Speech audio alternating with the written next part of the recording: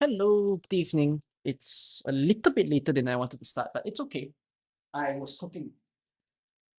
And when I say I'm cooking, I don't mean I'm cooking food. I was cooking a thumbnail. You can go see the YouTube thumbnail. I thought it was pretty good.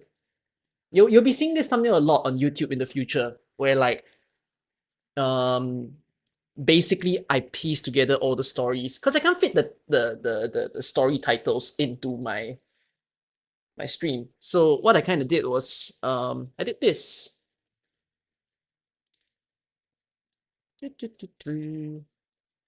Yeah. So like all my future reading streams will have like their stories in the thumbnail. So you know what story I've actually read within the video itself. I'm gonna do it for the previous stream as well.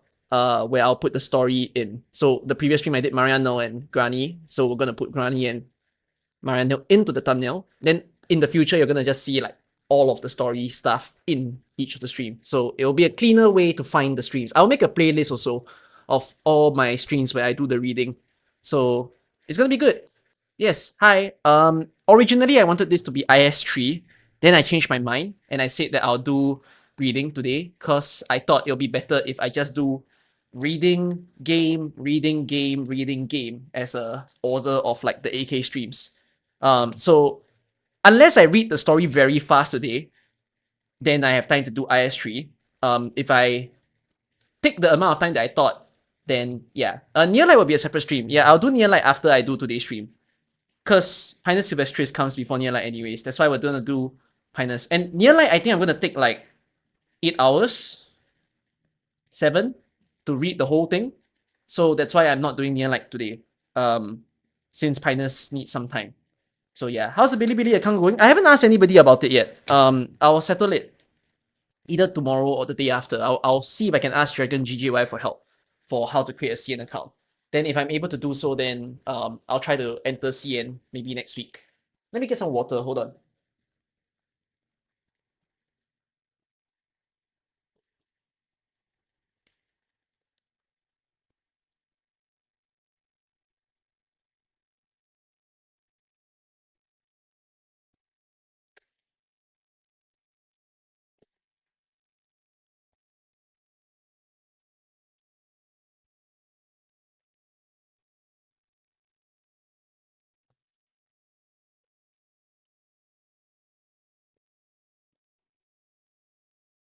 And I don't have a fill of cold water. I always like drinking cold water, so I need to continue cooling it now. Okay, I don't have much to chat today, except one little thing. I was buying dinner just now, and then a thought just came across my mind while I was buying dinner. Because I remember yesterday I was chatting with you guys about the whole tariffs thing and how the tariffs might affect my country. And I just realized, what does it mean for an AK player? Is US policies gonna ever affect us as a gacha player? Like, what does it mean for a gacha player, right? It technically shouldn't affect anything, because if you think about it, it's electronic, so they can't charge the electronic stuff. That they're not paying electronic tax. That's what Google Play and Apple Pay does, right? But I just realized the number one thing is that's going to be detrimental for us as an AK player is merchandise. We're gonna have a very hard time on getting merch very soon. I don't think we'll feel it yet, but we're gonna feel it fast. Like, give it 3 months. Because it's very likely with US placing 100% tariff. So this just happened like yesterday or something, right? I think it was yesterday or 2 days ago that they placed 100% tariff on China. So I was thinking like how bad is that? And I realized if any more merch of AK were to go from US to China, basically the price of that good is going to be times 2 from now on. So that means like, did I see Peter post the new base update? He was filming. Why is he filming? Wait. So that means right, if it was $100, sorry, not $100. If let's say we just put like $20 on a plushie, correct? So you have shipping fees, and let's just say shipping fees is $10 for that plushie. So because of the 100% tariff, your price of your plushie, which was $20, it's probably $40. And then you add your shipping. So your plushie has just became 50 USD. The thing is, I don't know how this affects, like, does Yostar or Hypergrave transport merchandise directly from China? I assume they do. I don't think their warehouses are in, as in they have a warehouse in the US, but I don't think they like manufacture the stuff at all in United States, and everything is manufactured in China. So yeah, maybe just Yostar merch would be affected. Bro, Hypergrave merch will also be affected. What do you mean? Anything that moves from a country into US is affected by a tariff. So like, I am not ready to see merchandise being stupidly expensive. I mean, people are feeling it last time when people were complaining about how the first round of tariffs were being placed, and then the first merch that people were seeing becoming more expensive for no weird, like just odd reasons is HoloLive merch. It was like a Reddit thread where some HoloLive fans were saying, why is my HoloLive plushie like 10 USD more now? That wasn't what I purchased it for. So like, that's not good, you know, that I feel like it's just gonna, if people don't care about the things that happens within the government or the politic stuff, right? Until the price tag drops in your face, I think you'll start caring. You get what I mean? So that's why there's this weird news where people are saying the number one company that is actually freaking the fuck out right now, likely, is Apple.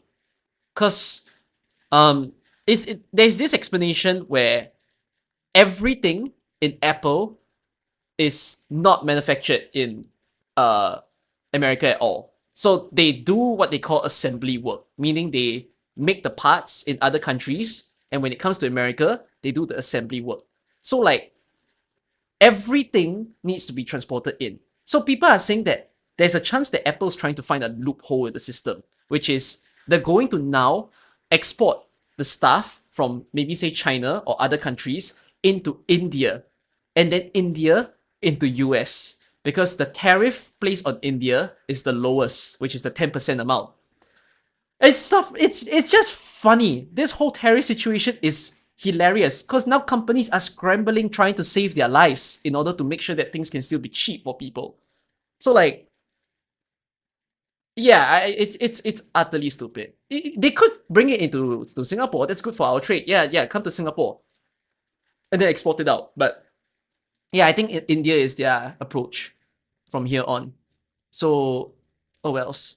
That's what Russia did. That's what. Yeah. I think even before the tariffs things, that's what like a lot of companies try to do. They try to find loopholes, which is also the reason why they say they will also tariff the inhabited islands, the uninhabited islands, which is like, what if countries find loopholes, you know, and go through the islands? Which I get the idea. Yeah, there's such thing called loopholes, but there's no fucking port in the island. So how the fuck are you supposed to bring things into a penguin island? What, the penguin works in postal services? They start checking the parcels now, putting in stickers on the parcels and saying, all right, ship, you can go now. Like, yeah, but people might do it the other way around, which is they go into actual countries that have the 10% tariff, which is the lowest tariffs. Yeah, we're gonna find out about penguin logistics today in the storyline, and that's good. I can finally understand why McDonald's Island is under attack. So, yeah. Wait, should I see what Peter filmed about? Let me go check Peter YR's YouTube. Will I do a video about base? I would do a video about my base. Like how I deal with my base.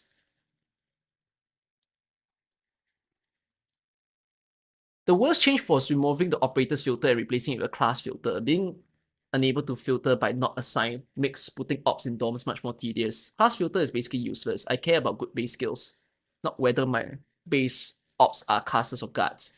But at least rest ops makes DOM easier to use, right? Rest ops button is almost useless. It automatically puts any operators with non-full morale into DOMs, which ruins Arene fodder. What's the Arene fodder? And dead lancet strats. Oh, yeah, it does. It will ruin certain strats. It also kicks out operators with DOM-based skills like Iris and Fiametta, though this will be later fixed and lets you operators. This one fixes Arene Fodder. I forgot what Arene Fodder is. What's Arene Fodder? Oh, Arene Fodder. The one where if you have dead units in the base, then Arene becomes stronger, right? Is that it? It's not that. I think that's a little bit sensitive for him to be bothered by that. Am I gonna play reverse soon? I hope, but AK story is gonna keep me here for a while. How do I follow reverse story if I have a lot of AK story to read? I will think about it. Because I mean, AK is the one that I want to prioritize more. I'll let you all know if I do get back into reverse. There's a new bug or glitch in chapter 15 mechanics. I'm not even playing chapter 15, so like it doesn't kind of bother me. Yeah. Wait, I'll go and check what's his operator filter thing that he's talking about later. Rotate all button is also useless. It only works on buildings with operators of 0 morale. So it won't work with proper rotations where operators don't quite hit 0 before they're rotated.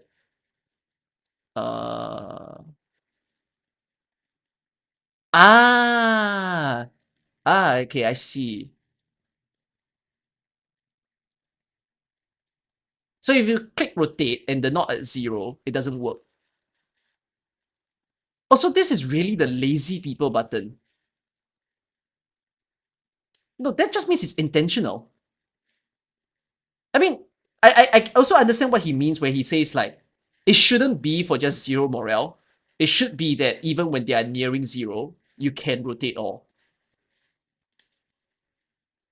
Okay.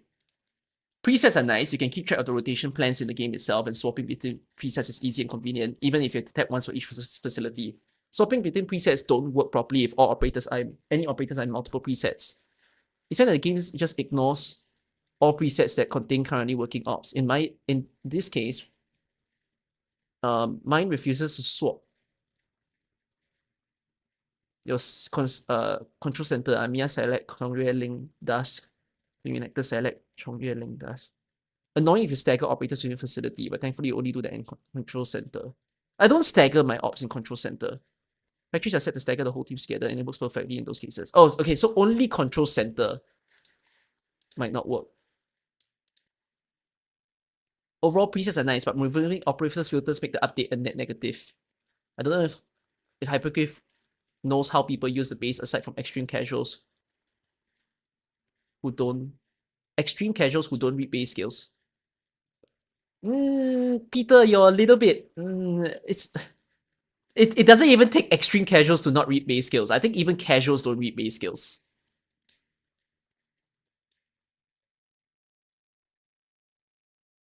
Okay. S.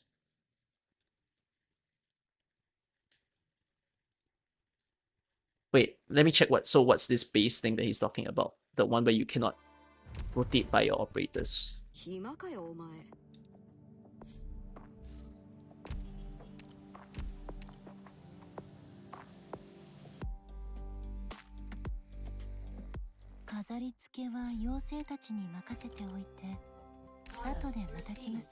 Oh, there's a rotate button. Okay, so let me try this rotate button. Yeah, it only affects the rooms that are affected. Rhodes Island. This landship sure has gotten a lot brighter. Okay, so this team is still working. This team is fine, but I might have no clue exchange anymore. Unless... Good, I can see the faction. Oh, okay, I didn't see this from yesterday. You're right, I can see the faction.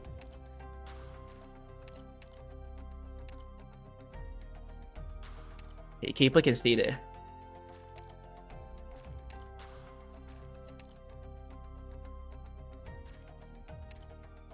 Sorry, I didn't flip my screen. Wait. What just happened was, I think those of you who logged in, you have seen. So the rotate button does work on the facilities that have fully dead operators. But if the operators are not dead, it doesn't rotate them.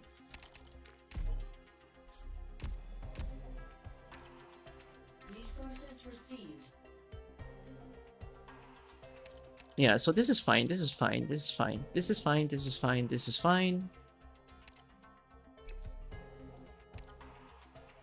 Yeah, my teams are fine. Okay. And no one needs to rest. Oh, this is bad. I see something wrong with this.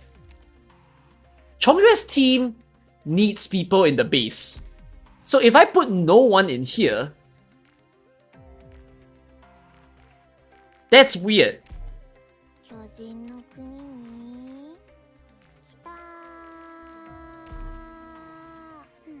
I always need someone to be in here.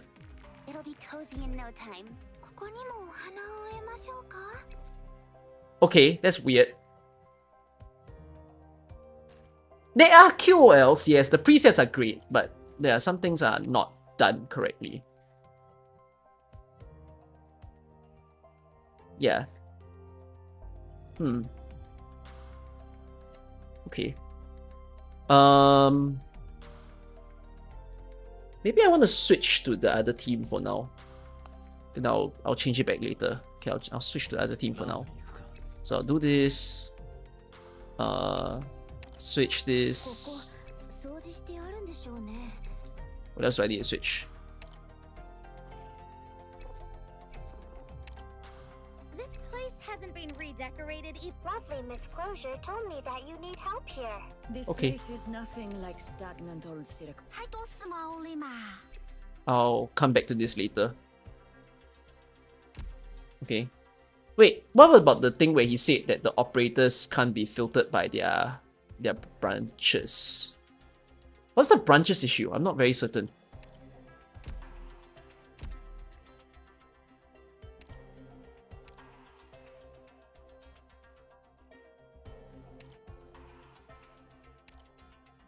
Does he mean this?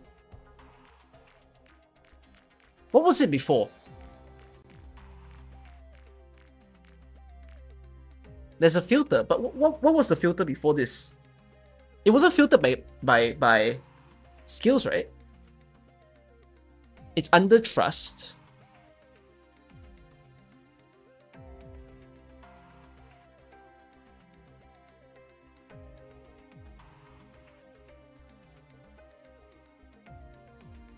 The old base had facility skills, trading skills, not assigned command center.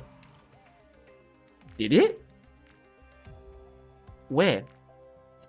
What do you need to click to see it back then? Because I think I've always used this. I've never used anything else. I've always used the state button.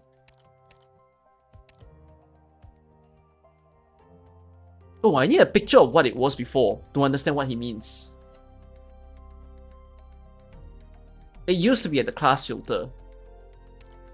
Oh, there used to be a better filter here. Oh, so the class filter is dumb. Oh. But I don't see an issue if you're already going to use presets, why would you use this? Like, I understand that, yes, using this maybe could be bad, but like, once you preset, you wouldn't have to navigate to it, right? But hey, what team gets donged on the hardest in terms of like managing in this new system? Okay, for one, I see this whole like needing a full rest team here is an issue for the Rosmontes and the Sui sibling team, that I can't lock people in the dorm. I always need people in the dorm to make them operate. What other things would there be? Pozionka got hit. Why did Pozionka got hit? Oh, Pozionka is the Durian team, right? Needs a Durian within the base. But that's fine. If you want to run the Pozionka team, you can just lock the Durian. Like, it's not lockable now, but in the future, you can like lock Myrtle. You can lock Minimalist into the dorm to make it work.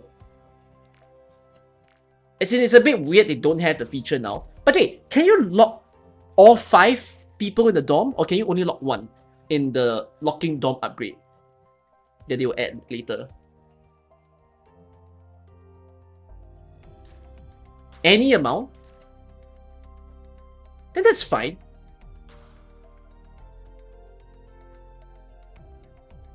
No, but yeah, it's still bad for the Swiss siblings. I assume even with the locking system, the fact that the mechanism is replace all units who are not dead, but like for some reason I can't just place fodder. Doesn't Fear Matter skill require her to enter after the dead ops go in? So the thing about the Fear Matter skill is that I read that there's a way to lock Fear Meta so that it always ensure that you're pairing her with the correct person. I don't know if it's true. So I can only know once it arrives. Because that's how they promoted it in the CN live stream as well. Where when they said that they were going to introduce locking people into the dome, they stated that Fear Meta can be locked as well. So it assumes that there's a way to properly use her once you can lock her in. Yeah, I think we'll have to see when it happens. For now, you have to do it manually. But I think it's already pretty good. I mean, I like the base a lot. I can show off what I did to the base later on. You like the base update? Did it need to take this long to add it to the game? I don't know. Ask Hypergriff. Fantastic game company, but little actions takes forever to do. I mean, there's still some things that I wish that were better done in the game. Like, I wish I don't have to keep collecting at the credit store and just automatically get it. Like, why must I keep clicking? And then there will be days that I just ignore it because things happen. Okay. Anyways, we shall get to reading. So there's 3 stories that I say I'll read today. I'll read Code of Brawl, Stories of Afternoon, and Pinus. I'm gonna start with I will start with Stories of Afternoon today. Why am I not buying the second tier green shop? It gets expensive sometimes. I buy the second tier if I need to, but I don't need to. 1, 2, 3, 4, 5, 6. Are they connected?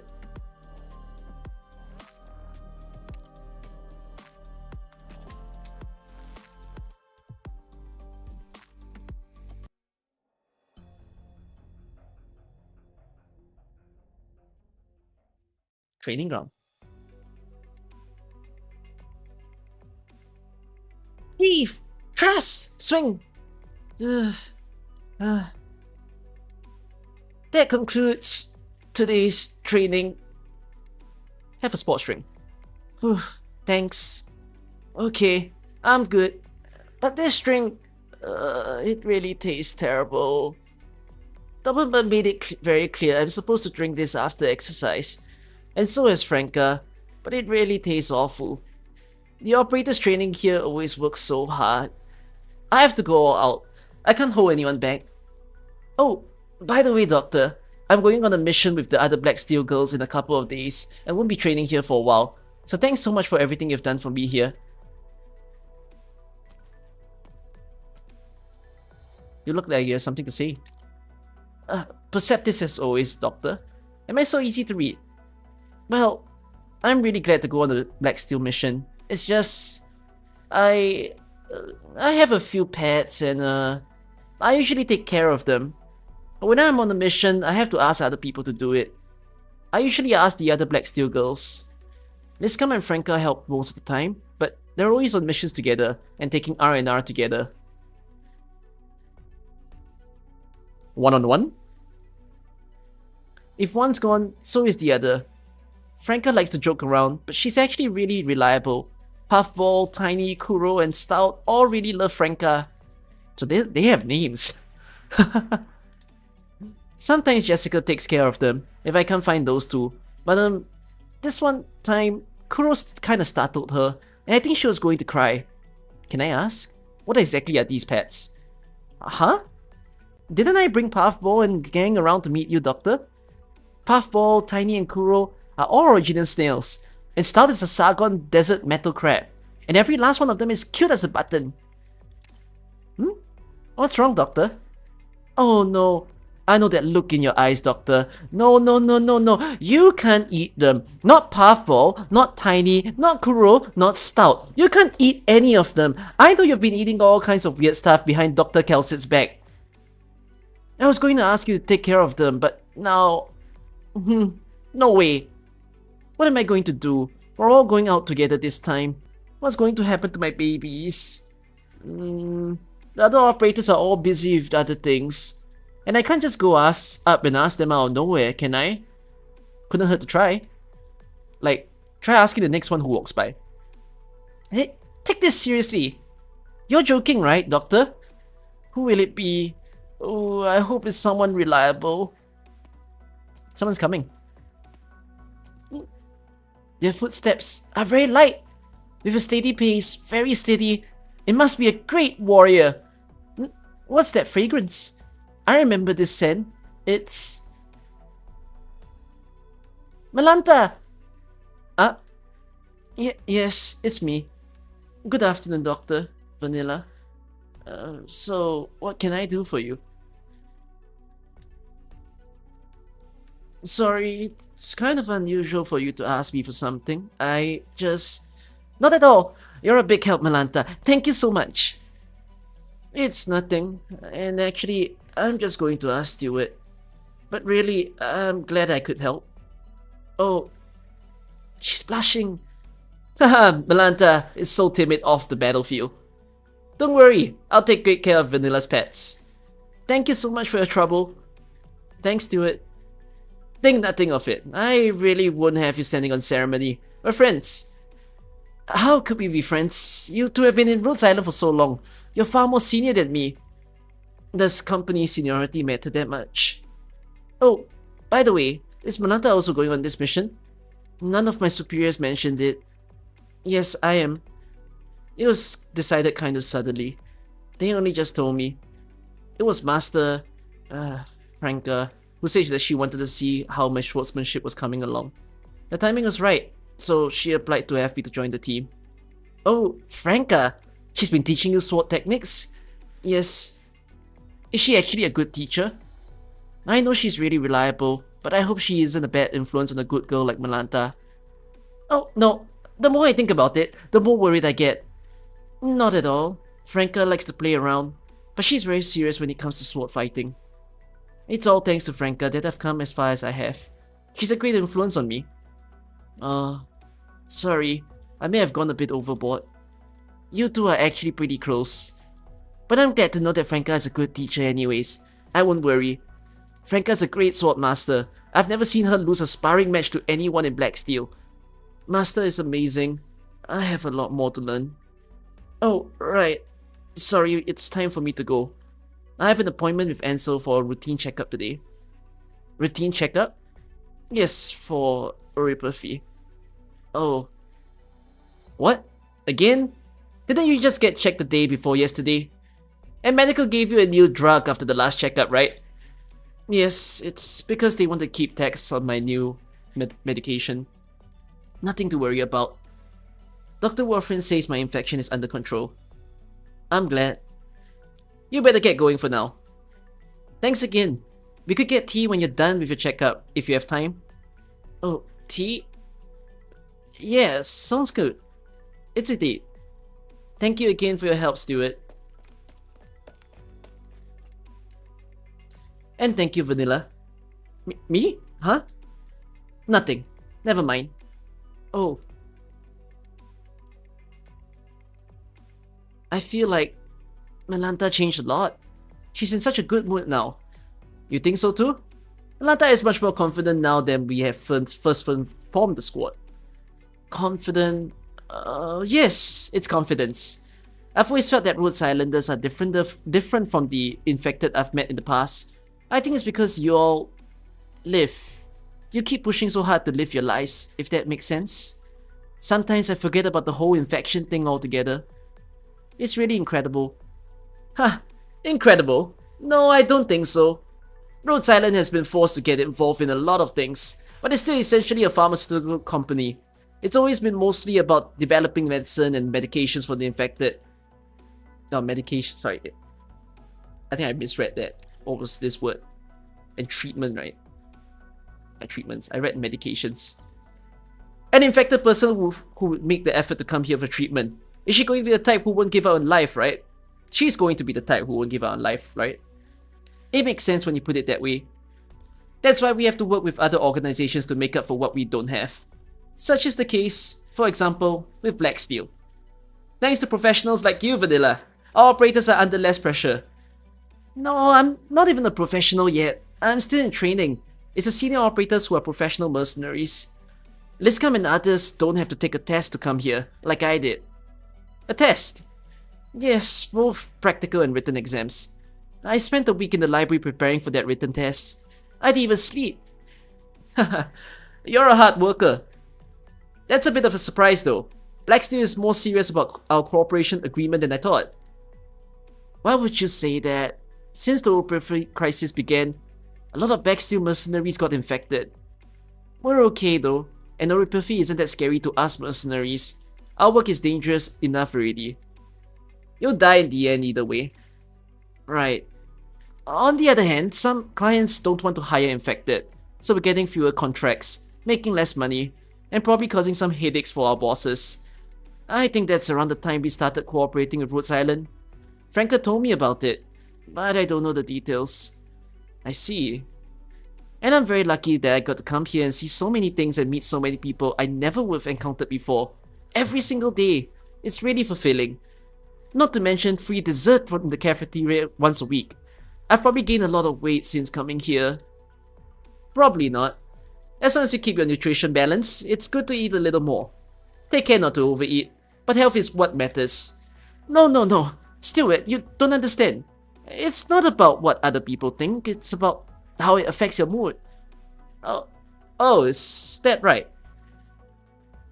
Who's this? Damn straight, Vanilla knows what she's talking about. Oh, it's... Eh? Why does she have a kid? Who's this kid? Blaze! Oh! Blaze, who is this little girl?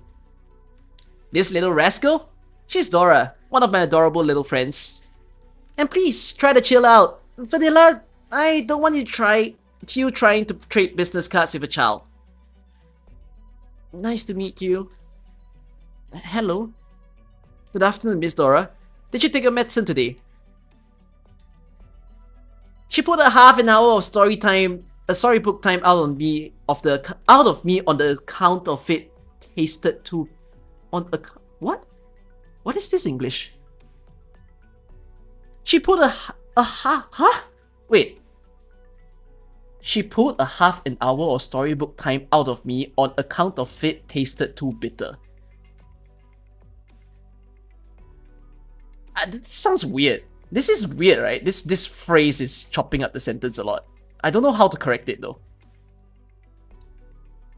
I'm on to you, little rascal. You said it was too bitter last time, and Dr. Kelsit fixed up the taste. But it is bad. You said so yourself. I don't take the same stuff as you. No excuses. I need to go. Huh? Oh, it's time for class. The medic lady said that she'd teach us how to make paper flowers today. Will you make one for me? I'll give you candy. I'll think about it. Bye-bye, Miss. No running in the halls! You'll fall and hurt your... She fell. This kid... she's got a lot of energy. Yeah, she looks quiet, but she's a wrecking ball. Warframe has to scare her into behaving. Doesn't matter anyways. I've never seen you two hang out. Aren't you usually with the Black Steel girls, Vanilla? Did Amia organize a mixer? No, we're not... Blaze, don't joke. Did that sound like a joke? Honestly, I think we should have a mixer where we all get together and relax. I'm sure we'll make time. And anyways, haven't we had a few private functions? I know I've seen Blaze drinking and puking with quite a few contract operators. Those don't count. That must be the boozy nightman that Liscam talks about sometimes. By the way, was that little girl a Rhodes Islander? Dora? She's here for treatment, so I think she counts. Yes, but we're classified differently. Combat personnel are different from logistics personnel. And there's a few others. It's all HR stuff, you know. Thanks for the raid. Work, VT. over on Twitch side. We're reading today. We're reading Stories of Afternoon right now. Thanks for joining in. Yes. You sound so unsure. It's not my wheelhouse. Why are you so fixated on Dora? I don't know. I guess I'm just curious. I saw her when I first got here too. Oh. I came to give the doctor my paperwork, and there was this cute infected girl and her parents waiting outside the door. The girl, though still small, was very well behaved. She just held onto a tattered doll. She didn't make a sound. It was no big deal, but it made an impression. That must have been Dora. That doll was a mess. I told her I'd buy her a new one, but she wouldn't have it. I ended up getting Bibi to stitch it up for her. So it was her.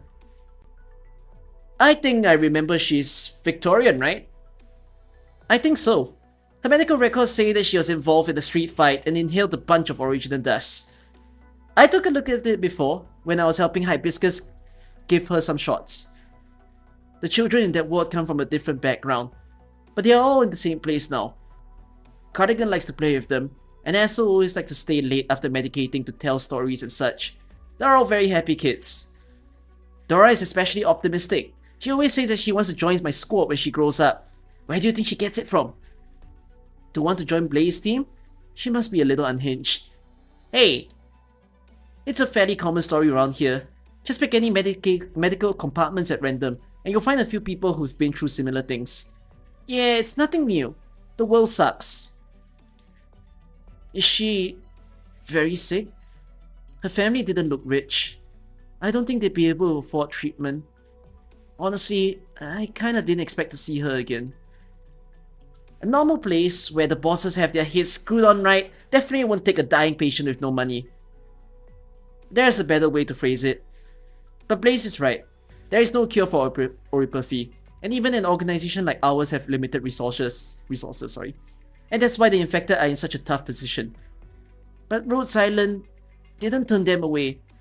Rhodes Island isn't small, but I guess you can't say it's a really big organization either.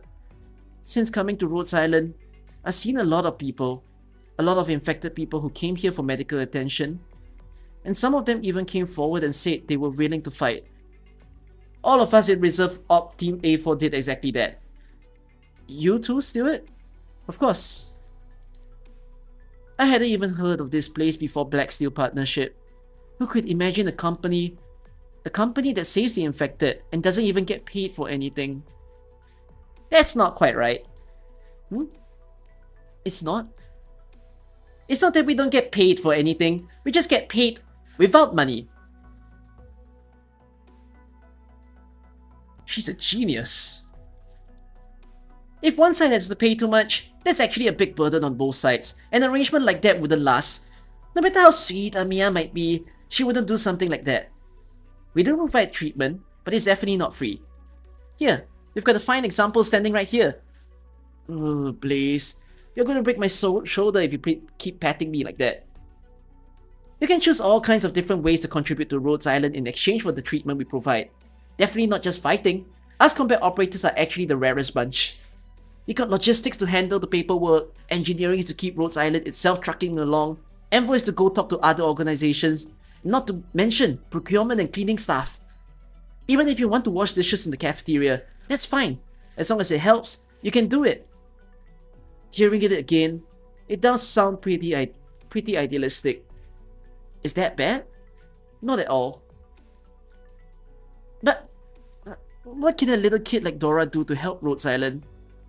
You saw, they're about to learn how to make origami flowers. The paper flowers they fold will be used to decorate the mixer. Then they'll be given to every operator as they come back to Rhodes Island. Since when is there a mixer? Just now. I decided. Whatever. The point is that there's work to be done. And the work those little guys do looks a little different from the work I do. But it's all important to Rhodes Island. Now let's be real. I know you guys have been calling our company a sweatshop. That was a joke. Just a joke. Yeah, sure. That's what I say when I tease Doctor. Please. My opinion is a bit different from that of Blaze. There are some of us who trade our labor to Rhodes Island in exchange for treatment, and many more who coincidentally have interests aligned with the company. Of course, there are many who truly believe in Amiya and her philosophy, and are willing to give everything to that end. But we don't necessarily all share those ideals. Sometimes we just happen to be on the same path in the same direction, and end up side by side in this moment. I think I understand, but it's alright. You don't have to think about it too much. The important thing is that we're all getting a little better. Things are good for now. People are happy. As you are, Vanilla, you've been smiling a lot lately. Oh, I have? It's probably just because I'm so fulfilled here at Rhodes Island, although there's still a lot of things I'm not used to. Like doors that suddenly open on their own. And the last time I was in the corridor, some medical device suddenly started talking to me. I jumped out of my skin. I suppose you aren't used to such things. And Aki was telling me about the rubber band launcher he helped Axia make. He said you snapped it in half. He made that? Sorry, the rubber band startled me, so I acted on instinct. I'm really sorry. That's okay. Naku wasn't angry. He's a man of few words, but he's a gentle soul. I can testify to that. But if he ever comes to you with any more inventions that cause you trouble, do let me know. Or Malanta. Hey, I just had a thought. Maybe that whole sweatshop thing actually fits. What's this again? I mean, those kids, what are they? Child labor? An early investment? An early investment? Yeah, it'll pay off, won't it? Rhodes Island teaches these kids all kinds of things. These little cunts are probably better than us at a bunch of stuff. Like I get a headache looking at the numbers, and when they toss letters in with numbers, they're all probably going to be awesome. Way more awesome than me. They'll do all kinds of stuff I never could. So you know, it's a return on investment. A return, not necessarily. Shh, let me dream. Don't say it. Oh, it's Amiya. Looks like another mission. I kinda wanna blow it off. I can just blow it off, right? Well, I gotta go. Vanilla, Stewart, let's get a drink at that mixer. She talks like that, but she still walks away with a smile on her face. Are we really going to have a mixer? What if I don't drink? Oh, don't mind Blaze. She's always like that. She won't force you. No, that's kind of a disappointment. You want to be forced? Huh? Okay, this is my place. Come on in. Alright. So this is where Vanilla lives. Don't laugh, it's kind of a mess. Oh, here's Puffball and the gang. Puffball? What a cute name. Vanilla, your pets. Are these your pets? Yes. They're all cute little critters from my hometown. I fear the word cute has lost all meaning. Oh, don't worry, Stewart. Kuro may be big, but he's really the gentlest of them all. It's so hard to fight them on the battlefield, and Instructor Dobermann always yells at me. But I can't really help it. I can tell you really like animals, Vanilla. And, well, these pets, they certainly have character. They sure do. They're very well behaved. They don't make a mess. Just give them a little bit of food and water every day, and they're good to go. Oh, but be careful not to press the spikes on their shells, otherwise they explode. Explode. Vanilla, is it really okay to have a pet like this in your room? Of course! I got permission from Amiya and Dr. Kelsit. This terrarium is made of special material that insulates the originium. It's very safe. Also, I prepared their food already. See? Just press the button on the side, like so, and it automatically feeds them. Pretty crazy, huh? I actually think it's crazier that you're keeping originium slugs. Sorry, what? Nothing. Oh, and for water, they really only need a little bit every day. Keep the environment nice and dry, just like my hometown. Understood. I'll make sure not to overwater them. These original snails and that metal crab, they look nicer than I've ever seen before. Your hometown is in Sargon, correct? That's right. It's a very remote place in the Sargon countryside. What's it like? It's a Well, a very poor place with very few resources. You can't farm there because there's nothing but sand. You have to hunt to survive. All the children in my tribe are raised to be great hunters. You too? Yes, me too. Then why do you join Black Steel? It's kind of embarrassing, but for money. Money? Yep, Black Steel Worldwide is just a mercenary group. Maybe everyone joins with a different goal, but a lot of mercenaries just need money. And that's me. Is that right? But it seems as though Jessica doesn't want for money. Jessica? She has some other motivation, I guess. She doesn't talk about these things very much, so I don't really know. But where I come from, everyone's very poor. It doesn't rain much in Sargon deserts. When it does, the water accumulates in small oasis pools, and caravans across the entire desert looking for them, stopping briefly as they pass by our tribe to take out some goods to trade. It's mostly barter. No one has much money, but every home has a little something to trade.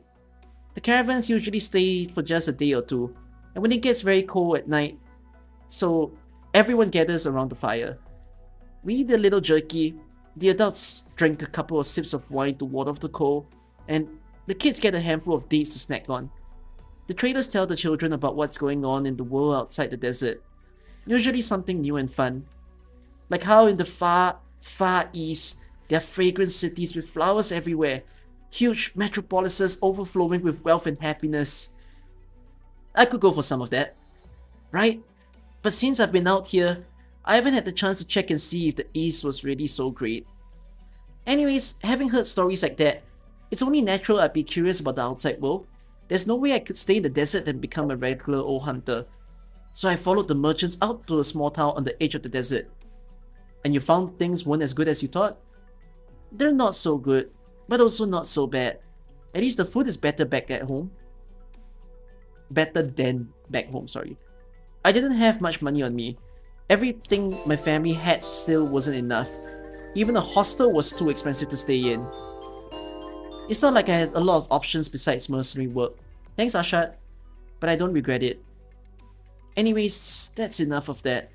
Where's your hometown, Stuart? I'm from Yerek.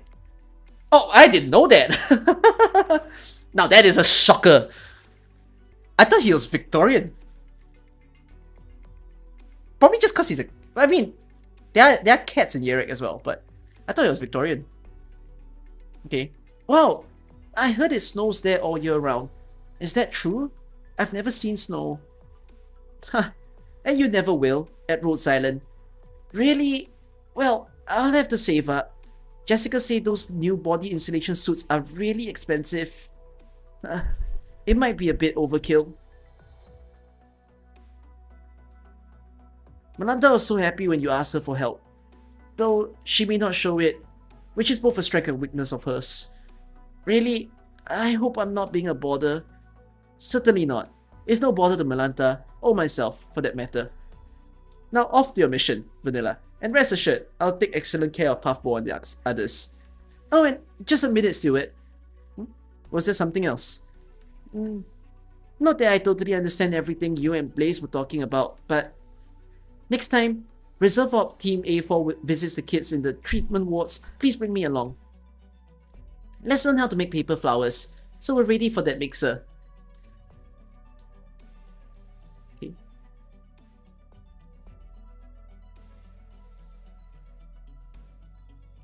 This is fascinating. Stories of Afternoon came before Blaze, right? So Blaze got teased here. Well, Blaze got teased in chapter 4 and 5 as well. Before her banner dropped in chapter 5. As in, she got teased in chapter 4. So like, it was already a lead up. Actually, this is great, you know. Cause like, the first ever Sargon story we got is Reclamation, right? So it took... No, it's not. It's not Reclamation. It's Rainbow Six.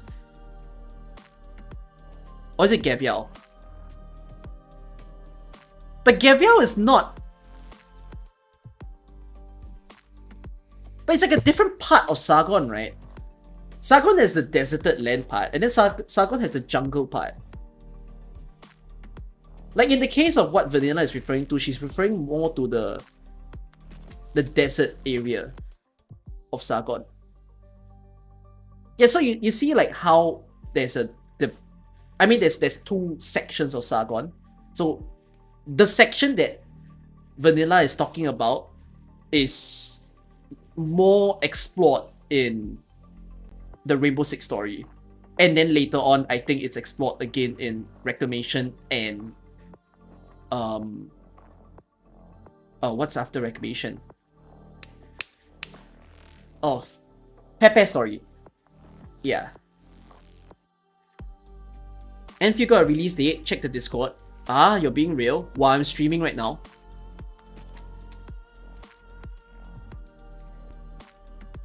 Let me go and check. Enfield got a release date. Why check the Discord and not their Twitter? Enfield got a release date.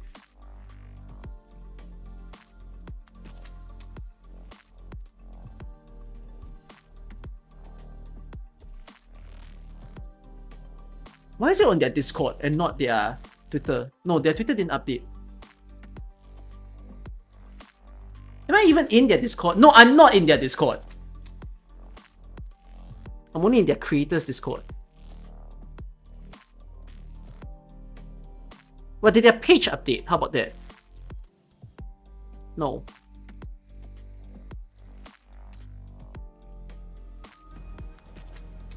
Okay, wait, I need to enter their Discord. Hold on.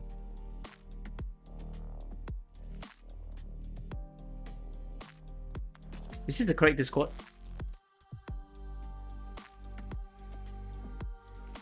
Why would they post? Yeah, it's so weird. Why would they post it on their Discord?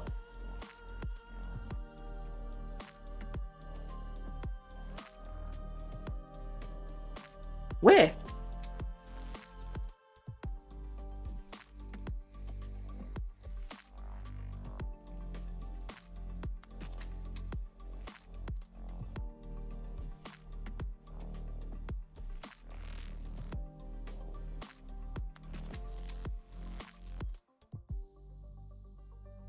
No. I'm not in the Discord at all. I'm so confused. Why would their Discord inform it before the creators know about it? Never mind. If you all can find it for me, let me know.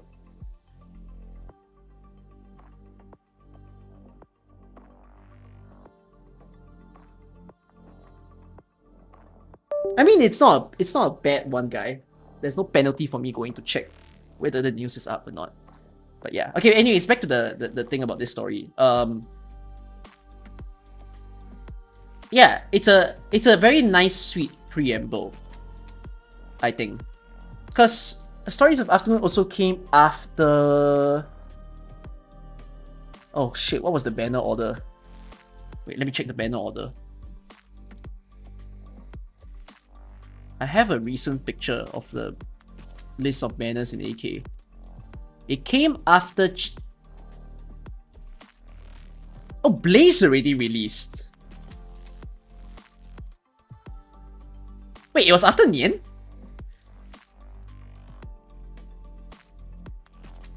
Wait, really? After Nian?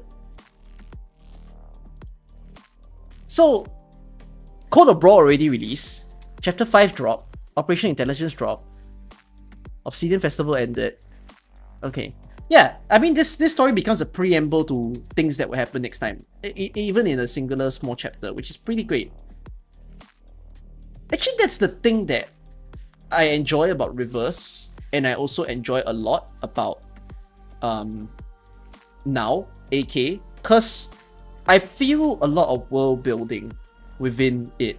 Like, here's the thing again, if AK was voiced and they have beautiful people narrating every single character, I don't think I would think AK story all that lightly, to be honest. Like, as much as I played HSR and I thought that Pentaconi was a great experience, I gotta be honest, it was only a great experience because it was a little bit more dramatic. But there wasn't much world building per se. Like, the thing about reading these stories is that because I get to hear about the different regions and the cultures being mentioned about the different regions, I get curious. Like, oh, that's what it is. I wonder what would happen if I was there, type of thing. but they don't do that much like chatting about a different place sort of thing. Well, HSR does a different approach though. They don't do it via the worlds. They do it via the gods that they follow, the aeons that they follow, right? So like nihility, I suddenly can't remember all their terms. It's been so long since I played that game. I cannot remember all their terms. Erudition, yeah, preservation, like they talk more about the paths that the characters follow. So, yeah. HSR lore is dependent on previous games, while AK can stand on its own. It's very character focused, yeah, that's right. But that's not a bad thing. Character focus helps to sell the character a lot more. But I don't think this sold the characters much less for me though, as I'm reading this. Like, I get quite fascinated with the characters themselves. Yeah. Let's continue, shall we? Ptilopsis this time.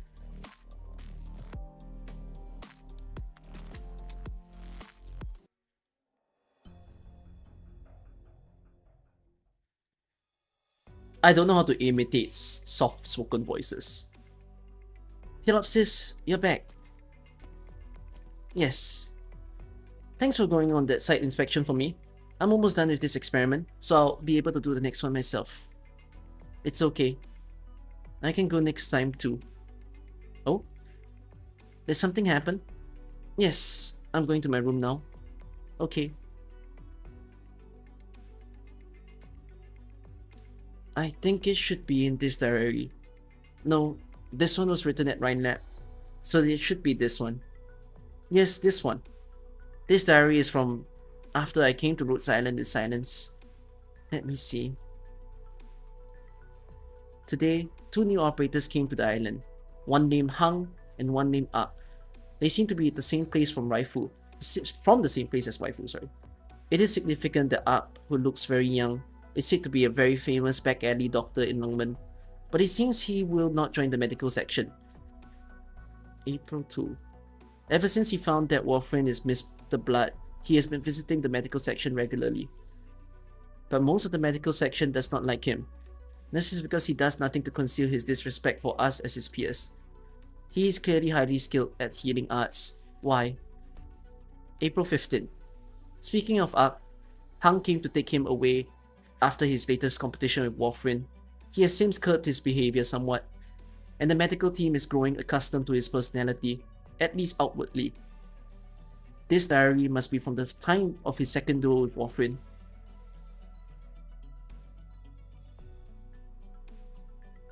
Hey, Mr. Blood, how about a little contest of skill? What an obnoxious little wrench you are. Didn't you realize that the power differential at work the last time you lost to me? Are you serious? You think I lost that? Hey, Miss Feathers, you were there too. Who won that? Silence, he means you. I'm Miss Feathers. Analysis determines that 50% chance he is calling me. However, my logic functions have determined I do not want to respond to this form of address. Neither do I. What are you whispering about? Come on, I didn't lose the last one, did I? We're busy. Please don't interrupt our work. Sure. I'm just asking a question. Give me an answer and I'll leave you to your noble work. Very well. Assessing system records. According to the records, it is true that, objectively speaking, the winner of the last contest was difficult to determine due to unexpected circumstances arising at the end. Well, how about that? Fine. Let's give you a loss to remember today. Seems like it's been like this every day since Ark showed up. I really don't understand why the doctor would hire someone like that. Despite his abrasive behavior, there is no denying that his clinical expertise, as well as his natural talent, is impressive. I know what you mean, but I think he looks down on us. Yeah, that last surgery really impressed a lot of people. I was kinda sold on him myself. I figured I'd try to make friends. He ended up treating me like garbage. I hate that guy. Only Big Boss Warframe could get along with him. Is that what getting along looks like? What do you think, Ptilopsis? Searching dictionary database. Results. Birds of a feather flock together. That works on a couple of levels. What's going on in here? Looks like you're having a good time. Dr. Ansel, we were talking about Ark. Oh, I don't connect well with his personality, but it's nice to have a fresh face as skilled as him. Leave it to Dr. Ansel to have nice things to say about Ark. Alright, even if we don't have work to do today, you can't be chatting it up during work hours. Back to your stations. Right. You have something, Ansel? Well, I have to report. The results aren't exactly stellar. That's more or less what we expected though. Let's start preparing the next experiment right away. Ptilopsis, you go too. Oh, yes, understood.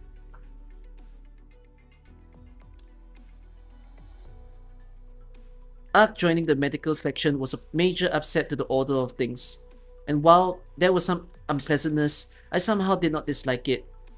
Oh, I wrote, I did not dislike it in this one. If I recall correctly, there should be more. Right, here it is. June 10. The reckon of, oh my god, that's another word I hate. I cannot pronounce this word. My brain is dislodging from myself. Reconnaissance.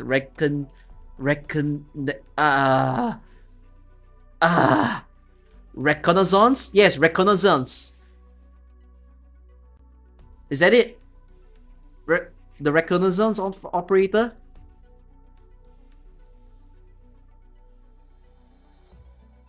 Cause it's like rendezvous. You don't pronounce rendezvous as rendezvous. This is one of those words where it's pronounced in a very beautiful way. Reconnaissance? Really? Reconnaissance? Okay. The reconnaissance operator appeared to have discovered a vein of original ore in a nearby mountain range, and Dr. Kelsit has sent a team to investigate.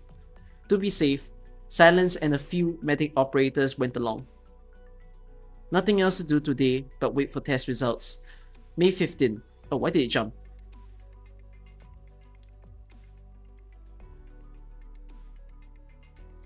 Are you back reading? What's this? Gavial came back from an operation and told us at dinner that she grew so annoyed with the enemy scurrying around that she personally waded into battle and cut them all down. She seems to have forgotten that she is a medic operator, but she did make it sound appealing. May 1. Today, after interviewing a new medic operator, I talked with Ansel about what we were doing before coming to Rhodes Island. I couldn't reveal much of the inner workings of Rhine Lab to him due to confidentiality agreements, but it was a meaningful conversation. Yes, this is it. Ah, she's back reading. Okay, it is deliberate. In other words, you were also a half patient and half researcher at Rhine Lab. Yes, Silence has had me on a customized course of treatment from then until now, and Silence herself is infected, and she has her own course. Such things are not uncommon at Rhine Lab. So Rhine Lab does a few things just like Rhodes Island. I always thought Rhine Lab as a technology company. Okay. That's so weird. I always say technological. I never say the word technology company. But okay. Well, it's not a proactive approach to outreach like Rhodes Island. I can't say more.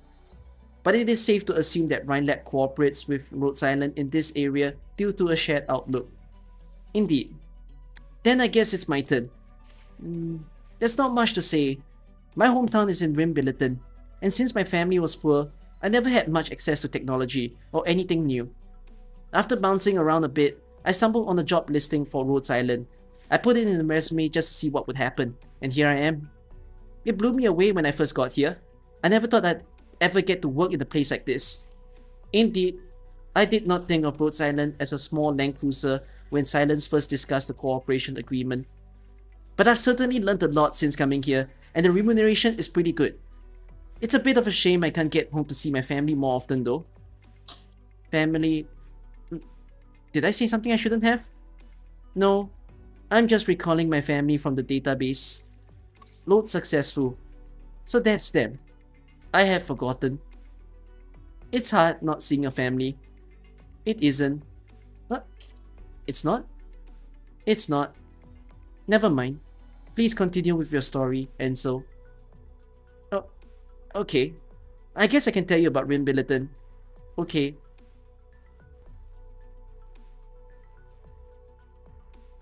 Ansel spoke a lot about his homeland, the look of the mining town, his family, his sister, why he chose to become a doctor, and other such things.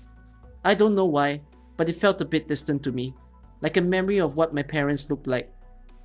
Yes, everyone in the medical section talks about themselves on a regular basis. I am familiar with everyone's past. But for me, it is always a very distant thing. Until then, I had thought it a very normal feeling. However, this is a problem that does exist. Now then, it's time to write today's entry. It may be longer than usual this time. I finally returned to Rhodes Island after a rather long trip. Although I occasionally travel with small teams, this time there were some additional circumstances that caused some difficulties. Yes, difficulties.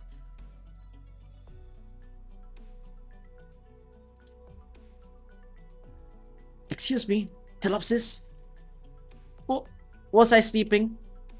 Yeah, I just needed to tell you that we ran into a bit of a situation with the extraction and we need to recalibrate our tools. Do you need my help? No, thanks. You've been a great help so far, ptilopsis. It's a purely manual recalibration. No need to bother you. The captain just wanted you to know that the calibration may not be done today.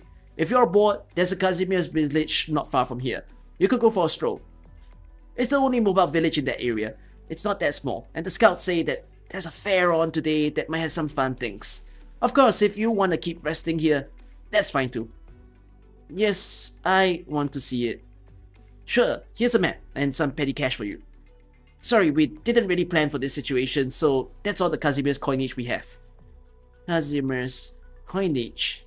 Well, most places accept Lungman dollars. They're not universal, especially these villages outside the nomadic cities. They usually only take local currency. Yes, that sounds correct. There is some corroborating information in the database.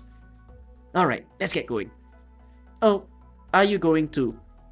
Well, yeah, this is a small operation, so we didn't establish a base camp. The main point being we can't use our communications equipment. That means when somebody without combat capability wants to head out, she'll need an escort. Not to mention, we all know your physical condition. You definitely can't be allowed out alone, so for your safety. This is the first time I've encountered this base camp information. Database update required. Oh, you didn't know that? No, I rarely go out. Oh, right. I shouldn't have brought it up. Sorry. Why are you apologizing? Nothing. Never mind. Let's move out.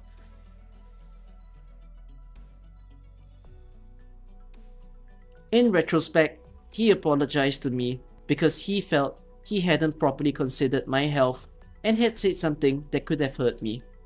In fact, I didn't think of that at all at that time. And here, I encountered my first problem. It seems I do not know many things that others take for granted. No, it's not that I don't know exactly. These things are in my database, but I have forgotten them because I haven't used them for so long. Yes, I should adjust the wording. Then, my second problem. Casimir's scenery is quite different from Columbia's, or the view from the bridge of Rhodes Island. The air is clean and vegetation plentiful. Most of the villagers were Kuranta, but there were some other races as well. The village fair was much busier than I expected. After a meeting with a logistics operator in charge of procurement, he showed me around and asked if I would like to buy anything. I thought perhaps I could bring gifts for everyone in the medical section. What can I get for you, miss? Hello, miss? I don't know. You wanna buy something, but you don't know what it is. Sorry, my companion is easily distracted. We want some local Casimir's goods. At that point, I realized my second problem. I do not know what everyone in the medical section enjoys. That isn't to say we don't have a good relationship. On the contrary, Dr. Silence and I should be good friends, according to the broad definition of the term. We've worked together extensively since our time at Rhine Lab, and she's the one who invited me to Rhodes Island. My relationships with the rest of the medical operators are amicable as well. But I do not know what they like. I never thought about it. After that, we headed back to camp, and the rest of the expedition proceeded without incident. But on the way back, I began to think about something I had never realized was wrong. Well, of course, I actually slept about half the trip. On the way to the village, I even fell asleep in the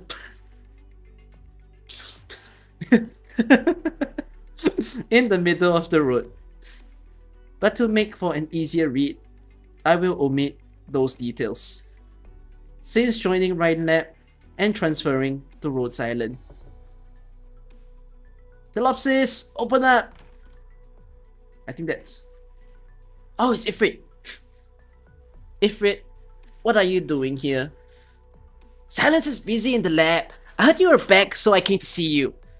It's like, since you're pretty much always here, it was a lot weirder to have you gone. I'm used to Silence being out. I'm so glad you're back. Indeed, I rarely go out. Why'd you say that twice, Ptilopsis? It just occurred to me that I don't actually go outside very often. Huh? Did you hit your head out there? No, it was just some unknown error in the system. It has been fixed. I bought some Casimir's goods. They're over there. Really? Let's see. Wow! It's a cool wooden sword. Yeah! Whew! Shing! Check it out! Don't I look like one of those flippy Kurantas? No? Whatever. I still want it! Good. There is a storybook on the shelf. You can read it over there. I'm going to write something. Sweet! Now then. It's been a long time since I joined Rhode Island. Joined Rhine Lab and moved to Rhodes Island. I'm completely used to the way things are now and subconsciously consider it normal. But this trip made me realize that's not the case. Not that I reject the life I lead. I have just suddenly become aware of this problem. That is, I am myself quite far from normal. Is normal the correct word here? Is it my life? Is my life... Oh yeah, wait, this is written correctly. What a weird statement though. Is it my life that is abnormal? Broadly speaking, I suppose it is. And I simply forget. Even I have a hard time of describing what oropathy has taken from me and given to me. I can manage that once Silence worked out a treatment plan for me at Rhine Lab. Research and sleep gradually took over my whole life. My body doesn't allow me to do time-consuming work, let alone leave the facility. I am self-conscious about my condition, so even on the rare occasions that I do go outside, I do not move about so freely. For as long as I can remember, all my knowledge of the outside world has come almost entirely from the descriptions of my colleagues, various documents, and the unchanging view outside my window. Now that I think about it, it's only natural that I would aspire to be like Gavial and Ansel. But before today, I did not realize why. Because I can't help but compartmentalize myself when people discuss their lives. I can engage with their topics, but I subconsciously think I don't belong in them. Ptilopsis, what are you writing? Doesn't look like a report to me. A diary. A diary? Oh, Silence told me to keep one, but it was a huge pain. True, it is a lot of work to write every day, but it is necessary for me. Why? To keep myself from forgetting. Why do you forget? Because I am forgetful. Don't get it? It is better if you don't. Oh, can I see it? You can, but it is all text. I don't think you will like it. Yeah, screw it. I'll go back to my storybook. Right. Now then, where was I?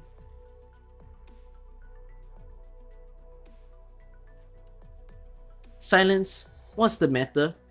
Something wrong? In the lab? No. I'm just trying to figure out what's to get Ifrit for her birthday. It's coming up. A birthday present. Yes, it needs to be fireproof. And it needs to be something she likes. Her child's mind is so unpredictable. I should just make something myself. What? Nothing. I was just pondering how even Silence thinks about such things. Is it that strange? Well, maybe it's a bit unlike me. But since I decided to take Ifrit with me, these things are my responsibility. Even Silence, who can bury herself in work for days on end, has such a side to her. I understand this is my problem. Or should I say, it was not a problem to begin with. I don't feel so bad because I do not dislike this researcher's life. On the other hand, if I hated research, I wouldn't have joined Rhinelab at all. Whether at Rhinelab or Rhodes Island, I have seen countless people more miserable than I, and I'm lucky compared to them. And I believe that research I'm doing is something meaningful. So I'm not writing this as a lamentation or to say that I've suddenly realized that I've been living the wrong kind of life. I just remembered the purpose of my diary. I hear strange noises from time to time, metal scraping, crashing, shouting, explosions. It's like these voices are coming from deep inside me, haunting me. Sometimes when I wake up, I find myself in a sort of trance and I forget where I am and what I'm doing. Of course, I don't really forget, but there's no denying that I need more time and energy to remember than a normal person would. I started this diary just to ensure I did not forget something important. Something important. Ptilopsis, why are you staring at me? And what have you been mumbling to yourself all this time? Nothing. Did you get yourself into trouble? Do you need me to talk to Silence for you? I'll help you once, cause we're friends. You better not have done anything too bad. I need a spanking from Silence. Don't worry. Today's encounter made me realize something. When it comes to the important things, just trying not to forget them isn't enough. Rather, I wish I could do more to understand the people I care about. I don't want to regret anything. Topsis, is it free with you? Hey, it's Silence! Ifrit didn't give you any trouble, did she? No, she was very good. I'm glad. And are you okay? You seem a bit off when you came back today. I'm fine. But yes, I was just about to go looking for you. For me? Yes, I'd like to talk to you. Talk? Don't we always talk? I'd like to discuss a few things I've never thought about before.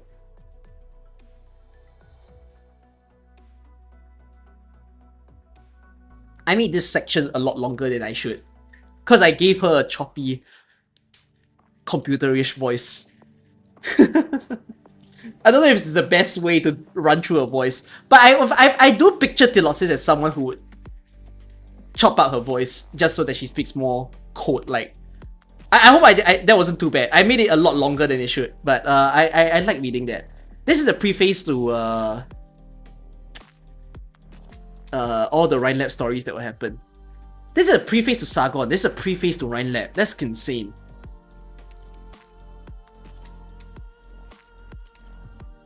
I sound like Lucy. Damn. Oh yeah, Lucy does talk like that. Right. Lucy talks that in chopped up language too. Cafeteria.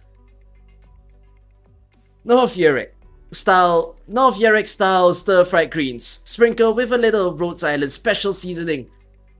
And we're done. Wow, looks delicious. You flatter me. Such leafy greens are rare in Kierak, so I don't get to cook these dishes like this. Your approval brings me joy. Things are different in the snowfields of Yurek. Many goods are hard to come by, even with money. It's not like here on this landship, where supplies are so plentiful. Supplies? I think I heard Closure say something like that. I guess Rhodes Island is like a special procurement channel that brings supplies and stuff to the ship. They have bases all over the place, so we can get all kinds of different ingredients from different places. That explains it. But they really have bases all over. I guess they're like officers or something. I don't really get this stuff. That reminds me, wasn't there a wish list on the bulletin board outside the cafeteria? If there's anything special you'd like to eat, you can write it up there. I heard those pretty girls in procurement check it every day. You're too sweet, Gumi. Call me pretty again and I'll bring you back some candy next time. You're gorgeous. The girl. Seriously? Matterhorn, right? Just make a note of whatever you need on the bulletin board there. We'll procure it for you, if you get the chance. I understand. I'll make use of it if I find myself in need. Your efforts humble me. No need to go that far. This is our job after all. What's with the stiffness? We're all friends here. Loosen up and talk like human beings already. You need to take our work more seriously. Don't mind her. We have things to do. So we get out of your hair for now. Everyone's so nice. Last time we walked by a city, Closure even took me shopping with her. The stuff she bought was kinda weird, but I still had fun. I heard about that. Dr. Kelsey was very upset when she bought a big stone mask. Yeah, that mask was so creepy. I tried it on once. Next time you see something so strange, perhaps you shouldn't touch it. The food has cooled down and the temperature is perfect. It's salty. Its flavor may be a little bit much. Don't worry, I'm sure it's great. Do you think I could try some? Can I? Please let me have some, Uncle Matterhorn. Uncle? Am I that old now? Of course you can. In fact, it would be a big help if you were my taste tester. Hooray! Come on, let me try. What's wrong? I kind of feel like there's a little less food on this plate than there was a second ago. So weird. Am I going crazy? Oh well, give me a bite. How is it? It's great. The veggies are crunchy and juicy and super refreshing and seasoned just right. It's really, really good. Oh, I appreciate the compliment. But I think you're exaggerating a bit. This is a simple recipe designed for home cooking. I can put up a copy in the kitchen for everyone to try. Pray! I'll also let you try my secret recipe for Ursa's frozen vegetable soup, Uncle Matterhorn. It's super healthy. Oh, it'll be like a treat. Sounds delicious. I'll give it a try the next time I'm preparing a midnight snack for the ladies. I'm sure Premanix and Cliffheart will love it. The lady and the young lady. By the way, Gumi, shouldn't you send along that stew you've been preparing? It's for the doctor, isn't it? It'll get cold if we leave it any longer, and that will affect the taste, won't it? I almost forgot. I better get going. Uncle Matterhorn, Stir-fried greens are mega delicious. Save me the recipe. What a vivacious little girl. Show yourself. No? Then you'll have to pardon me. Ooh. Come on, man. Are we really to blades and guns now? What'd you pull that out of anyways? What's it doing in the kitchen? You could hurt somebody. I'm assuming this is KOB, by the way. How did you know I was here? I thought I was pretty well hidden. Oh fuck, that's not KOB, that's Ethan.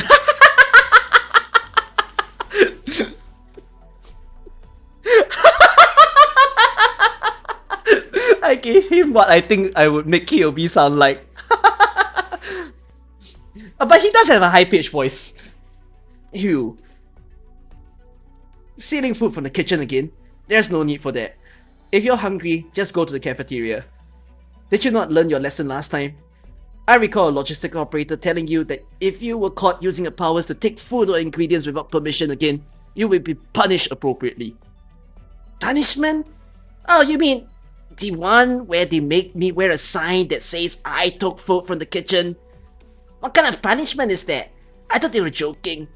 Hey, wait a minute. You still didn't tell me how you found me. If you hadn't swiped some of the dishes I made, I wouldn't have noticed your presence. I blew it.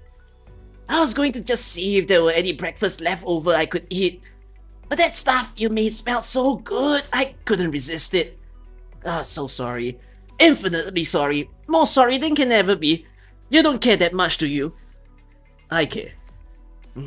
That's a relief. Wait a minute. What did you just say? Huh? I said I care. Whoa. No way, this could be bad. If he's gonna get stuck on this thing, this is a problem that could go places. You... what? You didn't use a fork. You grabbed the food with your hands, and you didn't even wash them. That's unsanitary. It's unacceptable. So that's... all you care about? Hygiene is no laughing matter. Show your respect to food, especially when it's handmade. Every serving of this dish contains a piece of my heart. Wait, you washed that apple first, didn't you? You need to take care of yourself as a warrior. Alright, I get it. That's the same attitude Instructor Dobermann is always getting upset about. Anyways, I shouldn't be butting my horns in there. Come on, I'm really turning over a new leaf here. It's just that, hey, sometimes old habits die hard, and it's the kind of thing I never got to worry about. But you got one thing wrong. I did remember to wash my hands this time. Just splashing water all over for a second doesn't count as washing your hands. You're a real hard-ass man. Okay, whatever. I'll remember next time. Frivolous little... Oh, by the way, how do you find the dish you just tasted? Dish? You mean the stir-fried greens? Didn't that Gumi girl already stroke your ego? Need a quick tuck from me too? Sure, fine. It blew me away. Incredible flavor. Your biceps are huge. Any additional clip remarks? Oh, yeah, tons. Save them. I'm not sure how much longer I can hold myself back from educating you. Seriously, do you want to hear the truth? Alright, I'll give it to you straight. The dish is good. It's tasty, but how do I put this? It gets a confusing feeling when I eat it. Okay. Don't talk nonsense. My cooking isn't capable of sparking such feelings. Gee, you really are no fun at all. Sure, you know, I saw you sigh a few times while you're cooking. Like, full on, you were spacing out and sighing to yourself. It's hard to imagine you put food this good in a state like that. Stop. Forget it, man. Don't force it if you don't want to. I don't care at all, really. I don't know what's bothering you, but some advice from old Ethan. Take a look at the big picture, and don't do this to yourself. Look at me. That was me back there, but I'm over there. Can't do anything about it anyways. Might as well not think about it. Life at Rhodes Island is good. Hey, changing the subject, I just want to ask, what's cooking in your pot over there? Smells really good. That's braised beast meat. It's ready to go. I'm about to sprinkle some cheese on it. It's a traditional Yerek dish. Snowlanders all grow up eating it. I've made some slight adjustments to make this beast meat more tender. Oh, that sounds awesome! Can I try this too? Wait, not that, it's...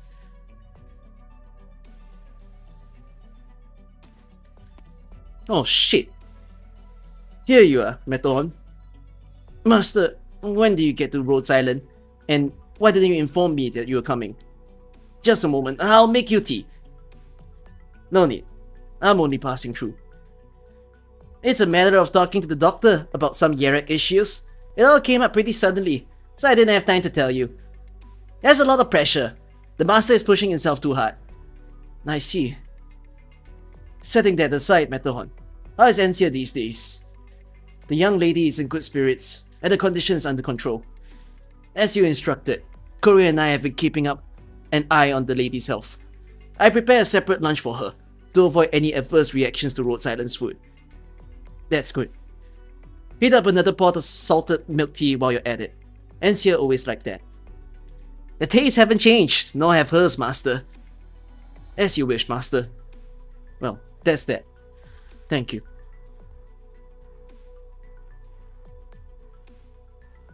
I prepared that specially for young lady, at the Master's command. I'll be bringing it to her later. If you're still hungry, I can prepare something else for you. Yeah, that'd be great! I really want to get some of that tender meat. It's very precious food. Specially requested from operators who are passing by the base. This is all we have. Not to mention, braised meat takes a tremendous amount of time. You'll just have to make do with regular fried beast meat. This is discrimination! Beggars can't be choosers. Fine, I'll earn the good stuff. That master you're talking about, he's your boss, right? That's Master Silverash who pops up every now and then to chat up with Doctor. That's right. You've met the master. Whether you have or not, I advise you take a more respectful tone. I called him master. Is that not respectful enough? Anyways, that boss of yours, I heard he's got a couple of younger sisters. Yes, one of them. That feline girl named Encia. She's a young lady, isn't she? Real sweet of her brother to send you along to feed her home cooking. He worried the foreign staff wouldn't agree with her. So that's the young lady. Where's the old lady? What exactly are you asking? The matter of the ladies is the master's private affair. You best not ask us such questions. Ooh, that's a scary face. Chill, I'm not dumb enough to go sticking my nose into rich people business. So? Pass that sauce bottle over there for me. This one? Here you go. Thanks. Welcome! Oh, that's starting to smell good. And we're done. It's just plain fried beast meat. But I made a few substitutions. It should taste alright. There's bread in the basket over there. And there should be rice in the pot next to it. You can have it whatever you like. You can have whatever you like, sorry. I need to bring this to the young lady now. Remember to wash your hands before you eat. Get out of here! Are you my mother? No. Thankfully, I'm not. Oh, get going. Too bad. That braised meat smelled amazing. Guess I'll wash my hands. Yet, since when am I such a good boy? Okay, do the soap. The 30 seconds on each hand. 3, 2, 1. And we're good. Safe. Who's this now? At least wipe your hands before you grab the bed. Okay. Who's that? Oh, it's Vulcan. Nobody. Just a blacksmith. Where's Metalon? Thanks, Metalon, for the tea. Oh, that's Bremenix. Smells good. Is there some sesame oil in it? That's how I used to take it when I was little.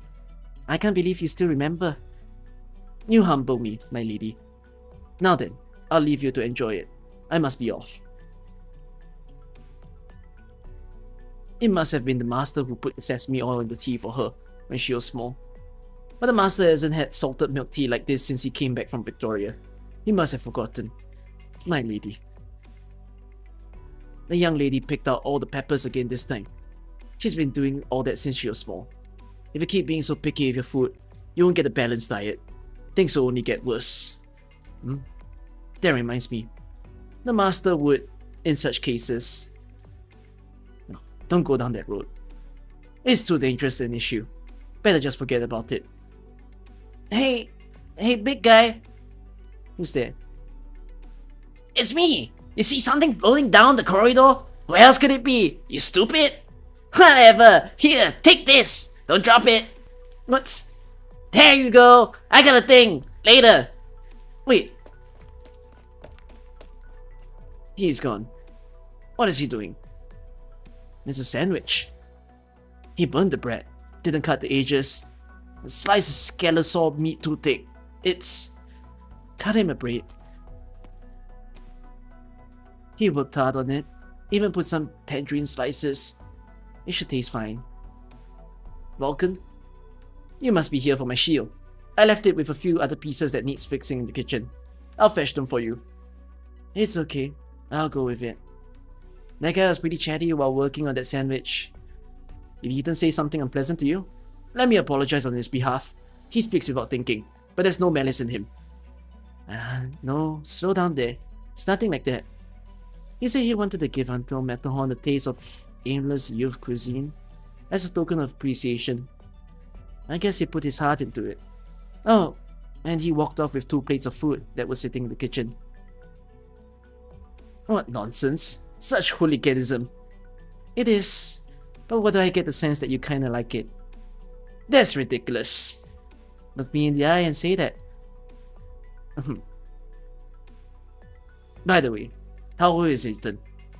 Where does he get off calling me uncle?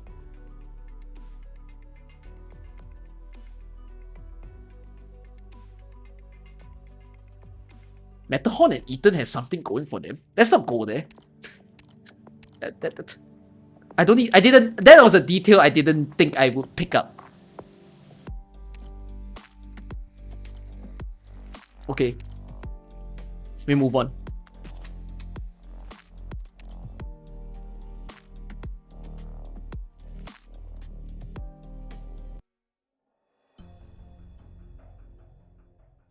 Silent landship, medical examination room. Open! Say ah! Say ah! Come on, open your mouth please. I'm just checking your teeth. I promise I won't hurt you. Come on. Don't make me pull out the big guns every time. I'll make you behave. Hey! Look, Miss Peril, what do I have here? It's your favorite, isn't it? If you're a good girl and help me finish my exam, these honey biscuits are all yours. That's weird. Why isn't she reacting to the honey biscuits? There's something wrong with your recipe, Hibiscus. How many times have I told you not to put weird stuff in your food? You never listen. Here, little Peril, I'll give this to you. I'm not owing. But you have to be a good girl. I'm not owing. It worked. That's my little Laba. So reliable. Too bad, you're not. Okay, let's proceed with the oral exam. Swallow the crumbs, okay? And open wide. Hey, Hibiscus. What's your tone, Miss Peril? What? Why did we bring her back with us? Because we felt bad for her. Her infection is very serious. And the head of the Latanian branch even said, it's a good thing you subdued her. There would have been no hope for her if the police or bounty hunters found her first. As infected person as far gone as her, with the ways the laws in Latanian have changed, almost certainly would have been euthanized. If it's at all possible, please at least get her out of Latanian's territory. Thank you. Even if she wasn't infected, the way she was just attacking people on the road would have probably not ended well for her. At least 24 groups of travelers got attacked before us. She hurt nearly 100 people. That's just in Latanian. Who knows what she did anywhere else? Not to mention her fighting skills. I don't think the 5 of us could have pulled off attacks like that. But all she did was take some food. She was just hungry. Ow! She almost killed me. If Cruz wasn't looking out for me and Beagle wasn't so quick with a shield, this Peril would have crushed your little sister with that rock-covered javelin. Miss Peril, please don't bite my hand. Okay, okay. Your teeth are almost finished. Just a little longer. Hang in there. Yeah, good girl. Come on, Lava. Don't be like that. Like what? I'm just stating facts. What's with you and all of a sudden getting pissy about every little thing? I thought you loved Miss Peril. Yeah, she's great. She loves me too. That's why she threw all kinds of rocks and flames and knives and pretty much everything at me. How did she master so many different complex arts anyways? Hey, little Peril. Are you sure you never studied original arts? Hey, I told you not to move. Lava, quit screwing around. I'm just asking. Lava! Alright, my bad, whatever. Sorry, Miss Peril, just a little longer. And now, here, and here. And that should be it. Now, Miss Peril, we're pretty much done. Rinse your mouth with this glass of water, and be sure to spit it out. Don't swallow. Little Lava, something's bothering you. None of your business. You were the first one in the squad to give her something nice to eat. What's that got to do with anything? After starving for so long, she shouldn't be consuming that much sugar from a nutritional standpoint, but she really needs to supplement pretty much everything at this point. That's why... Oh, wait. You snuck off and bought a bunch of candy, only later realizing you spent all your money. That's enough. When we were bringing Miss Peril back, everyone was worried she'd run off. Only you were brave enough to try communicating with her, building the trust we needed to take off her shackles. And once we learned that she liked honey biscuits, it was you, among the 5 of us, who worked the hardest to make the best ones. Seriously, stop. Your big sister is very proud of you. Come on, don't talk about this stuff in front of her. I just did what I had to do. It's so sweet. No need to hide it. Oh yeah? What? So, like, oral exam? That's the last part, right? Yes. And then, what happens to her? Well, that's not up to us. The operators responsible for that area are still talking over a case. Orchid said that she had someone tell us in the afternoon. Anyways, after a busy morning and all those examinations, it's time to find a place for Miss Peril to... Hibiscus! Lava! Are you still not done checking with Miss Peril? If we don't leave now, we'll miss Dobermann's training. I'm going on ahead. Huh? Hibiscus? Oh, what?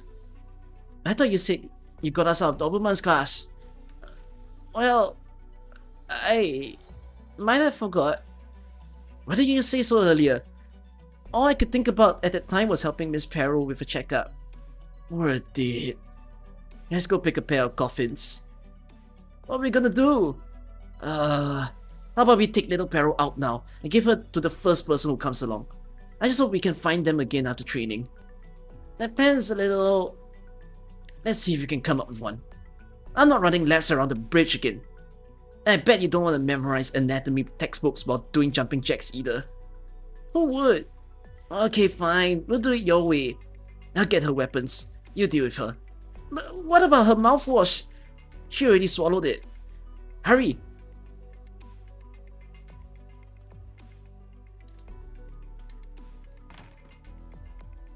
There's someone! Blacksmith! Can I help you? Can you take care of this girl for a bit? We'll come get her right after training. What?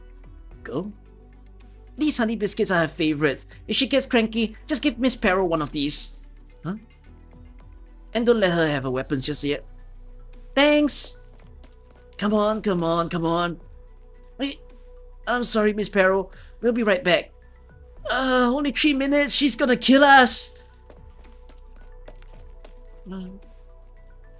So, what's your deal? Just take the biscuits. Eat them whenever. You want me to carry your weapons? Good. Come on, my workshop is this way. Wood Silent Man shaped Valka's workshop. Come on in, have a seat. If the forge gets too hot, you can get behind the partition. Thanks. Don't mention it. Are you a blacksmith? I'm Rhodes Island's blacksmith, codename Vulcan. Vulcan. Vulcan. Vulcan is Minoan. Yes. Can Vulcan check my weapons for me? I am not authorized to perform maintenance on unregistered weapons. Sorry. Oh. Although the weapon she's holding feels somewhat familiar. But there's no harm in just taking a look. Can I see the axe you're holding? Yes! Here you go! Thanks. This is definitely Minoan craftsmanship. Brings back memories. It's worn. It's been a while. But it's been wiped down surprisingly clean. You're doing what little maintenance you can, at least. The construction is solid. Doesn't look like it's too damaged. It would be like new after some basic touches. Oddly no chipping, no warping of the blade. Pretty low temperature steel. The steel is familiar. Where have I seen smithing like this before? Ma'am? Ma'am? Whatever, she can call me what she wants. On that axe, near the grip, there's a word. It's my name. In Minoan. I wanted to go to Minos, but it's a long walk. No one I met could tell me my name. They could only tell me it's Minoan. Since Vulcan is Minoan, you must know how to read it. Can you read it to me? Let's see here. Good thing, it hasn't completely rubbed away. These characters, they're definitely Minoan. In standard pronunciation, this would be K-O-B. K-O-B. Should be K-O-B. K-O-B. K-O-B. K-O-B. K-O-B. I'm K-O-B. I got a name. Vulcan. Ma'am? Ma'am again. Maybe I should give her a little nudge. What? People usually have two names, don't they? Like, Lava has a different name when her sister calls her. She's Little Lava or something. I want one of those. Sorry, I'm not very good at naming things. Vulcan is a blacksmith. Blacksmiths are good people, and good people are good at naming. What is this logic? Whatever, she's just a kid. Let me think for a moment. Yeah, she wants a nickname. But I only know how to name weapons. What should I do? Kilbisius? Kilbini? Kilbitia? No, she's not a weapon. I need another scheme. Thank Vulcan. Vulcan, she mentioned Little Lava before, didn't she? Are you okay, Vulcan? Well, there's a pretty easy way to get out of this. Might as well take it. We'll call you K. K? Yes. It kinda sucks. K. K-O-B. Thank you so much, Vulcan, ma'am. You're welcome. Don't be scared, K. It's just someone looking for me. No bad guys here. Put down the weapon, okay? No bad guys? No bad guys. There's no bad guys at Rhodes Island. If you're scared, you can go behind the partition. KOB isn't scared of anything. Good. Vulcan, are you in? Who is it? Hello, Vulcan. I'm an operator in the logistics department. I've come to relay the decision regarding the little Parago who was brought to Rhodes Island yesterday. Operator Hibiscus said that she entrusted the Parago to you. Is she still with you? Yes, come in. Vulcan, don't worry. It's okay.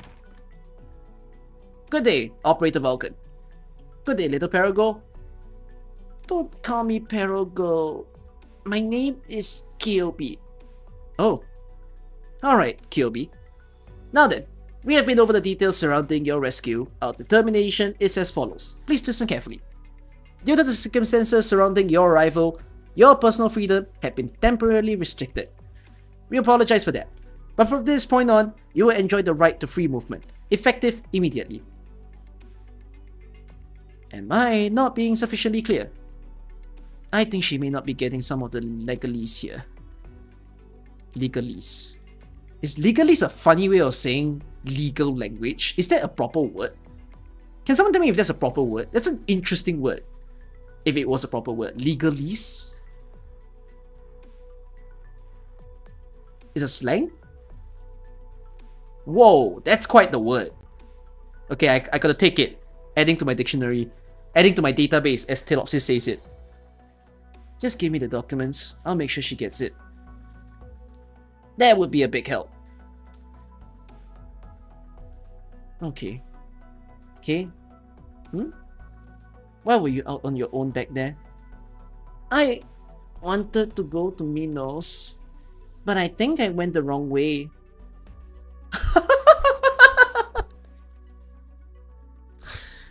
According to information provided by the Latanian branch, she traveled from Bolivia all the way to the tree junction of the east, where she then turned back.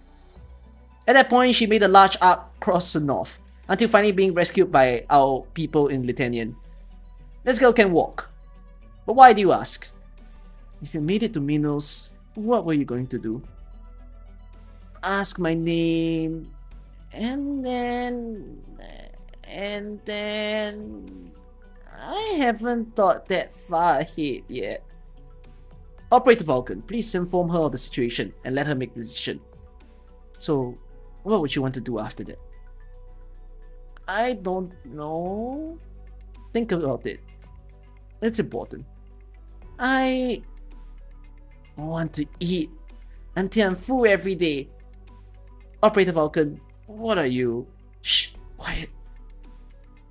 I want to spend half the day in a hot bath and then wrap myself in a warm blanket and lay there until I'm hungry again. And I want a big house where I can keep all my treasures. Carrying them around all day is kind of hard, especially when I'm hungry. And I guess that's it. Understood. If there was a place you could go eat and drink and have a house to sleep in, would you want to stay there? Who wouldn't? But most of the time, you have to think a lot, and you have to fight a lot of bad guys, and sometimes you might not sleep for days. Even then, would you want to stay there? Not very good with thinking, but Vulcan, ma'am, are you talking about being a hero? A hero? Yes, I'm talking about being a hero. I want to go there. I want to eat and be a hero. What more could I ever want? Good. Shouldn't you help her? She's made up her mind. Please take care of her paperwork. If she needs a sponsor, you can put down my name. But you're... Should I repeat myself? If you insist, I have nothing more to say. I'll prepare a follow-up test for QOB at once. But please be aware that you will need to attach the appropriate guarantees and an explanation. I will. Well, I'll take my leave then. See yourself out.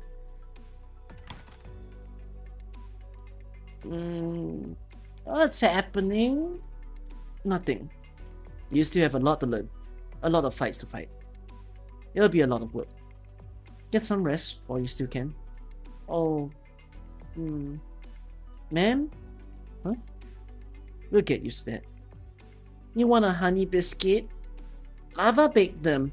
They're good. May I? Here. Thanks. What's this flavor? It's kind of... The crust isn't crispy enough. Something's wrong with the honey seasoning. Other than that, it tastes exactly like the ones in Minos. Is it good? Very good. Right? But... A biscuit like this should be eaten fresh out of the oven. Put some jam on it and pair it with a cup of tea.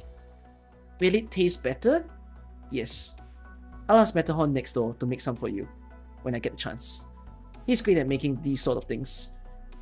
Really? Yes. Thank you, ma'am. You're going to be subjected to a lot of testing over the next few days. We'll have to fix you up a bit And your weapons too. How do you want them? You fix them for me. It's a blacksmith's duty to make sure weapons meets his wielder's needs. Just tell me what you need. I want all my treasures to look as good as the weapons here in your house. And I want the other weapons to be the same color as my axe. Is that too much trouble? That won't take much time. I might be done in time for you to surprise Hibiscus and Lava. Really? Yes. Bring your weapons. Let's get started. Yeah! I'm exhausted. Little Paro's gonna be okay, right? Hibiscus. She's good at fighting, and Vulcan is so nice. What could go wrong? Vulcan? Nice? Anyways, I know she won't do anything bad. But I'm more worried about that logistics operator who showed up in the middle training. He had a pretty big foul of him. Gave me a bad feeling. Oh, not this again. In my experience, your bad feelings usually signal good things. I hope you're right. Oh, we're here. Who is it? It's Lava. We're here to see little Miss Pero. It's unlocked. Come on in. Lava and Hibiscus, you're here. Miss Pero? Oh, what happened to your weapons? Don't call me Miss Pero anymore. Call me Kyobi. That's my name. Huh? Several weeks later. I think you know why I asked you here today. How did she do? How do you think? Fancy a guess? She doesn't take orders, she just throws her weapons around and makes a scene. How do you think she did? Just tell me her results. Her results? She passed. Oh. She made a mess of herself and failed a bunch of tests, but her personal character and potential qualify her to be an operator. And taking into account the opinions of several of her proctors, the other details are less important. The doctor is never wrong about anyone. Neither are you. Well then, it's time. Can I get a reason now? Normally, the operator assessment process is initiated by the individual herself. We typically look poorly on situations where an individual has a decision made for her, especially when there is no guardian or relative involved. Sorry. That's all I get. Well, it's not that big of a deal. Rules were made to be broken. The HSI and AK collab existed 5 years ago.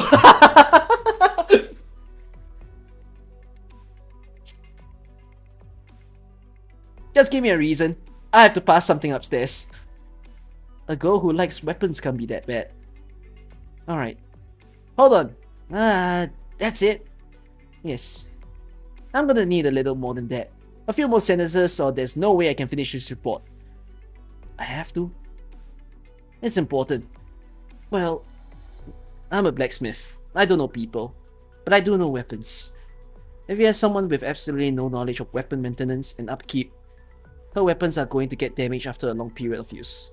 Still, she did her best to keep her weapon in good shape, to the best of her abilities. That was enough for me to reaffirm her talent and potential. How can I be sure she doesn't know weapon maintenance? She can't use a wheatstone. She doesn't know her oils. That's long before we start talking about any rules or scientific principles. The only thing she knows how to do is polish her weapons, and she's good at that. Okay, what else? That should be enough. You know better than me what has to go on a resume. I do. She's a Bolivarian. Traveled the whole world looking for minerals, and never quite found it.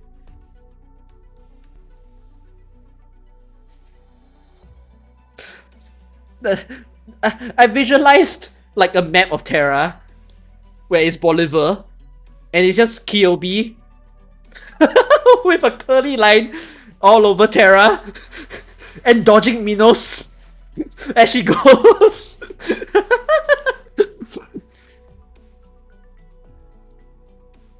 Still don't get why. All I can say is her spirit is commendable.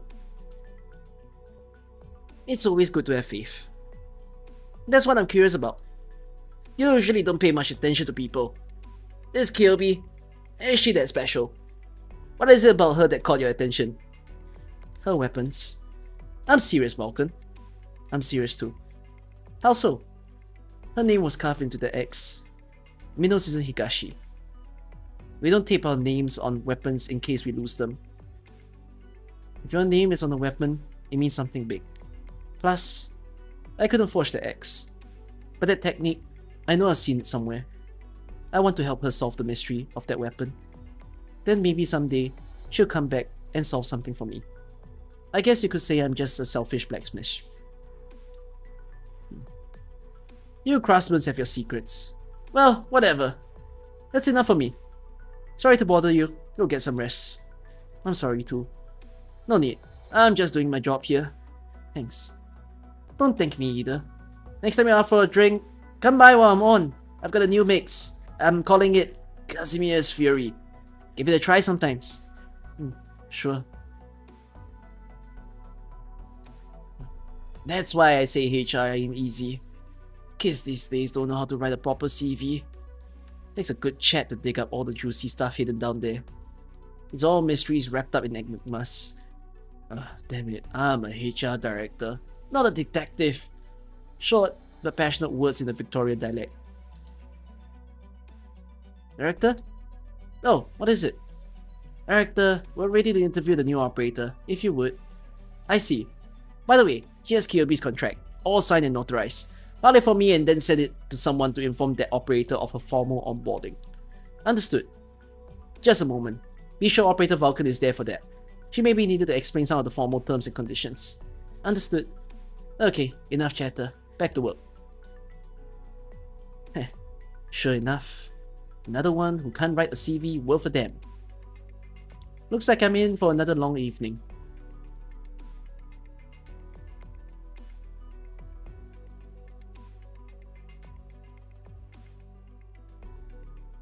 I think they must have made Kyobi write her resume, but Kyobi can't write. But the HR is nice enough not to fire her immediately. The HR is nice enough to consider her. Yeah, in the real world, if you can't even write your CV, you wouldn't even go through tests. You're just fired from the... You're just not hired from the very beginning. You're out. But hey, Rhodes Island is nice. They test their people.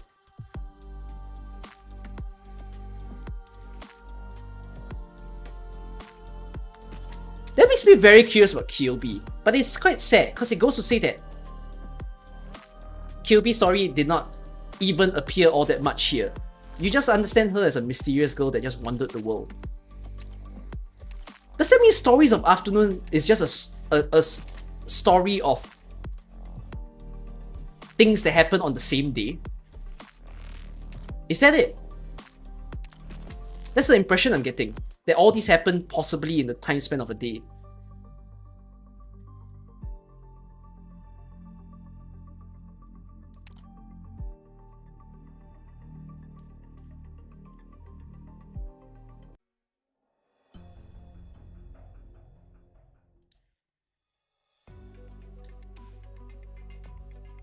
You just said there are stories that happen in the afternoon? It's wrong. It's 9:33 PM. No, 9:39 PM. That's not afternoon anymore. Stories in the night. Phew, finally finished. Good work, Orchid. I've gotten to know you all so well. It's like I'm part of the team now, huh? You've really gotten good at this, Orchid. Huh. I'm better at this than looking after the circus, that's for sure. Why don't you apply for a transfer to logistics then? Huh? You know, people like you who come out of the more normal world usually end up working in logistics. It's kind of unusual to become a combat operator.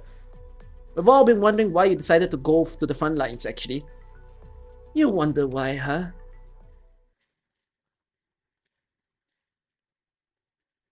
What kind of work would you like to do for Rhodes Island, Orchid?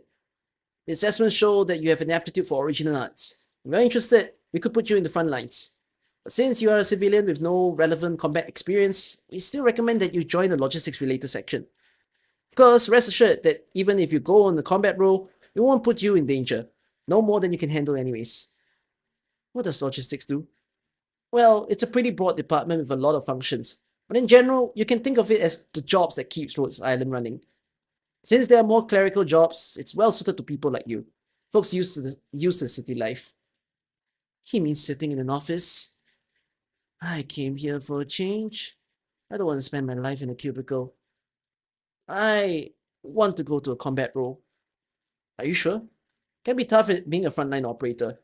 Yes, I want to give it a try. Okay then.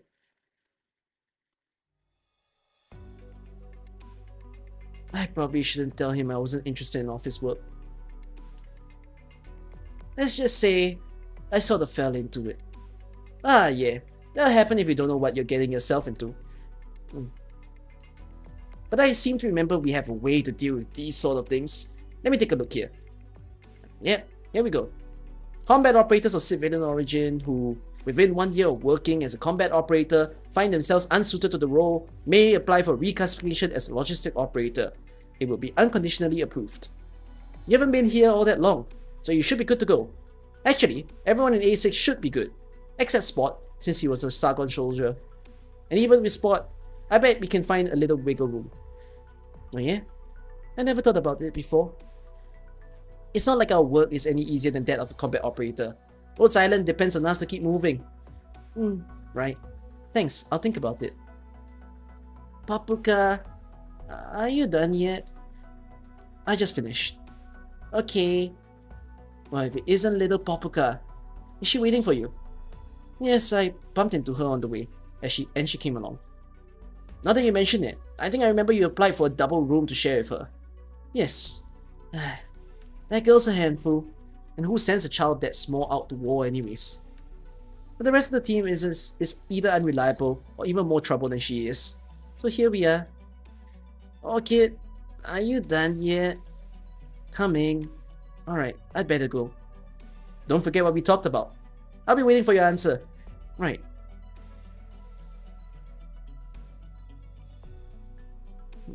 Isn't it ironic? I became a combat operator to ditch the office.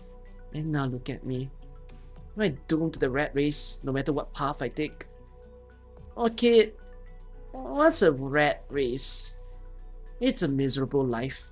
Sitting in an office for 8 hours a day, growing fat and sick, doing tedious menial labor and sometimes putting in overtime.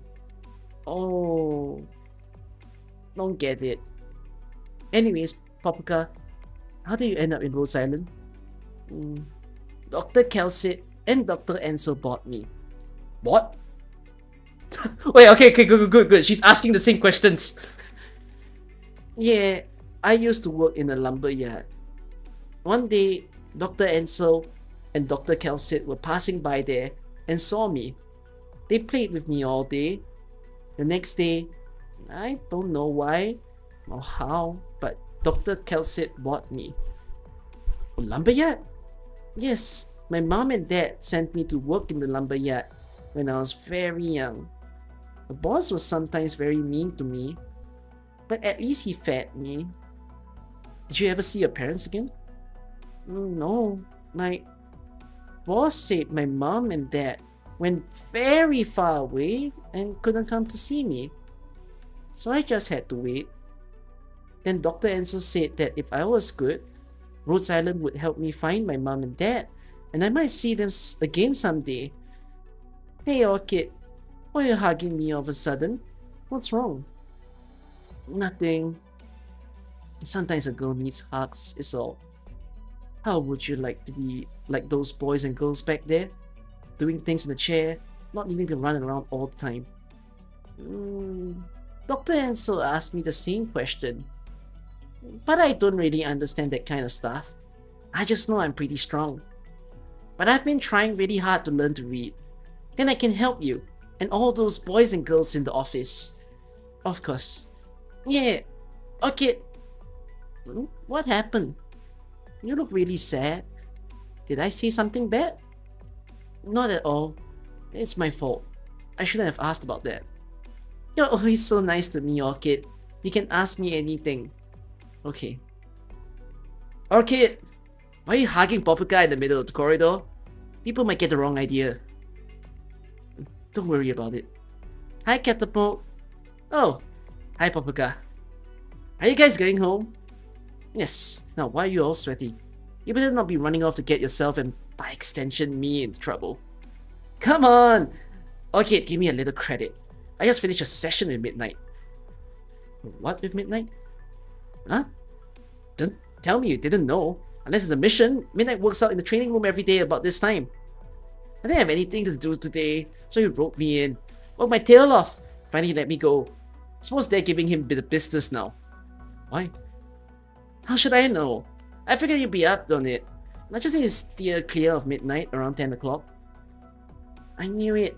Midnight also got me to join. But then I hit him, and he flew away. And he didn't ask me again. Midnight got diffed by a little girl. Oh, so that's the story.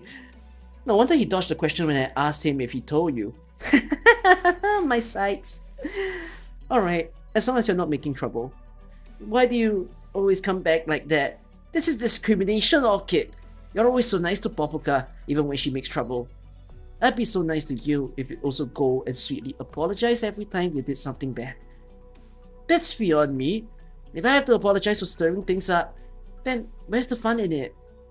Just stay out of trouble and begin with. You're lucky you're at Rhodes Island.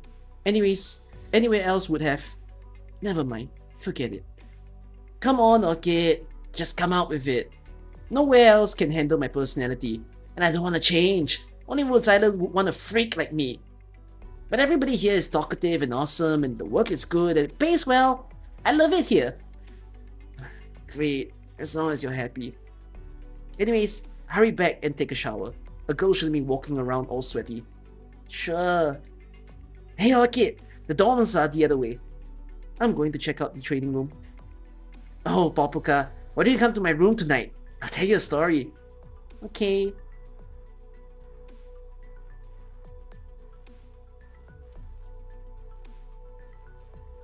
Ditch. Wait, oh, I can't fully recall what Spot's voice is like, so I don't know how to mimic. Whatever, I'll go with whatever that comes to my mind. You skip dinner at midnight? Kinda weak. My swordsmanship is about agility and cunning. Keep talking, music to my ears. Aha! Slow? Not bad. I can tell you didn't eat that enough at all. Wow, Midnight and Spot are fighting! Can I? Let's wait for them to finish. Oh.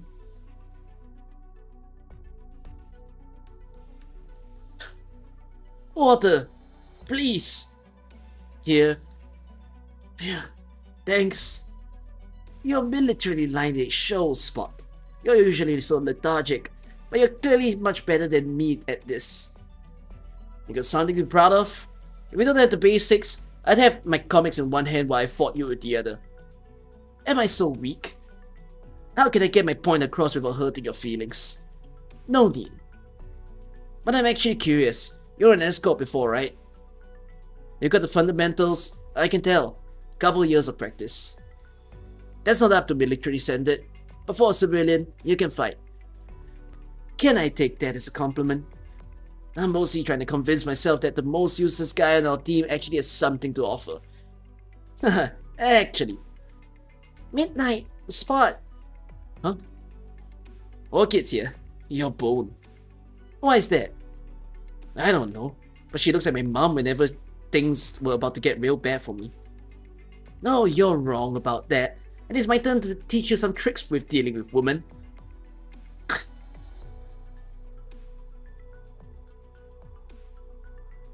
Good evening, Miss Popoka and Miss Orchid. What are you doing here? As you can see, I'm doing my daily exercise. And why don't I know about this routine? I never thought you'd be interested, Miss Orchid, and it's all of my own time. Fair enough. But we're normal people, and Instructor Dobermann made it clear that civilian teams like us won't ever end up on dangerous missions. So what's the point? Oh, good question. A truly fantastic question, Orchid. Let's take a break for now, shall we, Spot? Yeah, whatever. I'm just here to help out. I'll go get a comic book to read.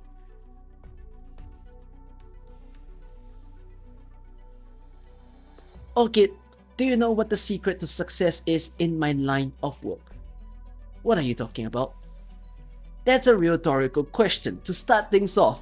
I can continue without any answer.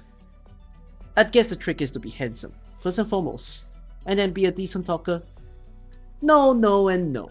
Although I consider myself quite beautiful, and I do know how to pay a compliment. Bleh. What's wrong, Spot? Nothing. Just looking at the clown in a whole new light. Confidence is very important, but by far the most important is to treat all your clients equally. That is, when you step into my realm, my presence, then whoever you are, the only thing you are is my client. What's the point of all this? Are you trying to say that everyone's the same to you? Not at all, my dear sweet captain. Clever as you are, you've never thought this through. It's not that everyone's the same to me. It's that simply everyone's the same. The iron-fisted career woman, tyrant of her office section, could actually just be wearing a mask for the sake of her work. If she wears it long enough, she may forget how to take it back off. The outwardly homely housewife whose husband likely cheated on her.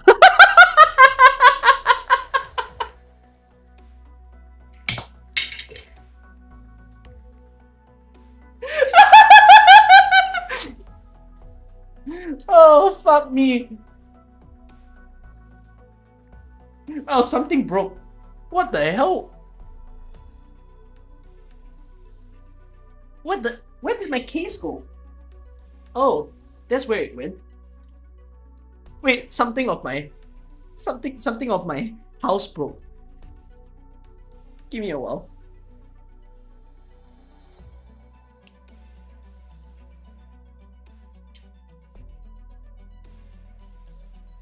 How do I put this back?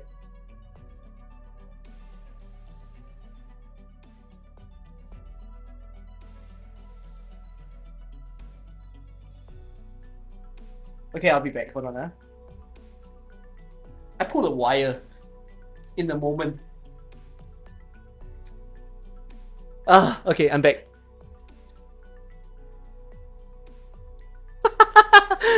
The outwardly homely housewife whose husband likely cheated on her long ago. She stays at home telling no one of her troubles, with no choice but to come to drink with me. An ill-tempered fashion designer with her strong woman facade may just fear the gossip of others and the resulting loss of trust. Do you have a death wish? Aha! Did you think I was talking about you? People like this abound. Everyone in the city, after unloading their identities and responsibilities, is exactly the same, each and every one. So why, at Rhodes Island, would things be any different? To the elite operators who go diving headlong into a war zone, come back and unplug themselves like so much machinery. No, they drink and chat in the bar. They care for the freshly potted plants in the greenhouse. They listen to the music. They read. They complain when a mission is too hard or chuckle at how hilariously easy it is. They cry, they laugh, they mope, they hurt, and they die. They're no different from us, are they? You're a boy who knows how to give a speech. Thank you for the compliment. That all makes sense, but I still feel like it's not completely true. And I can't blame you for that. My industry, as it is, always had a bit of underbelly to it. I have that advantage. But not you, Orchid. You grew up entirely in the light of day. The greatest hardships for you were lower pay than you'd like, insufficiently clear skin, traffic on your commute, those sort of things. This world of violence and bloodshed is indeed a brave new world for you. But you're here. You made your choice. Shouldn't you at least try to understand it, instead of shackling yourself to the common sense of your past? The common sense of my past. I'm not trying to be preachy. I'm definitely not qualified to preach. But wouldn't the fashion guru of Rhodes Island understand that? Even you know about that, huh? I've talked to quite a few senior operators. I've heard a lot of interesting stories. and you're getting in good with them.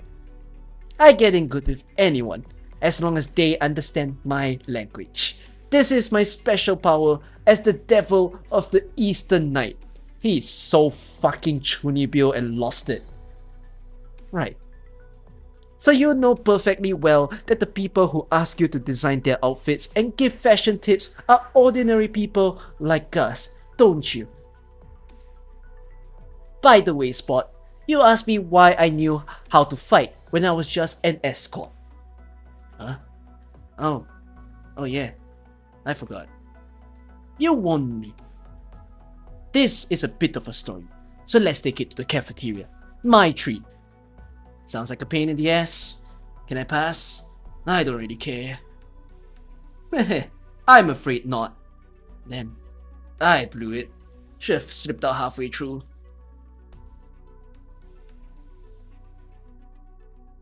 I said it was my treat, but you could still show a little decorum, sorry. Do we have to? It's so good. Why aren't you eating, Orchid? I never eat after dinner. That's the mark of a modern woman. Right, back to business then. First of all, if I may be so bold as to ask, Orchid, how did you contract oropathy? If there's too personal question, you don't have to answer. It's not a great story. Just one day, I suddenly noticed a little crystalline growth on my body. The doctor said I must have been exposed to some originium without even knowing. I still don't exactly know how I got it. That's it. I see. No wonder you're having this little crisis. So let me tell you my experience. There was a younger man working in my club. He was my polar opposite. Bright, sunny disposition, straightforward, instantly likable. Of course, no one who works in my industry could be called naive. But if I'm the type to make malicious assumptions about people, he's the type to trust them. Sounds like the type I would hate. Is that your way of saying you like me, Spot? Orchid, is there really no cure for narcissism? I'll ask medical later. Maybe there's hope. That's funny. That's very funny. That's a very good line. As I said before, I treat all my clients equally, meaning I don't change my approach based on one's status or identity. I make an active effort towards that goal, but for him, it was second nature. From my position atop the industry, I could see that he was the one to surpass me. So that person surpassed Midnight. It can't be that simple. Huh? Yeah. It would be nice if that was the whole story. Now that I think about it, I actually did him a disservice. He didn't come from a good family. He needed the money. To him, I must look like the king of the world. If I was out of his way, he would have been able to make it in that world. I should have taught him much earlier how to situate himself, how to handle money, and how to be what people needed him to be. Had I done that, maybe we would have ended up at each other's throats. He was jealous of you, and you didn't notice. He hid it well. Or rather, he didn't even notice it himself. It wasn't until he almost killed me the first time that I realized this flaw in my understanding of human nature. I think it's got nothing to do with human nature. You're just too nice. Right? I never thought of you as the type to mentor a newbie. But Midnight is a really good man. I always knew. Thank you, Popuka. But you said first time, which means there was a second time. Right. He did almost kill me the first time. Almost. I'm confident had that been his second attempt to kill a man, I wouldn't be sitting here.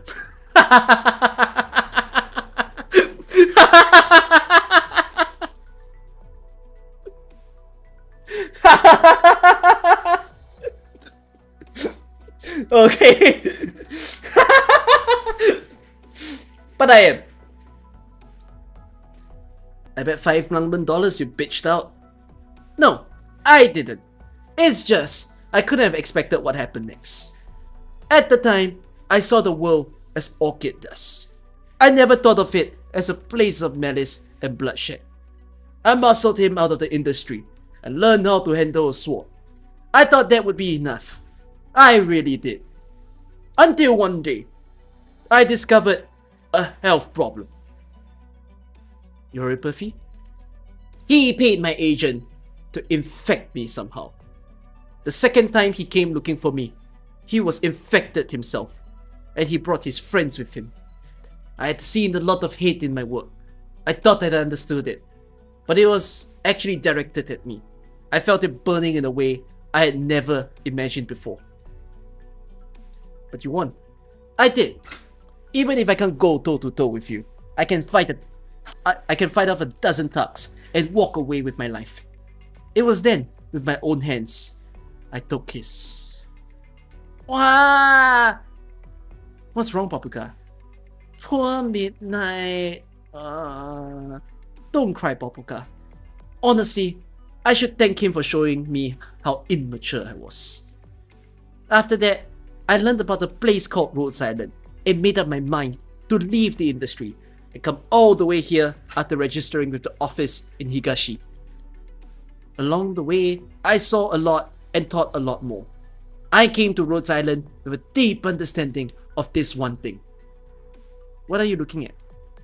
Let me share my thoughts with you, Orchid. I'm not trying to say that because we've seen the cruel reality of the world here, we need to accept it. From our point of view, it's only natural to think that most of Rhodes Island operators have been through unnecessary pain. We shouldn't feel inferior for having grown up in our relative safety, but it isn't an excuse for us to fight it either. Life is the same everywhere. Where we used to live, the only way to get what we wanted was to work hard and earn money. It's actually the same here. We could have chosen to join the logistics department and put in the same effort there. But I chose the path of war. Aren't you afraid to die? I think we're all afraid to die. But as you've learned in time here, Orchid, sooner or later, you have to fight to defend something. This would be a fine time to say, I'm training hard so I could be strong to defend you, Orchid. But I'd like you to think about something instead. What kind of life do you want to lead at Rhodes Island? I understand. But I don't. Good. This is something you'll never have to worry about. Why not eat up instead?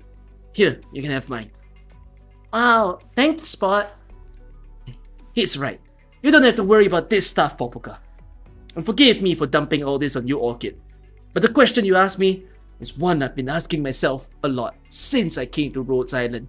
So I had a lot to say about it. Well, thanks for that.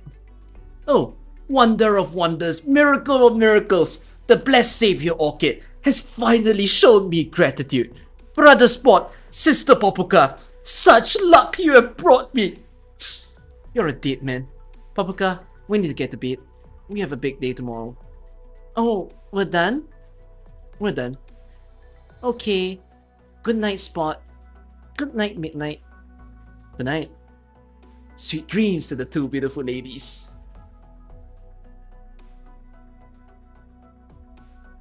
So you're not worried it will turn out like the guy from your club? Hehe. Not to toot my own horn, but I have a lot more confidence as a judge of characters these days. Besides, we're on the same team. It's good to get to know each other better, no? Sure, but I never imagined you'd be hung up on all that garbage. Now that I've thought it through, I don't need to trouble myself anymore. I guess so. Say, did you use any of those tricks for dealing with women just now? I did indeed. The most important trick of all.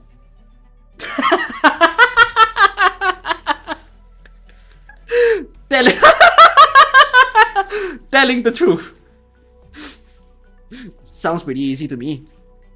It's important because it's simple.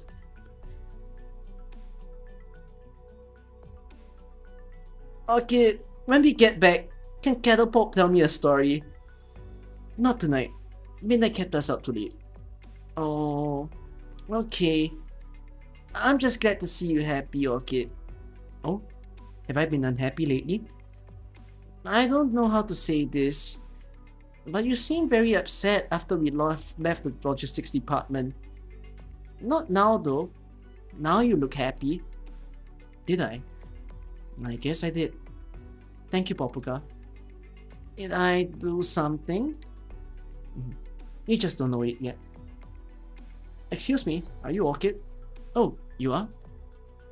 I'm Sora, with Penguin Logistics. I heard you're kind of expert on fashion, and pretty handy with needle and thread. Can I talk to you for a minute?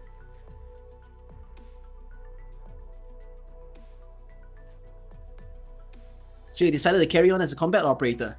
That's too bad, but it's your call, Orchid. We'll respect it. Yes, it may not be a good fit for me, but it's a special opportunity. I don't want to waste it. That's true. Sitting in the office all day is pretty boring. Maybe I should apply for a transfer and try it out.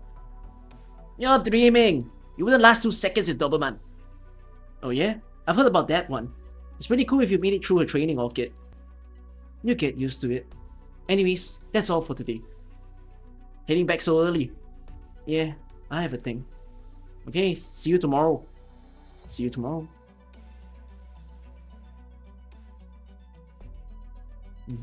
All these aches. That's what I get for skipping the gym that long. I can't even move my hand to fill out a form. Why did I do this to myself? Orchid! There you are! I've been looking for you. What's the matter? What did Popuka break this time? Nothing. It's midnight. He's powering with Popuka. You gotta see this. Okay, I'm totally out of it 2 days anyways. What made you want to sign up for fitness training? It's not like you. Call it a change of heart. Oh, want me to give you a shoulder rub? Okay, out with it. What do you do this time? Oh, hey, I didn't do anything. I'll believe you, for once. What? You seem kinda different lately. Do I? I can't quite put my finger on it. But yeah. Come on, when are we gonna see Midnight eat shit? Hell yeah, we were! Go looking for trouble, and you might just find it.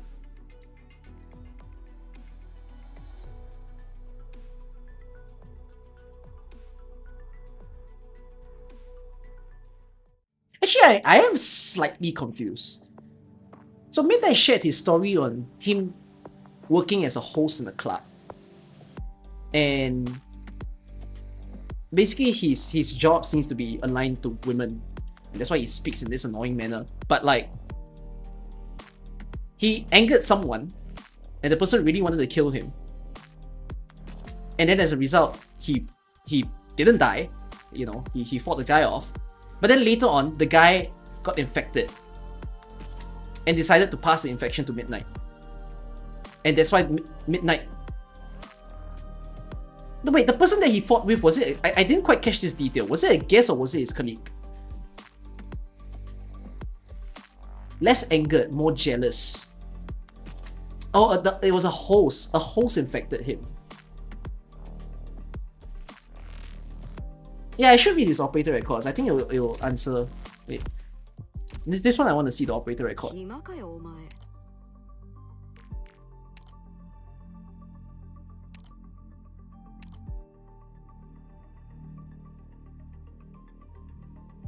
It's quite funny. He looks so cool, but he's canonically really fucking weak. There is a good chance that, discounting the medics, he might be the weakest character in the game.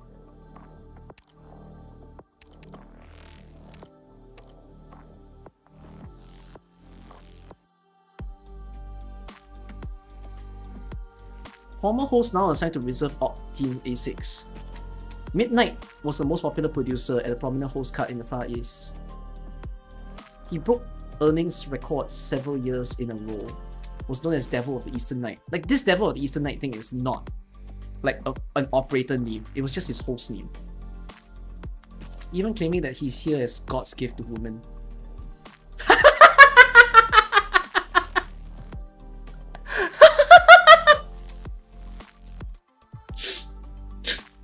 While he has never caused any real problem, he is still often a headache. Spreading at a constant rate. No visible crystallization, just symptoms.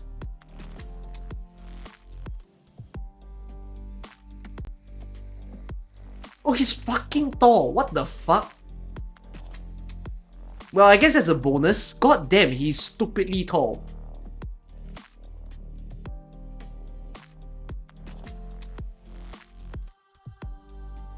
Midnight doesn't know how he got infected. According to his words, he was very quick to retire after his diagnosis. Yeah, because I don't think they want infected personnel within the club. After being in the program for a while, he made a peculiar request. He wanted to work at Rhodes Island. Midnight was widely considered as the most difficult person to get along with, but after a while, everyone thought he was actually kind and hardworking. Even though there are still many people such as Orchid who can't handle his wild boasts. When Midnight cares about someone, he gives his whole heart, but that usually means a few people can reciprocate on the same level. Since everyone is used to his hard work, they don't usually notice his exhaustion, which he wouldn't want them to notice anyways, but it would be best for someone to check on him once in a while. He's quite proud and narcissistic, but it's like as a narcissistic person in the background, he feels bad for himself as a combat operator, so he chooses to work hard behind the scenes. Yeah, that's the part where he might seem very annoying, but deep down he's like he really wants to look out for people type of person. It's so funny, we still haven't got a proper Higashi story. There's way more to him in his record story. Sorry, where is the record story? This one? Oh, I have to listen to it, right? Ah yeah, shit. Not now. We'll do it next time.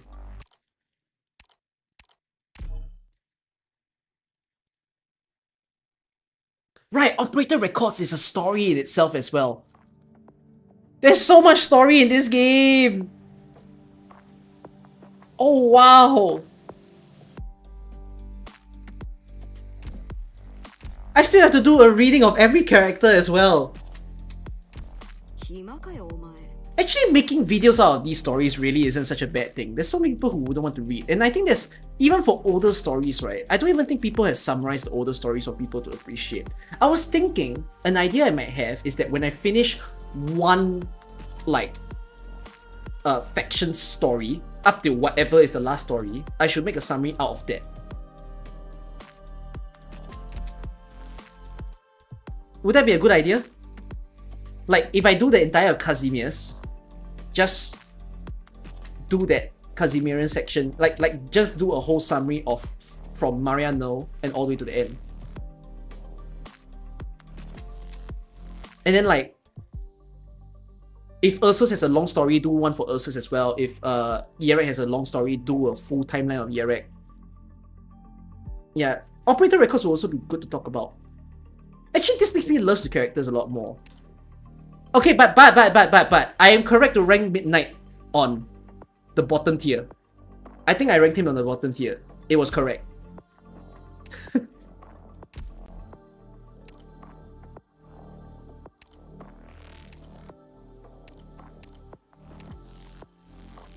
Last one.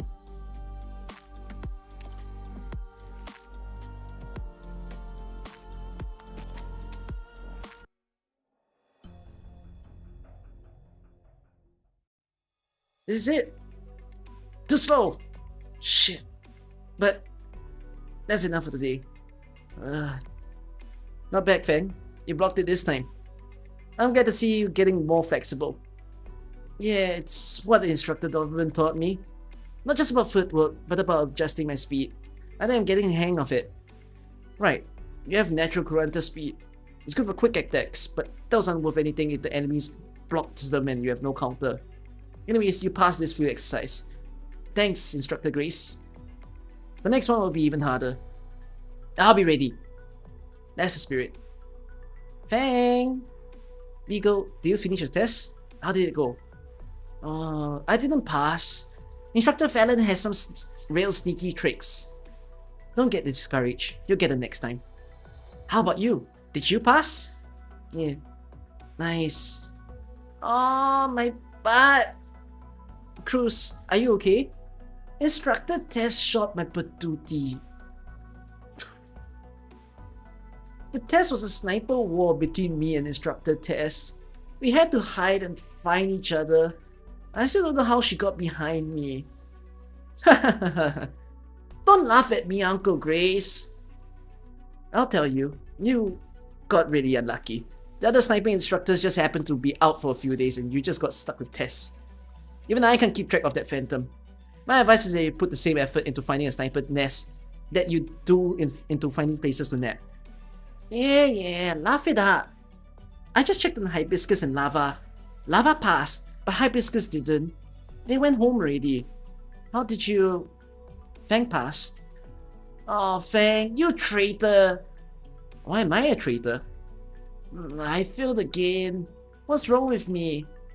Don't be discouraged, Beagle. We still have plenty of chances. Yeah, it's just a quiz. Nothing to be too upset about. And we still have hell this afternoon. That's right. Dobermann lets us do your individual test this morning. The afternoon group field test. That's all her. Please. I can imagine the look on Instructor Dobermann's face when she sees my test. I can really imagine the look on Instructor Dobermann's face when she sees my test results. Now you're sorry? No. Instructor Dobermann said that we could go at our own pace.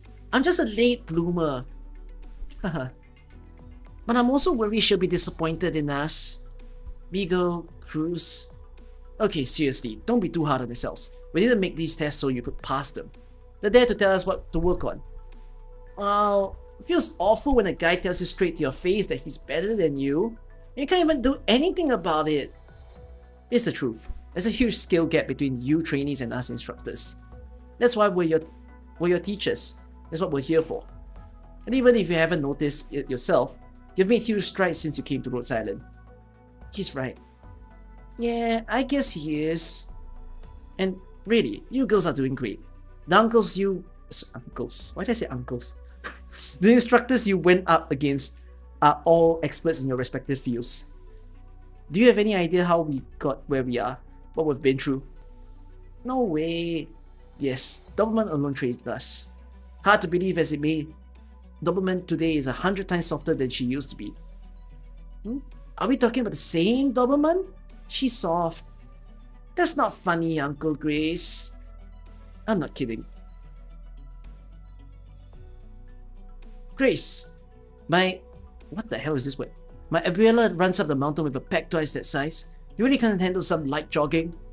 Fallon, you want the enemy to die laughing? Is that what you're gonna go for with those clumsy slapstick attacks? Tess, you falling asleep on me? Hold your gun straight. Don't let me out on your sights. Victor, the enemy doesn't give water breaks. Leia, let's have you learn some basic first aid before you try healing arts. The bandage work is just as much of a mess as you are. We're done for the day. Give me 10 laps around the training room. You hear me? Sir, yes sir. I can't hear you. Sir, yes sir. That bad, huh? The point is that Dobermann may not be the strongest fighter herself. Hey, I'll toot my own horn and say that I've got a 50-50 shot against her at this point. Come on, cut the crap. Hey, a little self-confidence is good for the soul. Anyways, Dobermann may not be the strongest fighter around, but the tactics and strategies she pulled out of her time with the Bolivarian army are overpowering. Bolivar? Yeah, like the Bolivarian Civil War you see on the news. That Bolivar. We all wonder exactly how Dobermann got to be as great as she is, but she never talks that much about her time in Bolivar. Anyways, at that time, Rhodes Island was just getting along, and they really needed some talent. Then, how do I put this? Dobermann was a real soldier back then. What does that mean? Like, we're all pretty awesome here in Rhodes Island, but our overall atmosphere is still relaxed, right? We get to have our own lives. Okay, let me put it this way. If you were with us back then, Cruz, you'd never end up napping in a utility closet. The thought wouldn't even cross your mind. That sounds like hell. You get what I'm saying? Dobermann's way different now. Really? That's hard to imagine the person Instructor Grace is talking about is our Instructor Dobermann. Yeah, Dobermann works us hard, and she's kind of scary. But once you get to know her, you can tell she really cares about us. She always really cared about people, even back then. It's just, sometimes what you do means more than why you do it. Alright, that's enough chatting for now. You girls pack up and go take a shower, and have lunch, get ready for the group training this afternoon. What about you? Me? I'm going to get up the other teachers and we'll take your test results to dobermann. Oh, I can do that for you. Really? You can? Sure. We'll pass Instructor Dobermann's room on the way to the cafeteria. Oh, I'll go too. I'll pass. I'm in no hurry to see Instructor Dobermann. Thanks a lot, ladies. Oh, and don't tell Dobermann what I just told you. Ever.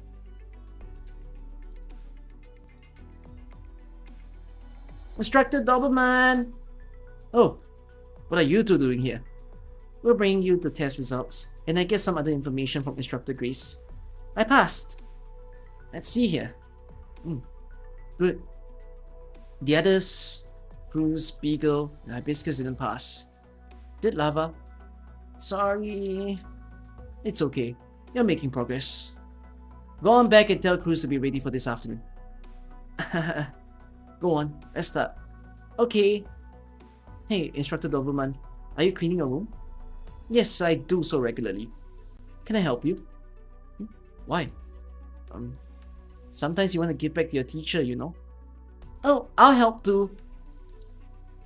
Unless we'd get in the way? No, not at all. I'm just a little surprised. I thought you were scared of me. No way, I have a lot of respect for you, Instructor. Me too. Alright, I'll take the help. Thanks.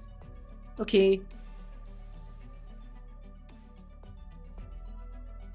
There's a lot more stuff in here than I expected. Oh, is it that all? Odd, sorry. No, I just always thought of you as an instructor with a tiny room. The type who wouldn't keep a lot of stuff. Thanks for the read. Welcome to a reading session. I really didn't bring much with me when I first came to Rhodes Island. But I've been living here for a few years now. Oh, right. Instructor Dobermann joined Rhodes Island a long time ago. Yes, compared to most operators, it's been a while. Why did you join up, Instructor? Oh, sorry. Is that a bad question? No. It's just... Now's not the time. We'll talk about it later. Okay. Are you curious too? Yes, I am. I really want to know more about you, Instructor. Know more about me? Might as well start on the wardrobe. Hey, Instructor Dobermann, is this a uniform? Yes. It's a souvenir I kept from my time in the army. Wow, it's very cool. It is. So which side do you fight on? You know a bit about Bolivar, huh? And don't I remember that Beagle is also a Bolivarian of Bolivarian origin. You immigrated to Colombia, is that right? Yes, but I only heard about Bolivar from my parents. I'd love to hear more about it. Oh, but it's not like I just came because... Relax. Even if you did, it's okay. Come, help me with the bathing. Okay. There we go. Thanks. There are currently 3 factions in Bolivar. The nominal official government is a puppet. The nominal official government is a puppet controlled by Latanian, since they led the forces that won the war against Colombia. Then the autonomous government resulted from a parliamentary split. They've been looking for a chance to seize power. They're well-funded and offer a challenge to the puppet government. Last, we have the Bolivarian resistance, an uprising made of ordinary people fed up with the struggles of the powerful. I served the autonomous government at the rank of colonel. Colonel. Wow, a colonel! Instructor Dobermann is awesome. That's a high rank. Yes, it is. I'll wipe down the top of the wardrobe. There must be lots of dust up there. Achoo! Something fell down? It's a bunch of metal tags. These are nameplates. Nameplates? Like the ID cards we have at Rhodes Island? Yes. Soldiers in the armies get these plates issued with their names and unit number for identification. Ah, really? Can I see them? She's talking about dog tags. Take a look. Ian, Juan, Jose. I can read the names, but I can't make sense of these abbreviations. Those indicate some things about the units they served in. Don't worry about them. If you have their nameplates, does that mean the... Yes, they're all dead. Oh, so... Were they important people to you? Important. Colonel, your men died bravely. Don't grieve for them. Their deaths have saved my career and yours. You won't be reprimanded by the brass. An investigation? No one will remember these things. The truth! Colonel, people need pretty or at least decent results. They don't care about the truth. Colonel, remember your place. And don't forget who it was who raised you up from a common soldier to the command you hold today. I didn't know them well. We barely spoke. But yes, they are important to me. We're just about done cleaning. Come in. Did I do something wrong, instructor? No, I wasn't trying to hide them. That's why they were kind of left up there. But your questions got me thinking, so I want to talk to you two here. Oh, well, I'm honored. Relax, just have a seat. I'll tell you about my past at some point, but not now. For now, I just want to ask you a question.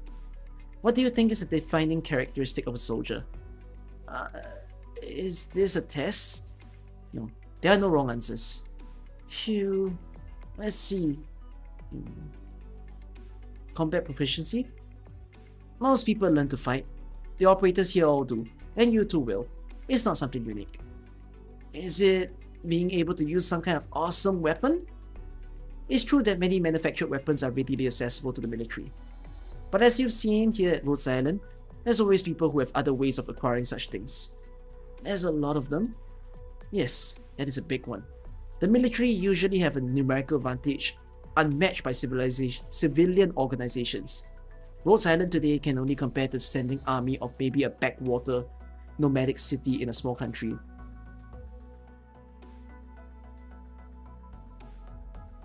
This is a very interesting line. We are not a strong organization, and I don't think we still are.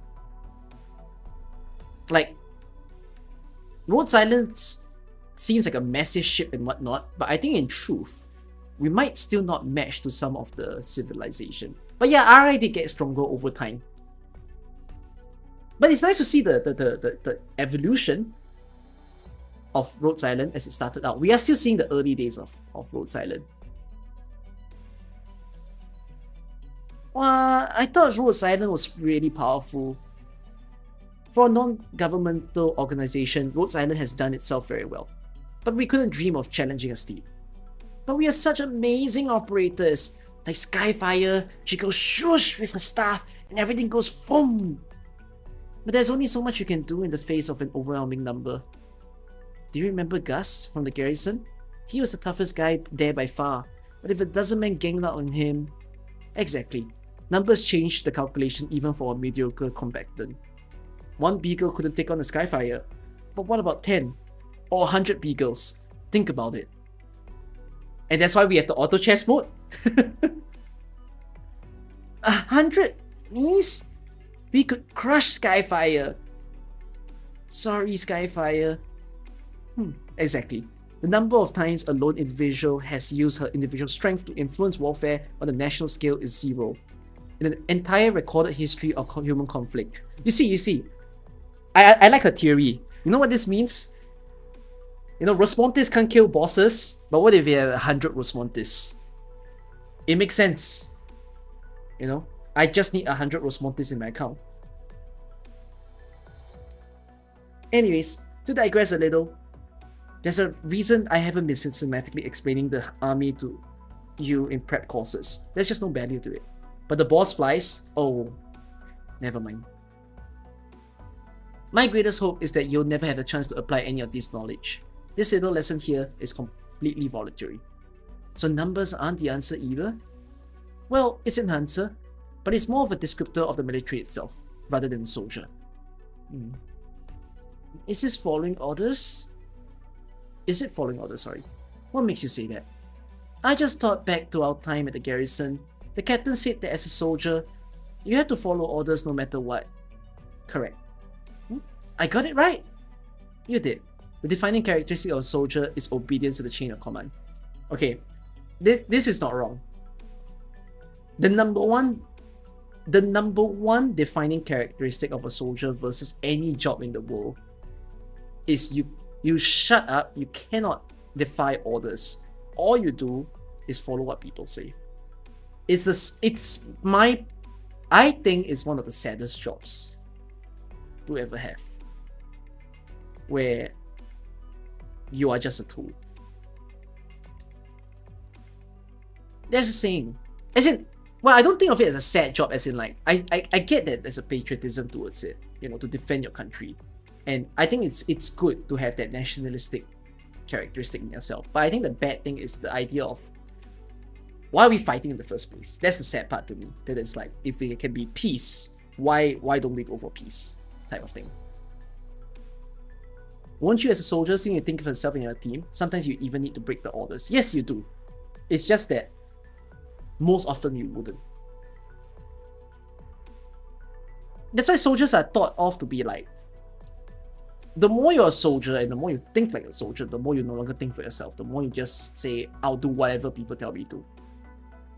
That's why there was this whole thing where like, y'all know how, I think it was 1 or 2 years back, or it might even be 3 years ago. Apparently there was these 2 Japanese soldiers, and it was like within Southeast Asia or something. They got stuck in a forest, and apparently they've been stuck in the forest since the Japanese occupation period. So that means World War II.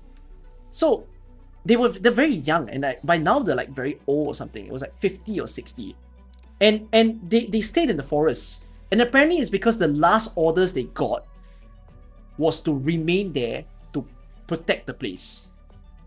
Yeah, they thought that the war was still going on, so they stayed in the forest forever until people found them, and then told them that the war is already over. And I think they stayed there for like many years in the forest and like trying to live. That's the part about like, that's taking the idea of being a soldier seriously. Yeah, they cut off all information because they think it's propaganda. Yeah, because they lost the command. So yeah, didn't the guy kill a lot of locals? Maybe, but yeah. There's a saying: the best soldier is the one who can't think. An army doesn't need soldiers to think, only to follow orders. Yeah, you see, dobermann is saying it here too. It is just true. A commander's favorite soldier is a soldier that doesn't think, a soldier that just follows. But isn't that kind of cruel? War is cruel. If us engaged in it, giving up thought could be a kind of relief. Exactly. Exactly. If you are now in a war, to be fair, this is reminiscent of US trade war right now. You just give up thought. Like if you're stuck in it, like if you're a fellow person who's part of the regime, just don't think anymore. Just continue the regime and live by it. But isn't it cruel that you have these questions at all? Aren't soldiers human? Obviously a soldier is not a machine. He comes closer to death than anyone, and he knows better than anyone exactly what it is he is facing. Can a soldier still master morale when he knows he's carrying out an incredibly stupid order? I think no. Of course not. So when faced with a situation, you have 2 choices. Do you know what they are? No. One is to prevent the soldier from noticing the order is incredibly stupid. But that's difficult. The men on the front lines know exactly what kind of danger they're facing. You can't fool them. If you could have made a better choice. And that other choice is to just issue the correct orders. Huh? It may sound a little silly, but it's the truth. How else do you get a soldier to surrender his inclination to question orders? How do you get him to relax and trust in his command? It's simple. Just issue convincing, correct orders from the beginning. But not everyone makes the right choice. After leaving the autonomous government, I moved to join the resistance. But in the end, I left because it wasn't any different there. Oh, Instructor Dobermann even joined the resistance? Yes, there's a picture in the second drawer under the wardrobe. Take a look. Wow, you look so cool back then, Instructor. I want to see. Oh, she did. Put it back when you're done. Things didn't go well there either, and eventually I left Bolivar and came to Rhodes Island. My expectations were low, but I was pleasantly surprised. A soldier knows when he's been given a stupid order, but he may not know what to do about it. There's another reason you need the right orders. And Rhodes Island provides those. Fang, do you get what she's talking about? Kinda. Don't worry about it too much. It's just me waxing philosophical. The main point here is you could stand to appreciate Rhodes Island a bit more. You can safely give yourselves to Rhodes Island, even if you don't think about what you're fighting for. You won't lose anything. There's an age-old question. If we know we have to move forward, but forward is always in front of us, how do we know which way to move? There's no answer to that question, but you can at least trust in Rhodes Island when they tell you which way is forward. You can't go wrong moving that way. Trust in Rhodes Island. I think I get what you're trying to tell us. Yeah, basically, Rhodes Island is a good place. Yeah, that's about it. It's a pie-in-the-sky paradise that a few idealists are desperately trying to keep going for the sake of little hope. I know Rhodes Island is good, but is it really that good? It might take a while for you girls to realize it. Alright, that's enough cleaning and chattering. It's time for you two to get some chow. Oh no, it's almost 1. Yeah, thanks for helping me clean up. You have something to eat. I'll be right along. Okay, thanks for the lesson, Instructor Dobermann. I need some time to digest it. Me too. Don't take it too seriously. Also, I changed my mind. I think I might put this in one of my tests. And if you two feed me back exactly what I said, you get a 0. No way! I'll think very carefully about it. Thanks again for your lesson today, Instructor. But she's saying not to answer it correctly. If you two feed me back exactly what I said, you get a 0. Yeah, she's telling them to forget it. I don't even know if they realized it. Instructor, huh? Somehow, I'm getting used to teaching. I've had many students, some of whom who have long surpassed me, others who have bright futures. I found a new purpose in Rhodes Island, and I'm willing to believe in the future that Amia and Dr. Kelsey have painted for me. But Alan, Warren, Jose, my roots are still in Bolivar. I'll go back someday and see for myself. Someday.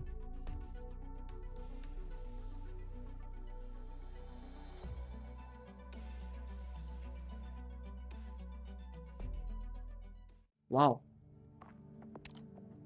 They're all prequels. You can't think too much about this. None of these are meant to be big stories. As in, like, they're all teasers to something in the future. Right. This is Minos. This is technically Higashi, by the way, which we haven't gotten a Higashi story. This is Bolivar. This one's just playful, to be honest. This one's just the kitchen. So this is the slice of life story right here. This one is Rhinelab. And this one is I guess the A6 team. Is it A6? I can't even remember their numbers, or is it A1? Yeah. But these are all prequels to later stories. I enjoyed the experience though. Very long for some reason. I thought I was only gonna take like 1 hour, but no, I ended up taking nearly 3 hours. To be fair, I took very long on the ptilopsis one, but it's quite long. Cool. I rate the story 7 out of 10 actually. It's not bad. I enjoyed the experience. Wait. Go and see their skins. One of you said. See their skins. Let's see Dobermann's. Oh, Dobermann is E2 in my account. Oh yes! Oh my god! Bro, imagine making... Oh, I should make videos to appreciate their skin so much more. Oh my god, she does look very cool. Like, imagine if this was her. Oh wow! Yeah, it makes you... Once you read the story, these skins are a lot more appreciative now.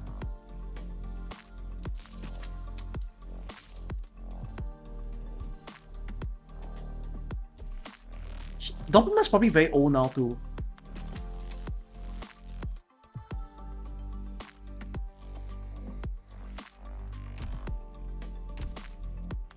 Wait, let me see Beagles. No, but this skin isn't relevant yet, I think. I don't think I felt the point of this skin yet. Beagle when serving as a rear guard during the Great March of Bolivar. This is a final test. Yeah.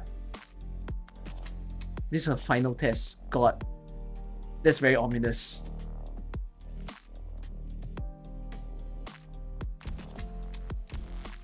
I mean, that's the reason why a lot of people say that she might be dead. But I don't think I've read that story yet. And Fang.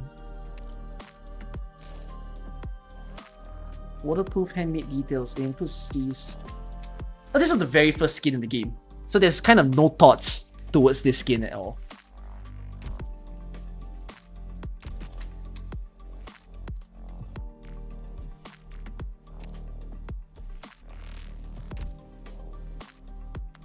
Cambrian skins are just fashion. I think so. Unless they have a context. But this is funny that you got Bloodline of Combat.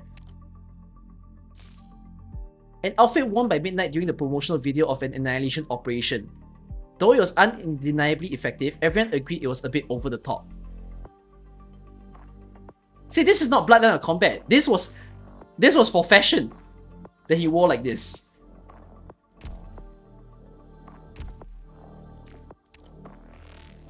I think this must be him as a soldier back then. The outfit Spock wore for an annihilation mission promo. Oh, the team went to promote together. Okay, it might have been effective, but all Spock was thinking is what cartoons are on tonight. Okay, they both went for a promotional time together. Orchid's game came very late. Bloodline of Combat as well. Orchid finally completed her design after several torturous nights. She stroked the delicate stitches on it, quietly praying for life.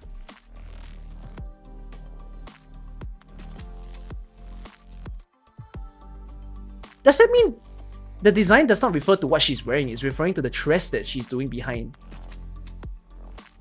No, but I think this is missing context. Yeah, this is missing context. This is from her record? Okay.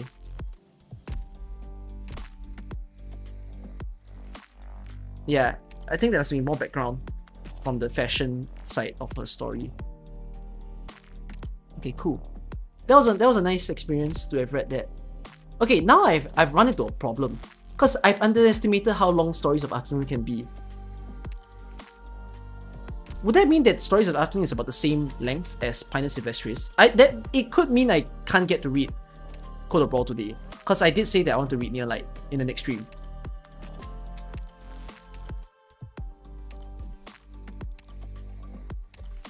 How long is Code of Brawl?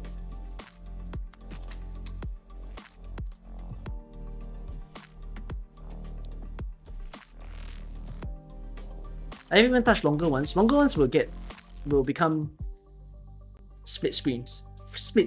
Sorry.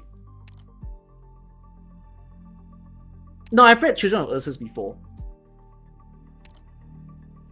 Okay, I guess we'll have to do Pinus Sylvestris.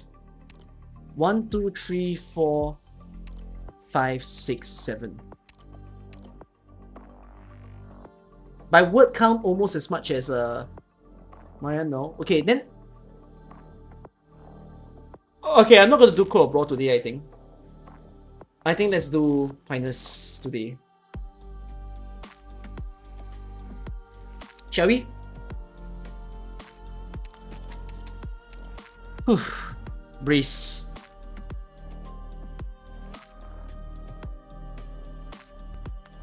If I have time to do Code of Brawl, I'll do it after Pinus. Let's do Pinus first.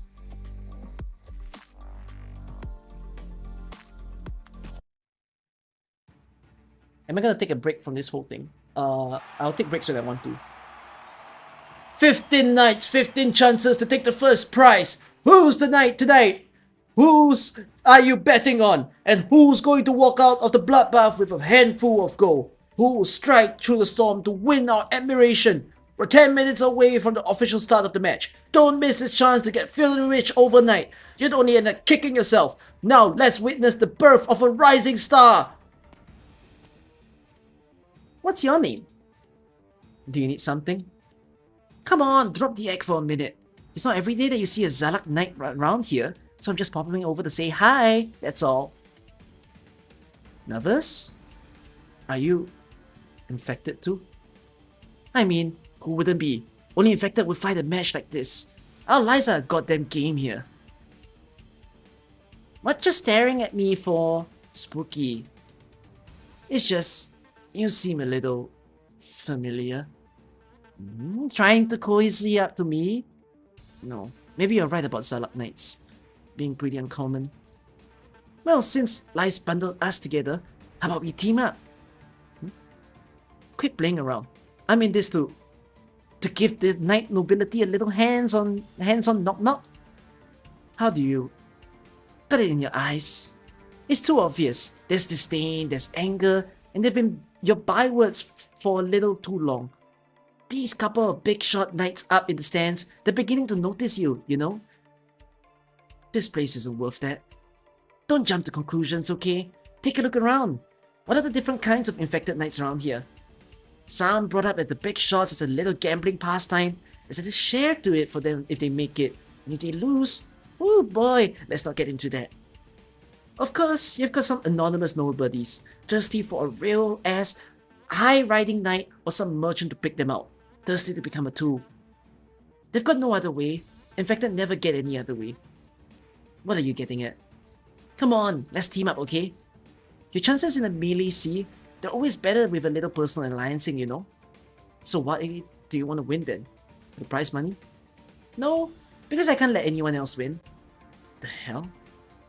There's something going on behind this match. A couple infected? I'm not too sure yet, but my worries are settled on it, so as to speak. They decided to trample the others, haul themselves on up for better odds of survival. The only real choice, right? Too real for plenty here to not be thinking it.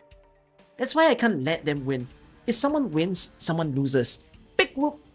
But if someone's leaving, then someone's dying. Hold on.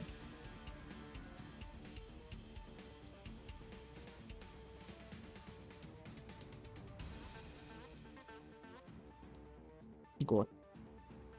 A vague sense of justice isn't gonna win you much trust.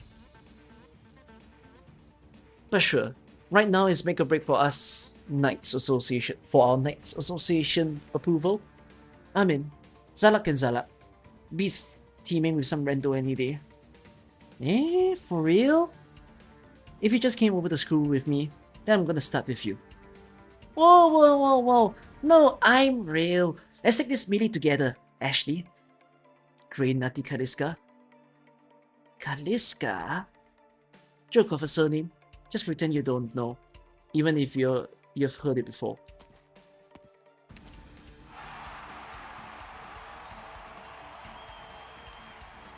Is that her name? Is this her name? So she called him. Ashley is the nickname Sona decided to give her. But she's actually called Grey Nutty Kaliska. Now, let's welcome! You can call me Sona, Ashley.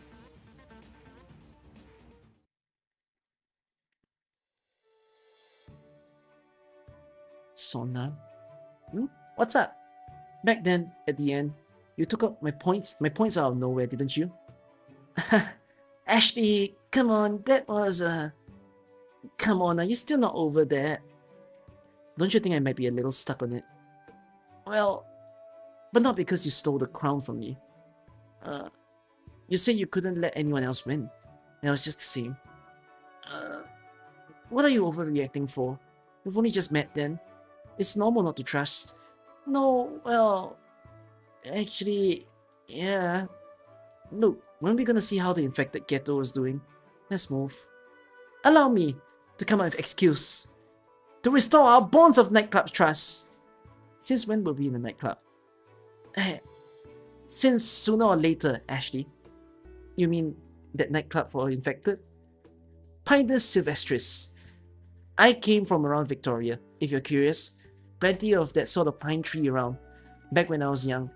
These days, they're long gone though. Pinus Sylvestris. Pinus Sylvestris. You're one of those Zalaks who got hit by the catastrophe. You got left for dead by the Knights too. The Kaliskas abandoned you. Let it go, Ashley. It's bygone stuff.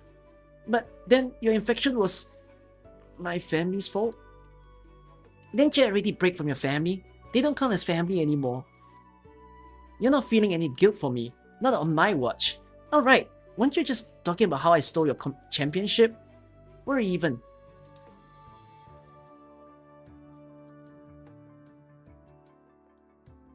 So, you're the Flametail Sona. You know me then? Not many infected around who win night titles. I know them all. So Pinus Sylvestris is led by one and only Flametail Sona. That puts me at ease then. You look after those kids? I do. But I only took them in, and a couple of them uninfected actually. I was gonna send them to an aid station somewhere. So I can't come along for the ride. Sorry, Flametail. Can I get your name at least? Jamie. Call me Jamie. Jamie then. You said you know a couple of infected knights? Every infected keeping up the independent fight is an ally in waiting. I remember one making a big splash lately. A Liberi, a sniper. You're right. And there's a Kuranta. She's leader to a couple of infected knights. And to others. Well mean.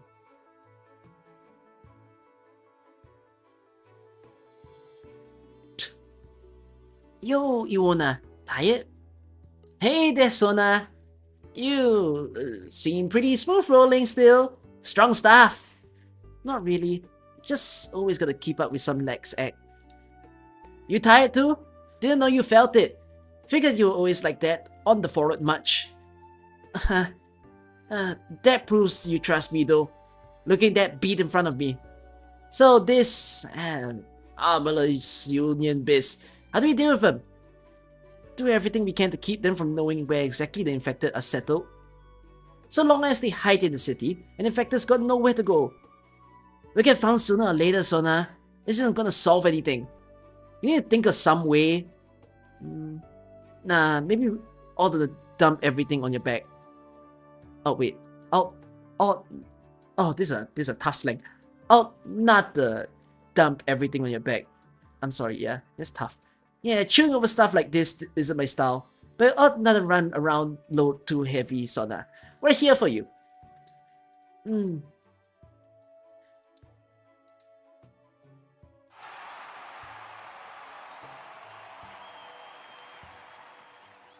She's infected, isn't she? How did she get so many points? Not just that, none of the knights had a whole spread for her interview a few days ago.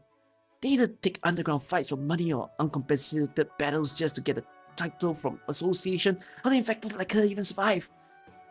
So that's Justina. Oh, okay. So that's Justina. She looks frail like a twig. Where's the skill? You ever hear the one about books and covers?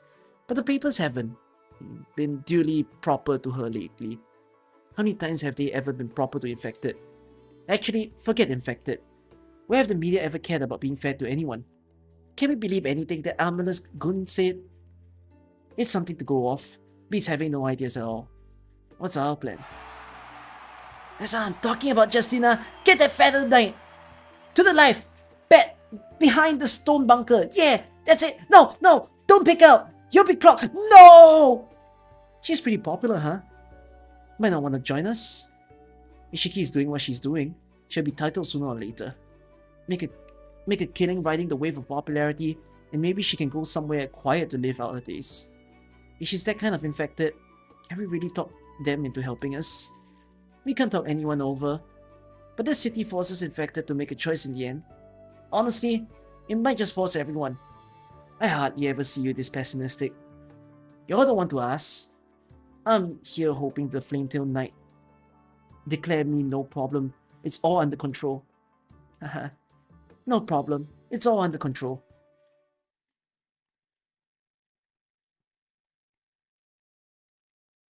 The depths? Oh, fuck me. Spewer. Sprawidly. Sprawidly. Sprawidly.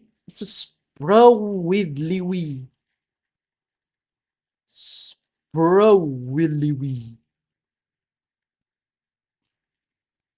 The debtors permanently weak. Oh, it's a fucking tongue twister. I'm not saying that anymore. I'm probably gonna have to say that a lot in your light. Still not certain. Besides, it's still ambiguous how the adapters treat the infected. How would any of those knight families give a thought for the infected? We're just outsiders to them. They never let us get away. No matter how arrogant they are, I'd still take 500 of them over the KGCC dumb, shameless assholes. You've got a soft spot for campaign knights. Huh?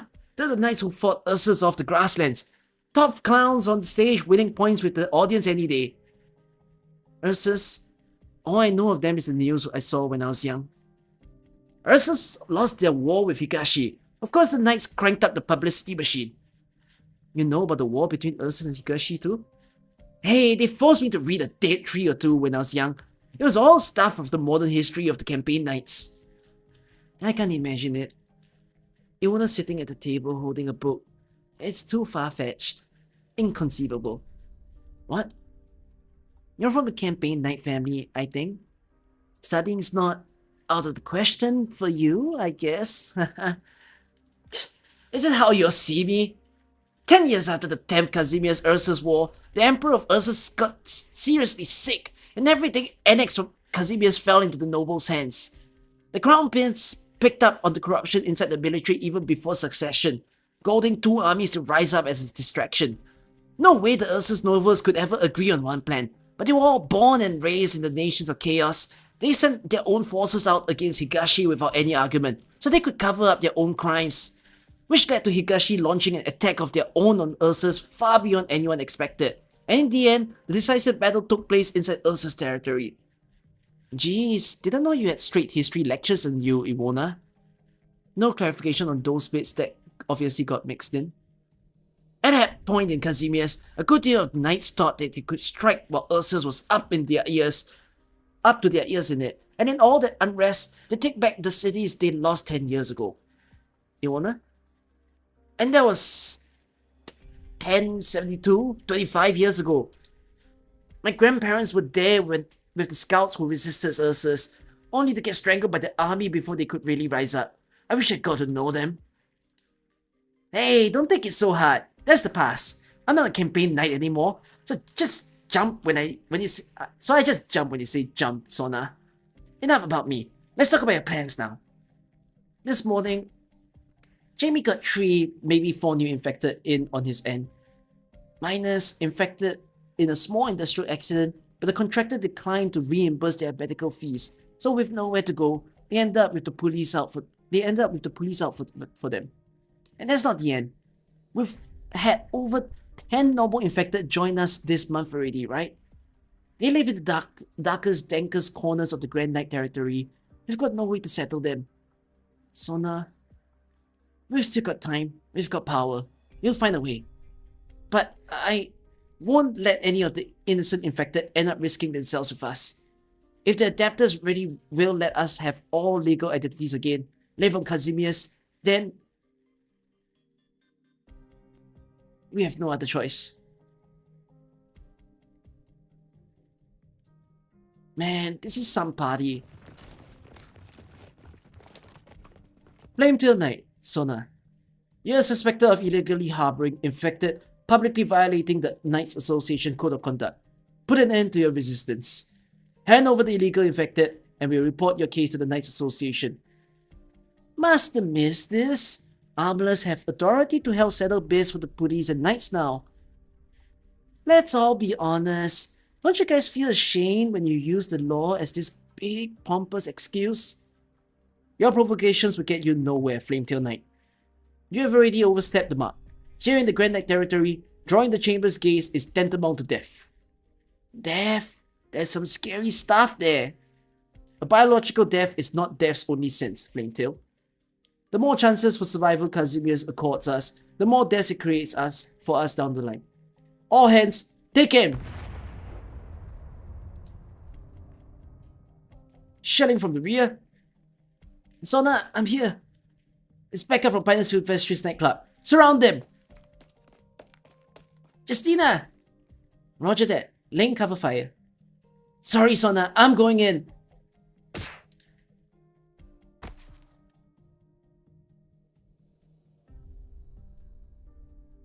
KGCC. Do the infected cry? What? Infected? I don't mean the knights who had the guts to resist the chamber. I mean all the normal infected. They just got over Puffy, right? Yes. They're not monsters. And they're not scum with the earth either. I'm not all that into this assignment. Don't ever let the Lazarets hear you say that. But still, have you found some sort of compassion for them, Platinum? Huh? Compassion? Not really, I guess. I don't even have the time for myself after all. Compassion's a luxury kind of deal these days. I've got other assignments. Dealing with the infected is pretty small time. You guys have it. Doesn't matter what tantrums Adapters throws at the KGCC. He's gonna want to keep infected in the Grand Knight territory. Nobles aren't gonna care whether infected live or die, are they?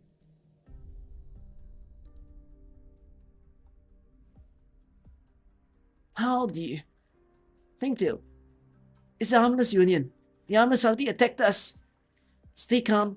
What went down? They sealed off the street nearby 2 hours ago. We were busted long ago. And they used gas to force us out of our houses. A few knights picked up on it. They used their own bodies to block the armorless shots. But some still... Where do we go next? If the armorless units got to us the first time, they get us second, the third. We... Save the eulogies. First, we need to move the rest of the infected.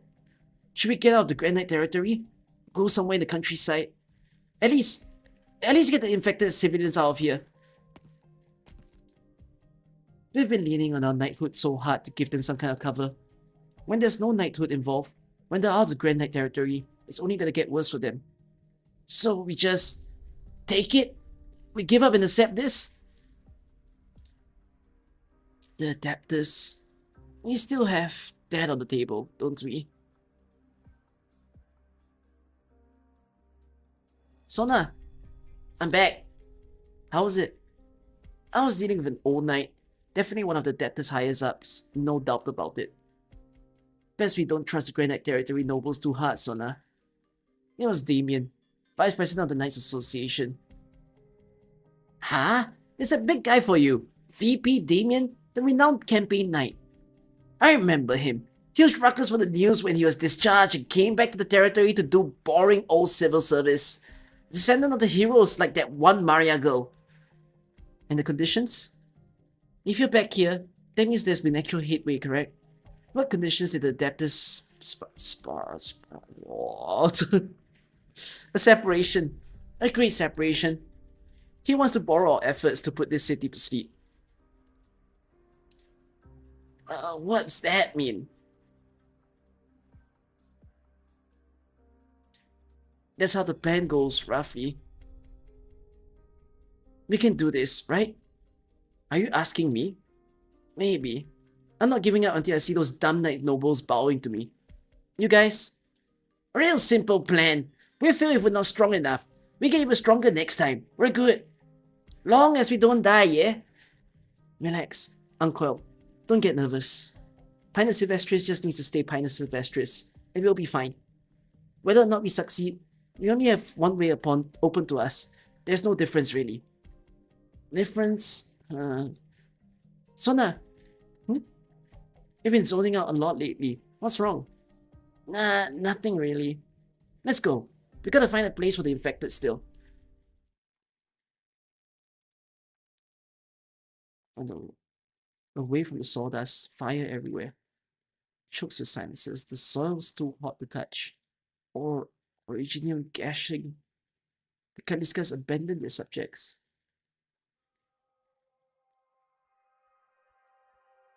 Did I fall asleep? On the bench? Ashley's been on my case again and she was sitting here.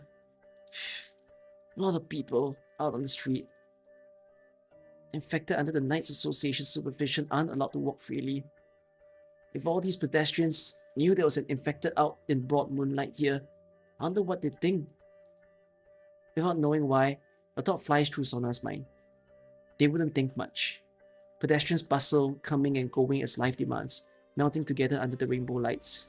The zealot called Flametail silently watches the city before her. Oh, hey, It's Ashley. What's up? Trouble! Sona! They found an underground shelter! We're not gonna make it in time to move everyone. Whoever we save, we save. Hurry! Get back! This is an infected. Right here.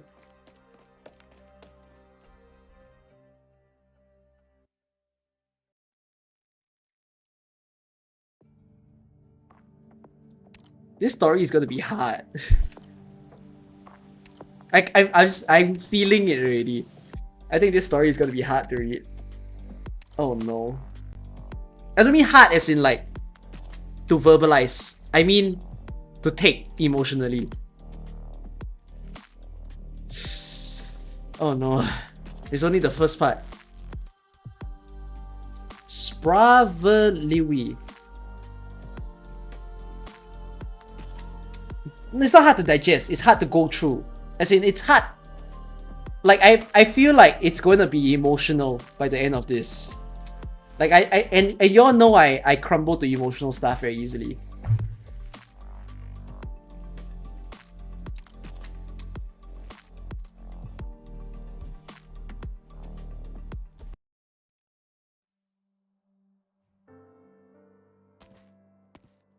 Where are we going, Granny? It's not the right time for you to ask. Hold on tight to your pouch. Stay close to me. Yes, Granny. We're almost there.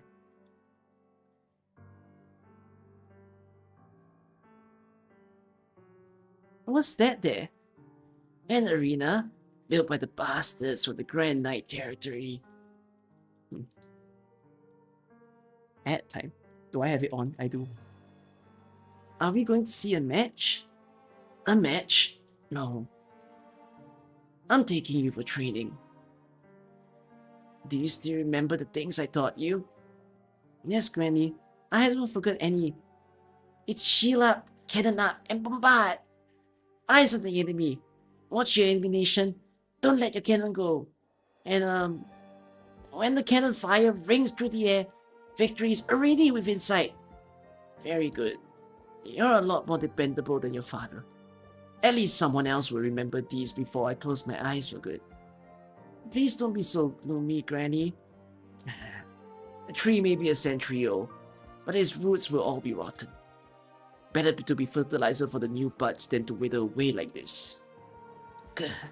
Granny, it's alright. It was just a little cough. Nothing to worry about. Your father's generation, even my few brothers, they've all long forgotten how the Kaliskas came to prosper. Forestry, that forest was given back to us upon high deeds, upon our cannon fire. When the cannon fire rings through the air, victory is already within sight. All those bastards with all their money can't even remember the saying. Granny, please don't get angry. Reynati, you're a good sprout. Don't grow twisted. Yes, Granny, I won't disappoint you.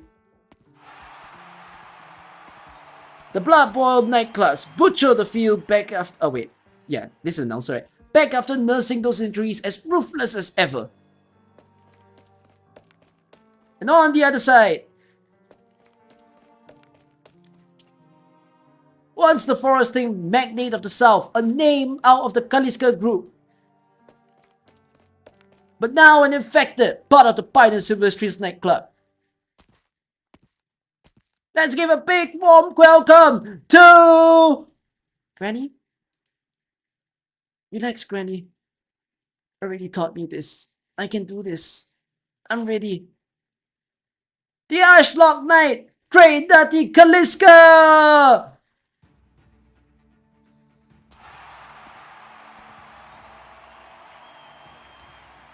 Man, oh man, Ashley finally takes the field. She's never in a hurry, never gives the audience a time of day either. Reveling just isn't great nutty. That's her selling point. Some people are suckers for that. Look over there. Great nutty, look at me! Yeah, it works. There's no faking cheers. And that posture, the hunker with the cannon, it's got noble written between the lines. Cause I'm still the most excited for her to fire off though. Well, you're gonna get that. The crowd's gone wild hearing the rumbles. Just wish there was more to get a kick out of it. What? You want her bashing with the barrel? Huh. Man, I hope I see it if it ever happens. Oh my god.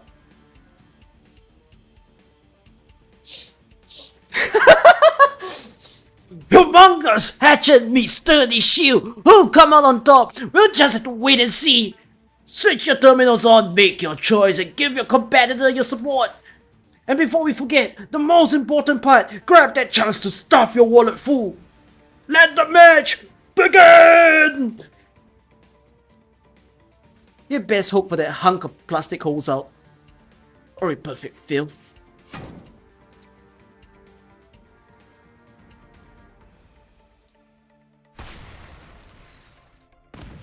That's dull. She's not even saying anything. This isn't her first time watching Ashley compete. It's called being serious. Did you know what being serious is? But that is mad boring. If you don't bend your feelings, how are you gonna keep momentum against your opponent? Night competitions aren't just yelling contests, jeez. The important thing is to look good standing off. See? Just like that. Russ getting forced back, and everyone's on cloud 9, right? You don't think this match is too calm though? Barely any active attacks. You gotta pick your opponents. With knights like Brass who go all in on offense, you wanna put a good defense to be optimal. And Ashley can use her favorite move now. Block with a shield bash, get a shot in, try it and test it. Ashley doesn't seem that hungry to attack this match. What's on her mind? It's a shocker! The Butcher's Cleaver has nowhere to go before the Ashlock Knight! Each time he attacks, each blast he takes, Ingra gives, but he gets nothing. The Ashlock Knight's defense is perfect, and she's making every step forward hers, squeezing down the space the Butcher has to move. Without a doubt, this is the battle of back and forth. We won't know who will wear the victory laurel until the final moment. Get your terminals out and lay your bets on the knight of choice. Or buy a water bottle with your contestant's logo straight away, specially provided by the major. Let the crowd around you know who you support. Order now. We're ready to hook you up right there in your seats. That's something they do now? They do, but these prices, why don't I just step out of the arena and come back with 10 bottles? You wouldn't order one. Just one. Just to try. Can you do anything besides shrink behind the plastic board, You have time to scream once I shatter it, rock-fested mouse. A petty firm like the Gulliskers would never collect your corpse.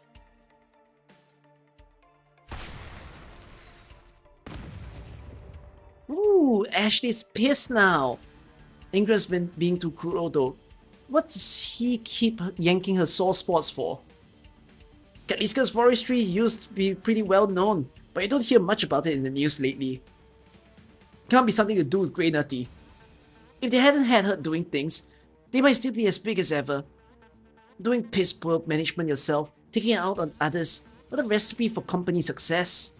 I heard it was at the table that she got expelled from the family, facing her uncles and aunts, voted out by all. Unanimous passage. So her mom and dad, yeah, I hear blackmail had them throwing their own daughter out. Had the funds for Ashley to head to Grand Line territory ways later though. But probably figure, there's your parents and everything sensible says they ought to be with you.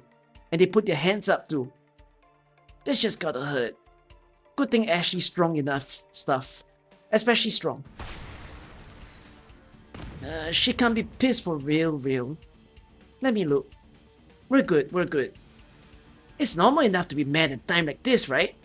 For sure, I'd read the whole straight through brass rust before even thinking about the rest. Ashley takes fights too cerebral, and ammo runs out. If she fires a round throwing a fit, she might just be boned. Still to be the face where she makes brass rust think she's angry. After all, misleading your opponents is important too. Look. I'm floored! I bet you are too! Ingra's shoulder blades have been blasted to smithereens! The Ashlock Knight is still pressing forward step by step! Could victory be at hand? Is the proclamation coming? Another crack of shellfire! It looks like the Ashlock Knights got her own personal victory salute covered! What's this? Did you see that, everyone? Brassras just cleaved the shell apart with his hatchet. We'd be remiss. What? We'd be remiss not to thank our two contestants. You've only got spectacles like this on the soaps. That's right, I'm talking about the classic scene from the slow-mo thunder suspense in the city production, 24 nights in the GKT. Anyone in the audience interested, you can put an order in for the disc straight away. The first 30 to buy will get a poster signed by 2 leads. First come, first serve. Don't miss out. Phew. Man, this is basically the same as convenience store water. Didn't I warn you already? Whatever. Let's say I bought it for her. She wanted Ashley drinking water. I mean, I suspected that was why she said she'll take one. Forget that. Mom never misses a chance to shield, huh? Really gets on your nerve. That's his job, isn't it? What else would he do? Who thought Brassras could cut a shell clean through though? Really forced an ad spot right into Mob's lap. If only Ashley didn't go soft for a moment, wanted to knock Brassras down, didn't aim for his head. Match would have been over by now. Her magazine's gotta be drying up. Only one shot left, I think.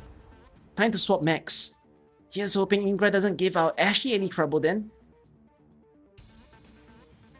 One round left. Gotta push him off. Hop back and recoil.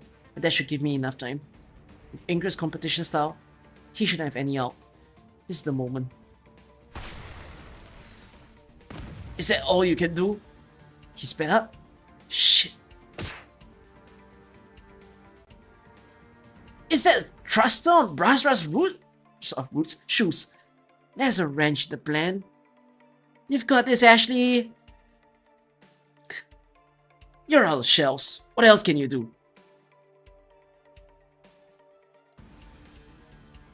Did you just still have ammo, Ashley? None. I just used the reserve to block the bolts. What now then? Gonna bash with the barrel? If you need it, I can make a distraction for you. And then ride the opportunity to take my points like last time? Come on, let that go already. We'd only just met then. Be a problem not having a guard up. I won't do it again. We agreed on that. I can trust you not to sacrifice others infected for your own benefit, Grey Nutty. So you can trust Sona here not to stab you in the back. Right? I suppose. So how are you gonna face down these knights now? I can definitely make you a little space. Shout if you need me. I won't. I've got my methods. Fresh from the advantage, the Ashlock Knight has been caught out reloading. Brassras begins his revenge. Could the butcher cleaver taste blood when all's said and done? Just how is the Ashlock Knight gonna counter? There she goes. She's thrown the empty magazine at Brassras, but he has no...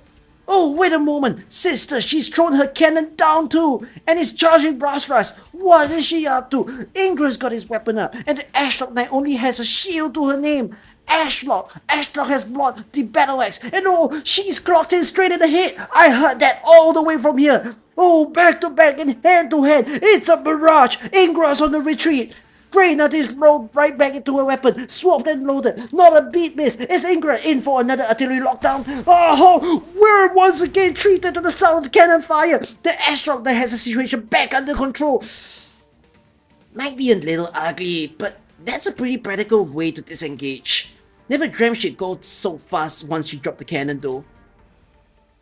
Ashley's a Zalak too, you know. A little agility power for our cause.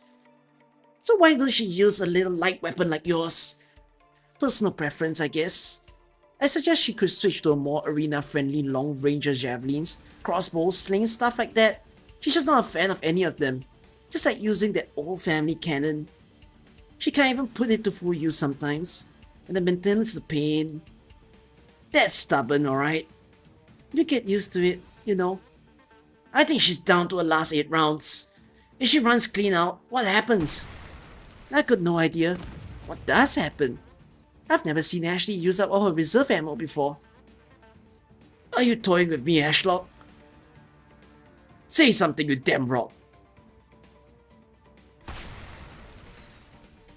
How long do you plan on playing the mute? I've had enough! Enough of this! I'm not doing battle cry. Man, Ashley is another level of horrible. There's no way she's planning a tug of war with Ingra from the start, was she? She doesn't respond. She doesn't go down. She'd get mad at me too. Oh, Justina, you made it. Why is Ashlot bent on humiliating Brasras? That's a long story. When I ran into Ashley, she was stoked on anger, wrath for all the old Knight Lords at the top of the stands. The other infected knights thought she just resented the old guard, pure and simple. But if she wasn't infected, she'd be a Knight Noble too. I've heard.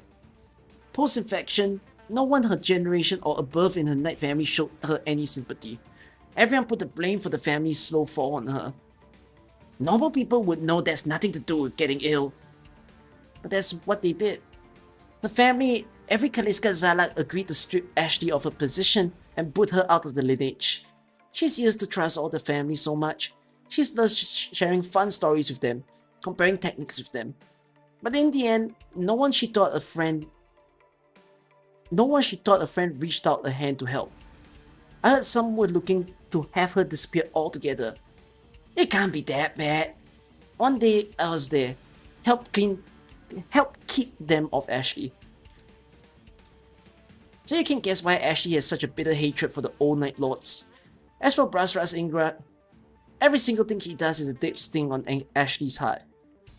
That's what's going on. I'm guessing it's why she was ready to stand off in a close contest until the end. To bring a lofty high-ranking knight straight to the ground. And to keep her own anger in check. Hey Justina, can you tell how many shells Ashley has left in the mag for me? 4. Oh, nearly closing time. A fierce offensive has not toppled the Ashlot Knight and the brush rust is beginning to wear out. He's readying for his final charge. This marathon back and forth is about to pay off. Ladies and gentlemen, knights and dames, keeping your eyes out on the betting numbers, please. Who knows if you're suddenly in for a prize when the results come in. This post-match lottery is sponsored by Raw Guards Co. and the race will boggle your mind, an astonishing 0.5%. And if you still haven't placed your bets, you have one last chance now. Ingra has lifted his hatchet, the blade of the Abattoir.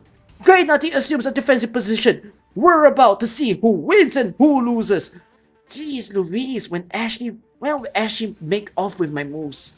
Brasras is charging, and he's still charging. Ashlock has a shield up, but she's pointing her barrel backwards. Could she be taking Brasras for a hit on impact?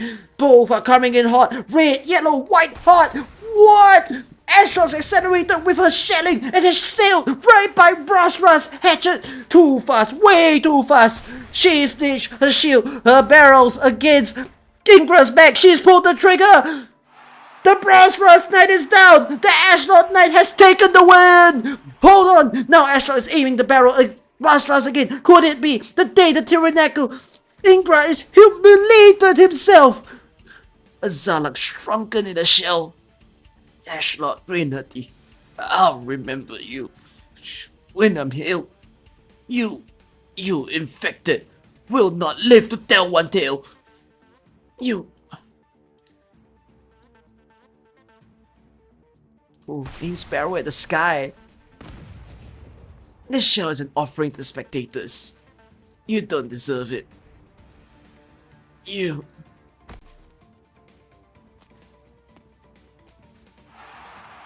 The Ashlot Knight has not dealt a closing blow to Ingra with a final blast of a shell. She's left alone for the exit.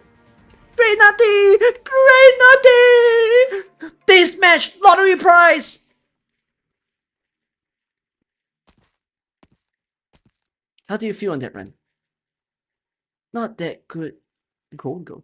Father, my hand still gets tremor holding the cannon lens for too long. Do you want to switch to a lighter weapon? No, the cannon lens suits me. Might make up for what I lack in flexibility. And besides, someday, I might not be fighting in the arena, but somewhere much faster. Just like grandmother. When that time comes, this weapon will surely be more practical. Alright, as you wish. My little Nut. Nut is a funny name. Father, I'm not a child anymore. You don't need to call me that. Fair. Grenati. You did well in training.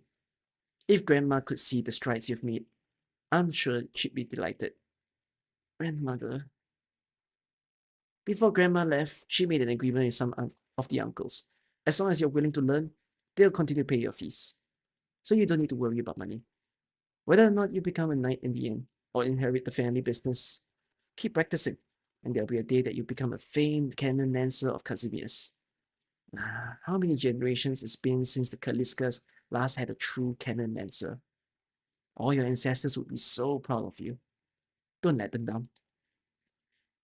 Yes, father. I won't. Hey, Ashley. Ashley? What's the matter? What were you daydreaming about? Nothing. Just thinking. Poor ass Ingra just came out of the hospital and you sent him right back. He deserves it. And you still fired a last round in the air. The match was already over. Even if I can't stand the sight of Ingra, I won't do anything else to him. Otherwise, what would separate me and him? Shame. I was looking forward to a butcher suffers slaughter type headline in the paper. Chances are the Ingra family wouldn't let that news onto the paper at all. Sona, I've actually been meaning to ask you for a little bit now. What's up, Ashley? What are you holding there? An Ashlock water bottle? Why would you buy something so useless? It worked out. I was thirsty, but I couldn't bother to go buy water. Yo! Our knight returns triumphant. I'll have to learn from you too, Ashlock, and become stronger. Justina, how'd that go? It's done. Alrighty, good work, nice. Once the reward hits, I'll wire it to that account. What is the bank? There's already watching frequent transfer. What is the bank there is already watching frequent transfers? There's a weird apostrophe, but okay. Can we still use personal expenses for the rules? What do you think? Yeah, fair. We don't have much time left. But we don't need to think about it just yet. First, let's go celebrate. Interesting. Should I take a break? I'm like thinking, should I take a break from my voice?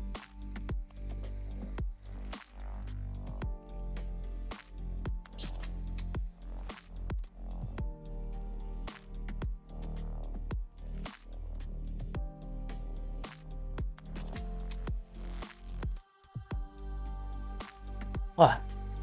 I mean, it's not as long as when I did it the other day. How long did I do it the other day? I can't remember when I did the Mariano one. Was it like a 7-hour stream?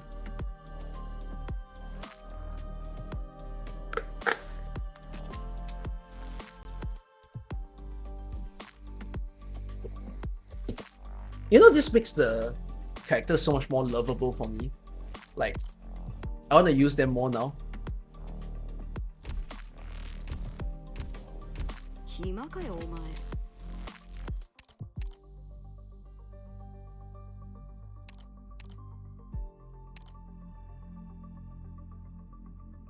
What is this outfit?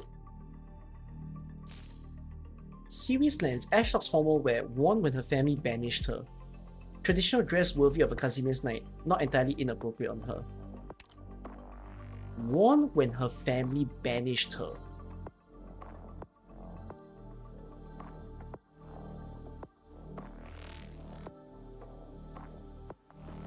We're not there yet. Yeah, they're all lenses aimed at her.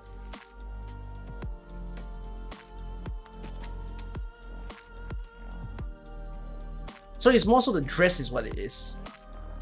And like all those fling stuff are just background.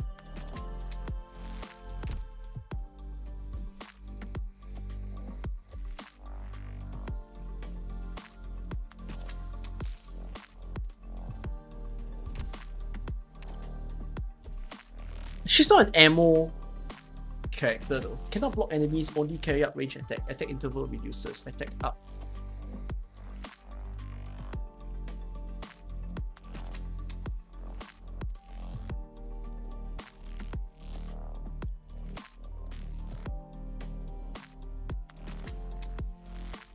Actually, it does mimic her fighting style. It goes to say that she's very slow in terms of like launching her attacks. What a pity though. Compared to Horn, Horn is so much stronger than you. I wonder what Horn's storyline will be like. But her skills pops very fast. Oh yeah, this is, oh yeah, she fires all her ammo in a span of 10 seconds. Let me see Flametail. Well, Flametail is a little bit early.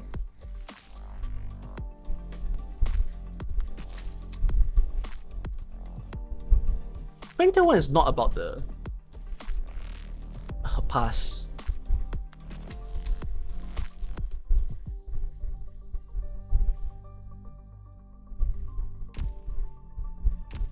Wild main.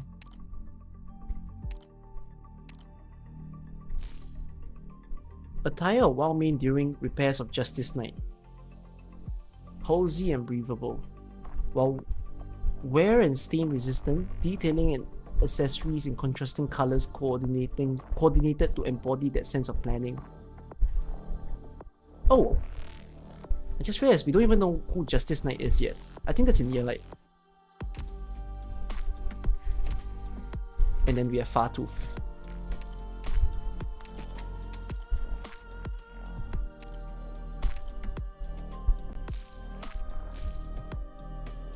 New concept based on the theme of wind.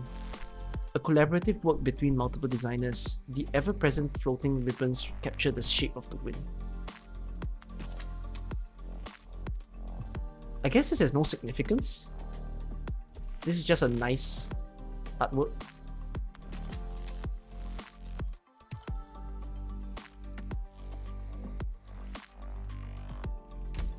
In Justice Knight the robot, it is the robot. We haven't seen a robot in the story yet. Okay. Oh shit, I clicked on the button. What button did I just click? Oh, I clicked on the clip button. Oops. I'm clipping my stream for nothing. Okay, let's continue. Yeah, I don't think I can do Code of Brawl today. I think this story is gonna be long enough to fill as the second half of the stream. Even though Code of Brawl might be shorter. What would I do after Nearlight, I wonder? I could continue with Code of Brawl. Nearlight is the last Kazimius installment, right? Oh no, it's not. Obscure Wanderer.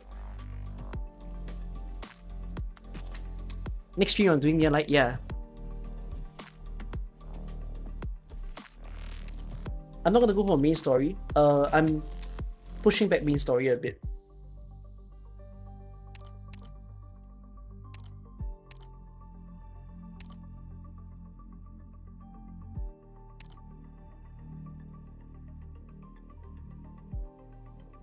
As in, I want to do Code of Brawl because I want to learn more about the angels. Yeah.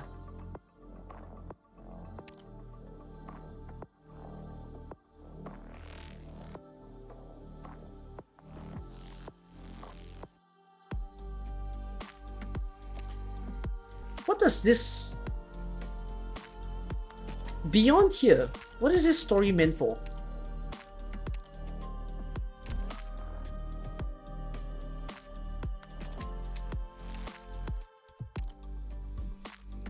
What faction is this story?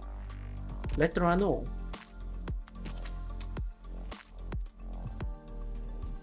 Code of Brawl isn't the best place to start. It's okay. I get to learn about penguin logistics and understand them a bit.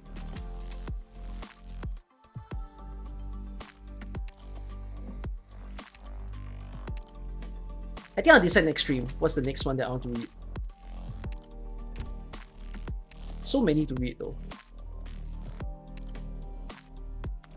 I could be doing these two together in one stream. Obsidian Festival and Code of Brawl. Because if they're both short, then like... Because when there's short stories, I can do at least 2 in one stream. If it's a long story, I can only do that once. So I think people will be so happy if I finally read Darkness Memoir.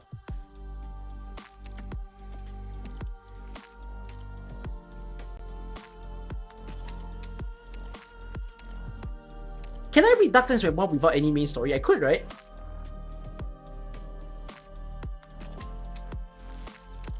It's completely okay to read this without any main story.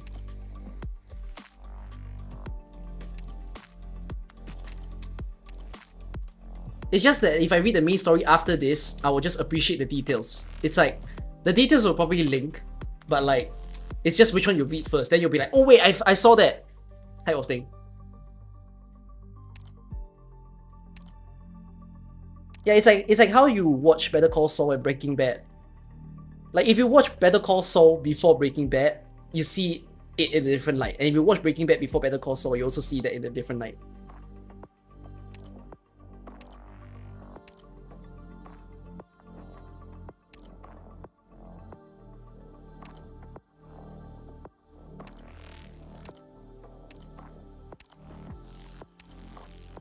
I'm streaming forever, guys. I am actually streaming forever.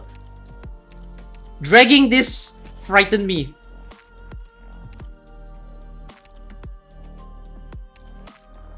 I have so much to do. Can I assume Twilight is considered short?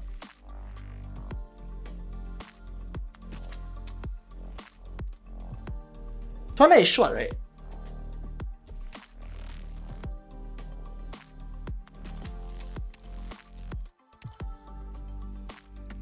When does it start getting long? Is it from here? When did AK start becoming giant word salad? Wait, okay. Let's take a look at that side and then let's continue the story.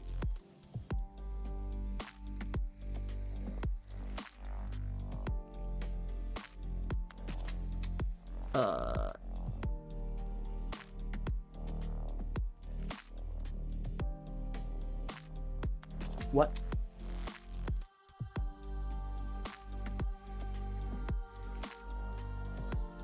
How do I use this? What? How do I use this?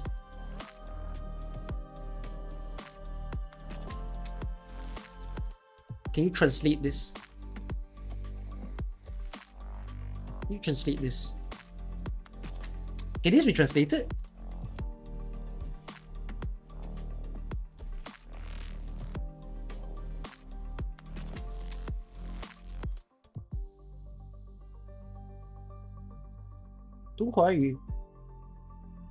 I mean, it's just annoying to not. Oh wait, Ian server. There you go.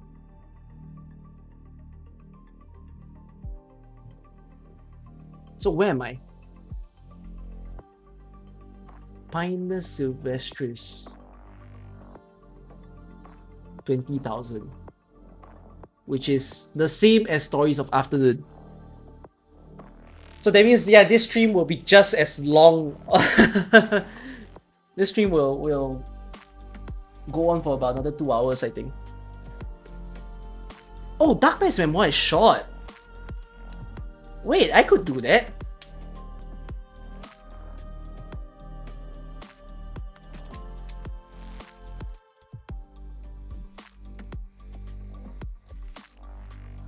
Are these all early chapters? Am I seeing this right? These are all chapter 1 to chapter 4.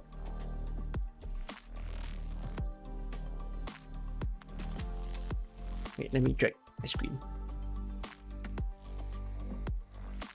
So there's Granny. Well, I'm not reading Ancient Forge anymore. Necessary Solutions? What the hell is this? Oh, it's still chapter 5, I think. Is that it? Is it chapter 5?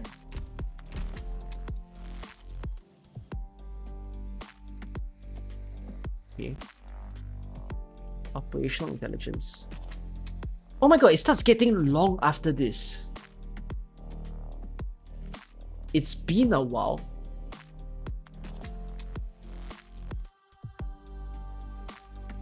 What? What is this?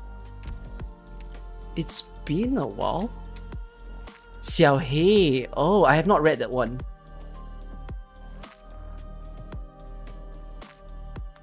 To be continued.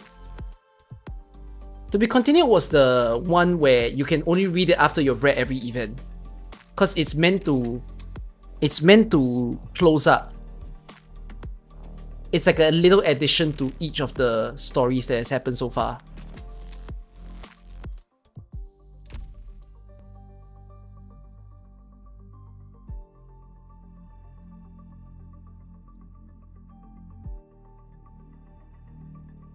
Heart of surging flame, rewinding breeze.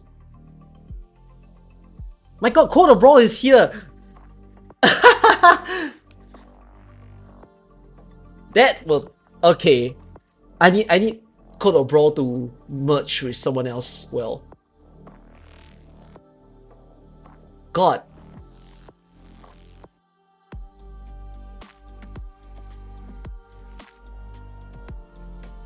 I might have to do this alone.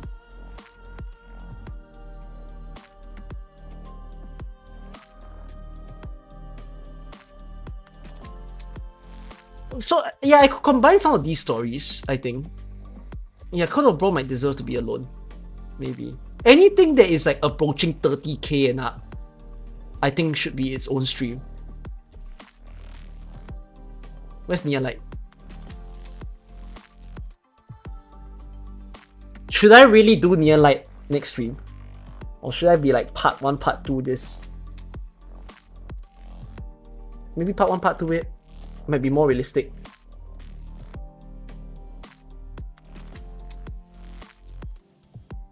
Yeah, I think we'll do it halfway, and then afterwards we'll do another part.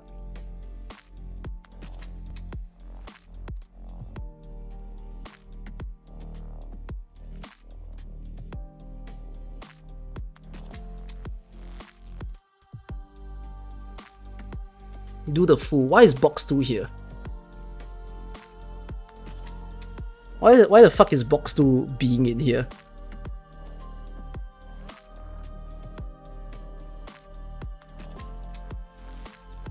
The trailer is surprisingly short.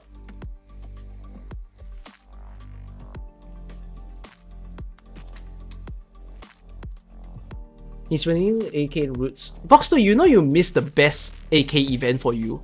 You know we just had a gambling event, like a casino-like event. If you played that right, you would have creamed, bro. In your favorite event, you would say it was the best thing ever to release an AK. It was like a 7-day event. It was literally just easy content. You go look at my newest video, like the one about gambling. It's easy content. You would have been so pleased. You wouldn't have stressed and scratched your head over what to talk about in HSR.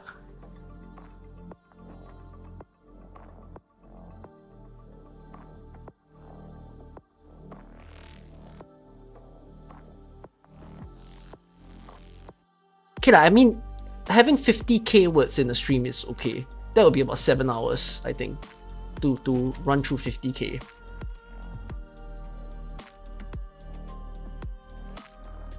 Yeah, I need to see how I want to like squeeze 2 of these in one. But that would mean that I'll run multiple stories in a row.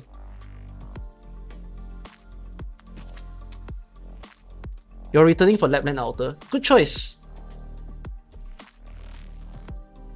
Good idea. I forgot to ask my stream. I forgot to ask like, what's everyone's opinion on the Castoris nonsense in HSR? What a turn off.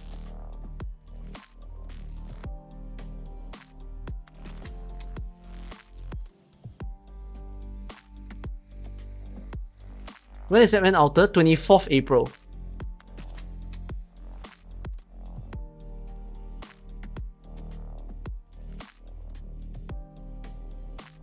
Wow, the Reed Outer arc. Oh, these two. Wow. Wow, this is one stream. This is another stream.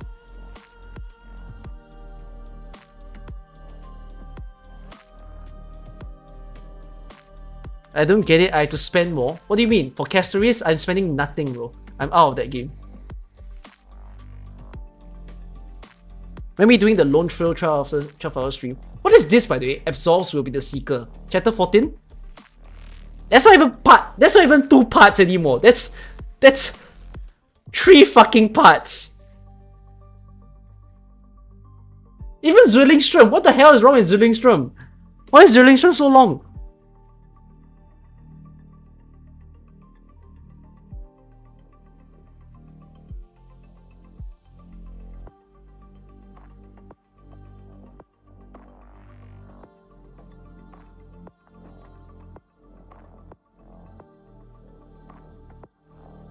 I'm excited to read this. Shivnahurst. I'm very excited to read that one. But I can't read it until I read Break the Ice.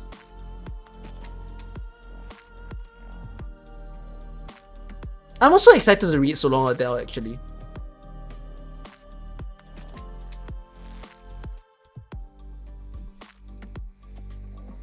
Oh, I surprisingly read through Arrowhead. Well, I somehow managed to do Arrowhead in one stream, I think. Did I do it in one stream? Does anyone remember? Can't remember if I did it in one stream. Okay, shall we continue reading? Should you pull for Vina or Marcel?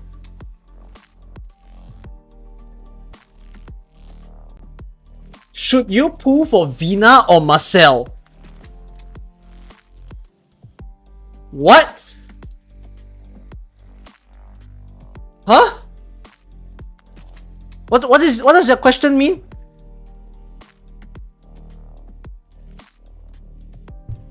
Okay, I think Marcel will rerun 2 years from now. You called it. You're the prophet. Thank you. Thank you for confirming for me. Pull for Marcel.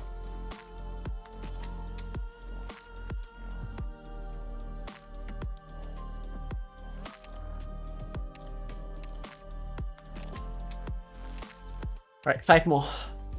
Let's go.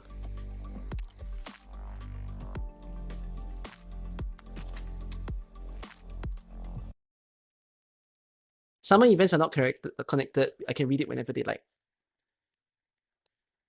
Okay. Climbing the haystack again, Justina? You're looking that way again. At the Granite Territory? I know the Granite Territory. That's where all the powerful Night Lords compete against each other, right? You never stop talking about it. Of course I know. Hey, Justina, you're really planning to go there? I know you've been practicing whenever you don't have farm work. Everybody in the village knows you want to be a knight. You can fight out the bandits who come looking for trouble, and they're no match for you. But the Grand Knight Territory is pretty far. If you go, will you ever come back? Will you? Really? After you become a knight? It's a promise then. We'll wait for you to come home, showered in glory, and then we'll spread the word that our town is the home of Justina, the knight. Goodbye. No footprints, no tracks at all. They didn't go this way. The hospital team lost its target, and they're bound to pass through here if they're trying to escape. Stay alert. Unregular reports. Roger.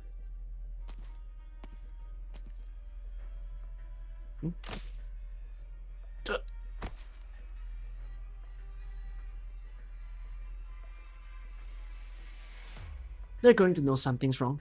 Come with me while there's still time. I don't take orders from infected. Though I admit you have some skill, able to handle those low lives from the distance. But don't think that means I'm here to listen to you. The Armless have this whole place surrounded. You're not getting out of here alone. They're not gonna give up the chase. So what? I'll make them pay for it. That's not going to be easy. Your wounds haven't been healed.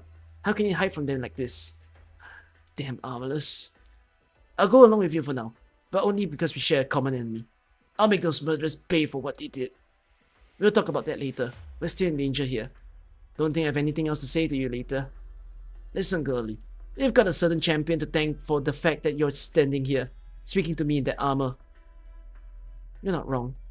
There was a time that I had a bottomless gratitude for the Black Knight. Why so quiet? Competition. I watched you go up against Mariano, Plastic Shearswick. I don't like you. You're slightly less obnoxious out on the field. Your feelings don't matter. Or what's the attitude? You should have never taken me out of the hospital. It was Sona's idea. And anyway, nothing. Sona's your leader name. Sounds like another little girl. She's a friend. I'll take you back to the base. Sona and my other friends are waiting for all of us. Make no mistake. I may have agreed to work with you for now, but I'm not part of your group, Infected Knight. No, I'm very clear. You're not at all like us. But, Plastic Shearswick, you must know, you have no hope in resisting the armless union alone. Sure, you're right about that. It's funny, Casimir's as it is today. An infected can be a knight, and a gang of thugs like the armless can roam about freely. Funny. Let's meet up with the others first. We won't get anything done by ourselves. Did I miss something? Are you guys saying that I missed a page? Should I check? Did I miss a page or did I not miss a page? No, people are saying that I skipped one story. Did I?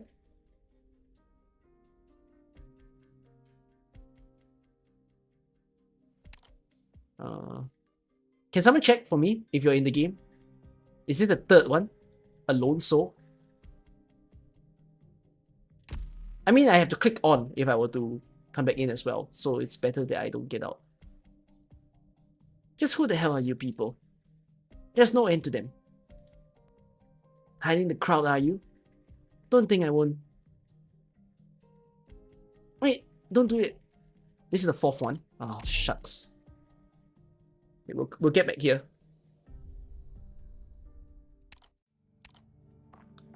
Let us ring a ding ding.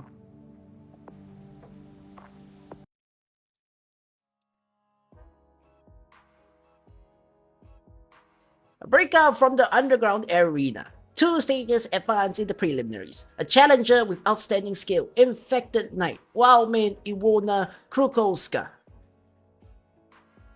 Wildman? What is it, Sona? However, caused an improper altercation with other knights in the rest quarters and was violent in the confrontation. May face a suspension. Here it goes again. Another report on the dark side of Infected Knights. Improper altercation? Do you have to imagine? It can't have been anything but losers hooting at the winner. When it's Infected Knights competing, they'll say shit as bad as they want to say. You saw the clip of the match just now, Ashley. This Corantas got some skills. Her style's pretty distinct from those flower show nobles, yeah? But she's still a ways off from the top tiers. You wanna recruit her? I've heard about her before. Some of the nightclubs know her. What are we still looking for? The team leader needs real skill and overpowering force? Your words, Ashley. I want to test our luck. Every independent knight is getting scouted by nightclub agents. If we invite her as an infected nightclub, that ought to catch her interest. I've got a feeling she's the one we're looking for. Are you interested in her skill? Or do you think she shares our agenda? That's what you'll find out in our little chat. Firstly, you need the chance to meet and talk. You heard it on the news. The KGC is considering handing her a suspension. That's not something you settle with a flick of a wrist. The prelims just started, she's an infected, and she's green for an independent knight. Nobody's going to be able to help her. And what if we actually could this time? You need to think this through properly, Sonna. It's a risky gamble. If she's already firm on riding this down to the end, we're going to be rivals. But if we need to talk to her, it's going to be worth all our strength trying. Where Pinus Sylvestris is right now, every new ally is crucial. We ought to try and see. If we can get our point across, then things being what they are, I'm pretty sure she'll do a little something for the infected. Some days later.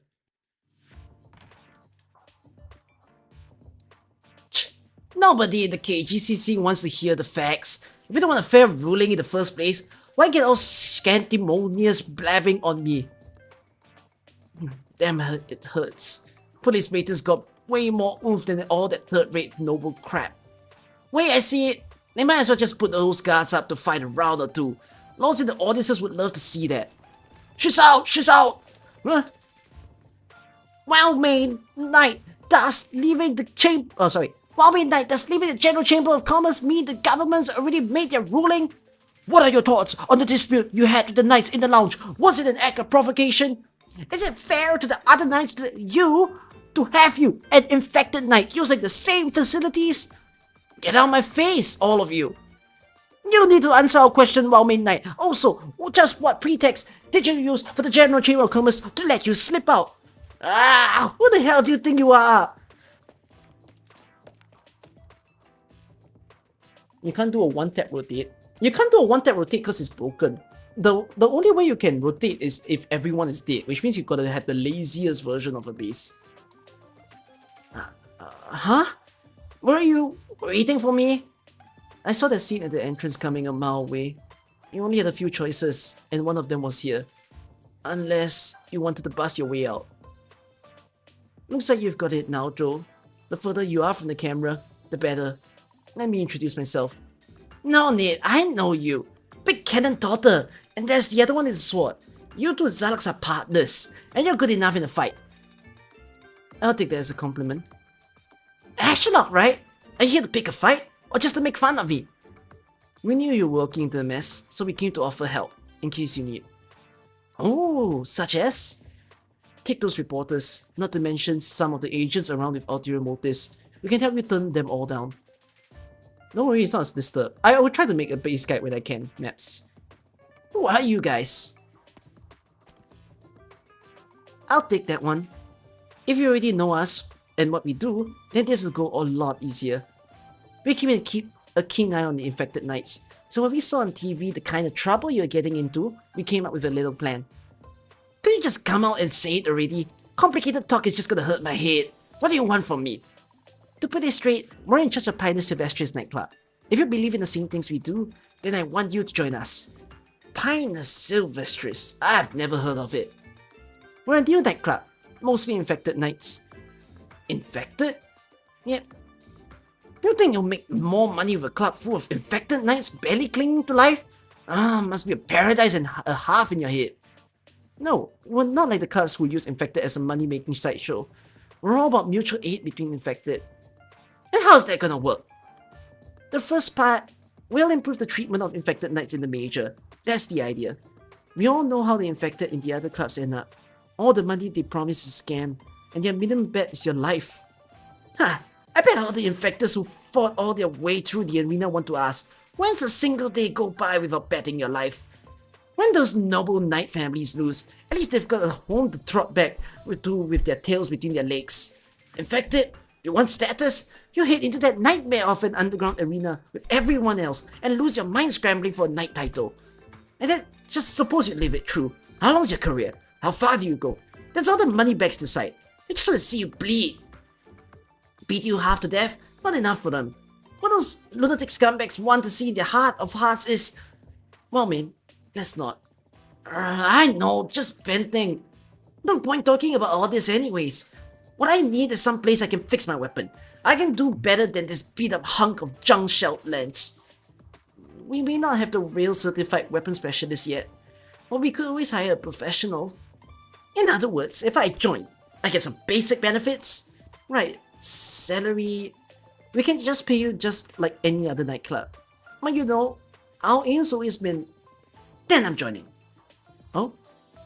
I say it, I'm joining. I don't know what your infected nightclub's gonna be like, but it's gonna beat any other choice. I've seen the eyes of the uninfected knights staring at us, and I'm through with it. I'm not associated with any of those chuckleheads. Before I became a knight, survival was top priority, and everything was for getting fed. Ever since becoming a knight, that hasn't changed that much.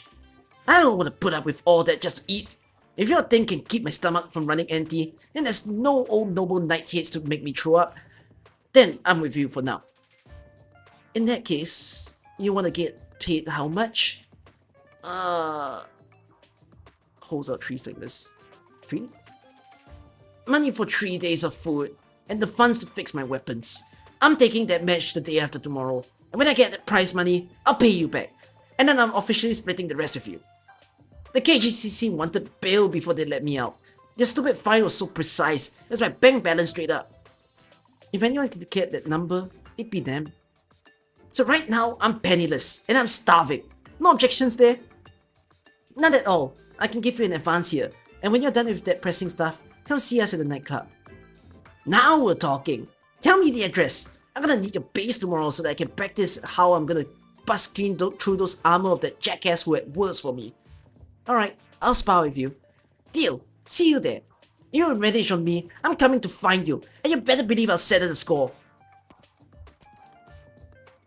What's up, Ashley? You've been eyeing me this whole time. You seriously just gave her cash, had her join and let her go? My guess is she doesn't even get why the KGCC let her walk out of that building in the first place. Fixing your weapon's gotta be number 1 when you're a battle maniac.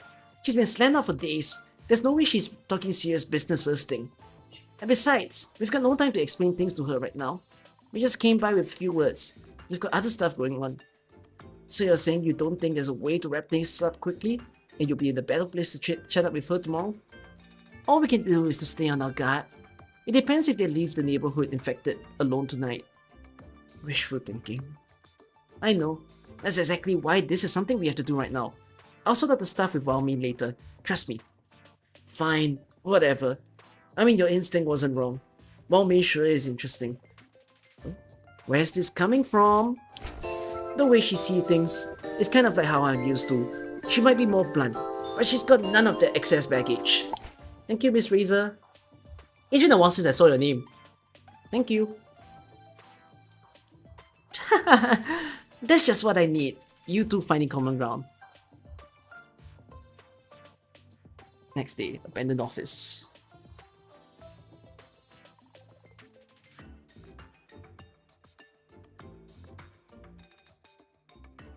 This is the place, right? This dump? Is this seriously a nightclub? Whatever, just in case, might as well go in and ask.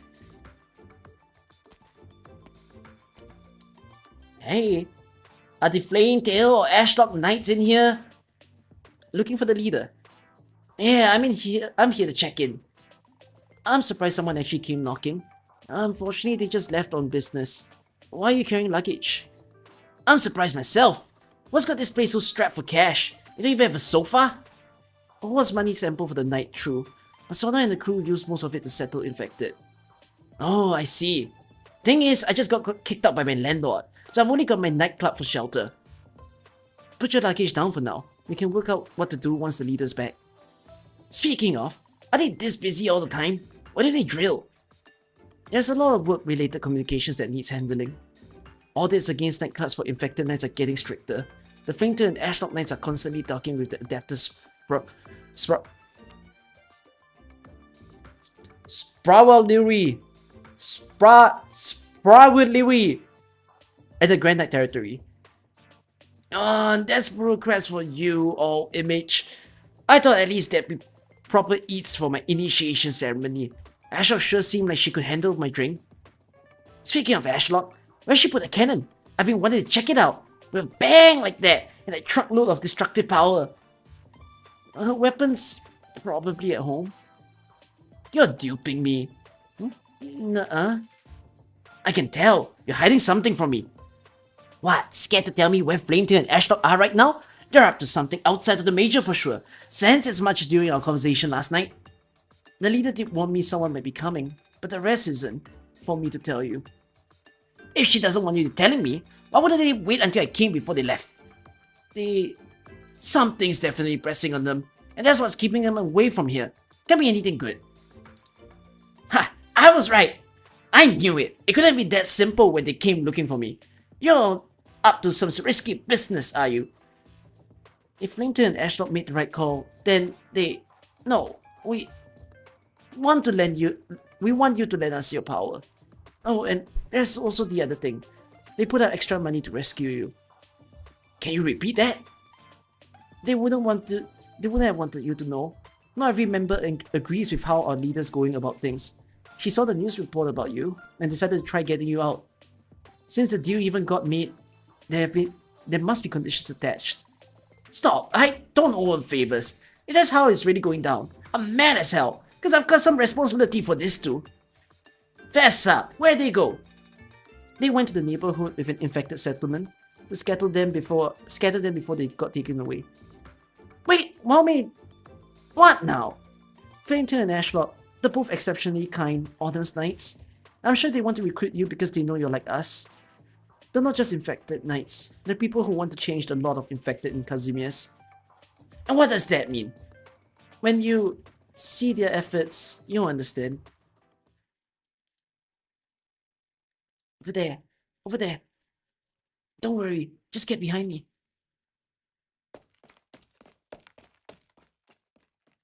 Come out, infected. You can run.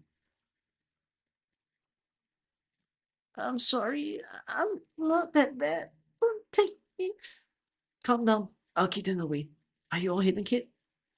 Yes, miss. I'm scared. Where's Mom and Dad.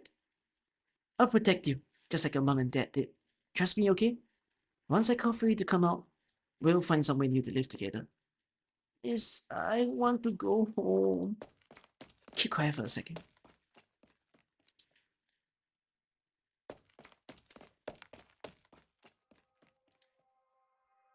Right then. Come here. Yo, but you... Well, man? Found you this fast and all, and I had the whistle for clue. And I got it quicker than that crazy Zanak did. No slouching, mate. You really did track us down. You're protecting this kid. He's infected. Yep. What? You're gonna hide a kid here? There's a whole 5 hunters. Because one of them succeeds, and he's lost even before you try to get him back. We're too short-handed right now. This is the most we can do. So this is what you're really up to. Yeah, that's about the size of it. You're not just in for the infected knights. You guys are helping out more infected besides, aren't you? That's the deal. That's why you only recruit infected knights, because only the infected would sympathize with the infected. Everyone keeps the same secrets, has the same wish, even though it seems totally head-on with those competition knights, yeah? Yeah, well, I mean, I don't have time to give you the whole story right now. So if you want out, why? I think it's majorly cool. Huh? Yeah, no time. But before anything else, Raintail, I want you to seriously, truly invite me one more time. You mean you decided to do this with us? Huh. What? Am I not just like you? Alright, I get it. Well, I mean, are you willing to become a member of the Pinus Sylvestris nightclub? To aid and be aided as an infected knight, and to give your all, as we all do, for the sake of the infected. Well, I mean, sorry I messed it up, didn't I? I never feel like that speech quite works for me. Call me Iwona. I'm the Wildmean Knight, Iwona Kruvkolska. Alright, you're calling me Sona then. Sure, Sona. I, Iwona, as a new inductee into the Pinus Sylvestris nightclub, will serve as a knight to seize glory and to achieve all our ideals. And my ideals, Sona, if Pinus Sylvestris can change a lot of the infected and protect the people, then together with you, I'm going for broke. Going for broke? That's exactly the right choice of words here. But it's not time to stake our lives just yet. We can just leave this kid alone. You're the leader, and you'll be a little risky if anybody sees you in an alley doing this stuff. Just get the kid out of here for now, and I'll handle things here. Watch close. See what I'm really capable of. Wait, no. You ought to go first. Watch another time then. Get out of here. By the time you've got the kid dropped off safe, I'll probably be on my way back to find you. Got it. Don't make this a scene though. Settle it slick, and we'll be waiting for you at the real Pinus Sylvestris nightclub camp. No sweat.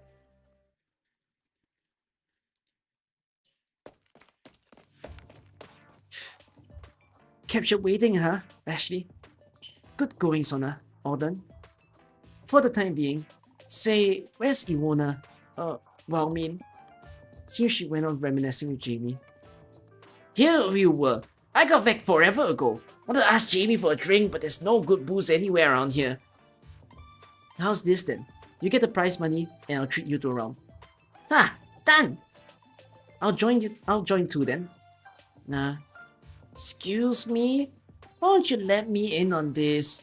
What? You guys already have staff to talk behind my back? Do you even have time? There's a mountain of paperwork from the Knights Association. Don't remind me. We'll just be belly aching the whole time. And you hate that stuff. Besides, you're not good with that. You're not that good at liquor. You don't like staying at bars all night. No lie. If that's what you're planning, you're on your own. Right, Iwona, if you're not busy, there's a few things I need to tell you about regarding a few projects Pinus Sylvestris has going. Those? Yeah, Grey Nutty just told me about them. Rescuing infected and infected knights and using prize money to help more infected to get legal identities. You're all wised up already. So, what you think? All the prize money I earn can go to you guys. I was training to become a campaign knight. Never thought about doing this to earn big marks. If it wasn't for... whatever. But in terms of the... more detailed plans, I didn't actually get any of it either. Great Auntie said what Pinus Sylvestris is gonna do for the infected. How should we do it for you? You do all that planning. So I get it now. You can think this stuff through and put it to practice. That's mad mighty. It's not all that mighty. I've been thinking about doing something for the infected forever. Just like the Blood Knight. He does some good fine stuff. The Blood Knight? Reform the mage's regulations. But us, Pinus Sylvestris looks to bring together a big group, form an even greater block, and do even more things for the infected. And I'm definitely part of it. So it's settled. I'll follow you all the way. I believe you're what's right. And whatever bigger challenges come, I'll be there to help you to deal with them. But if you can help me sort out a few problems of my own first, I'll worship you all the more. If you win the trust, of course I'm happy to do it. What you need helping with? Oh my god. What's this? My pet? Pet? A pet? It's pretty cute. You wonder how you come across it? Just saw it by a dump by the roadside. Felt like I could get some use. They say, you know, a reliable engineer or some sort. Engineer? I don't know what you're talking about. Oh, I think there are a few in the neighborhood who know their machine stuff. Just a bit ago, you were having hell finding a weapons repair guy. Now you've got people who understand these machines. What's the deal?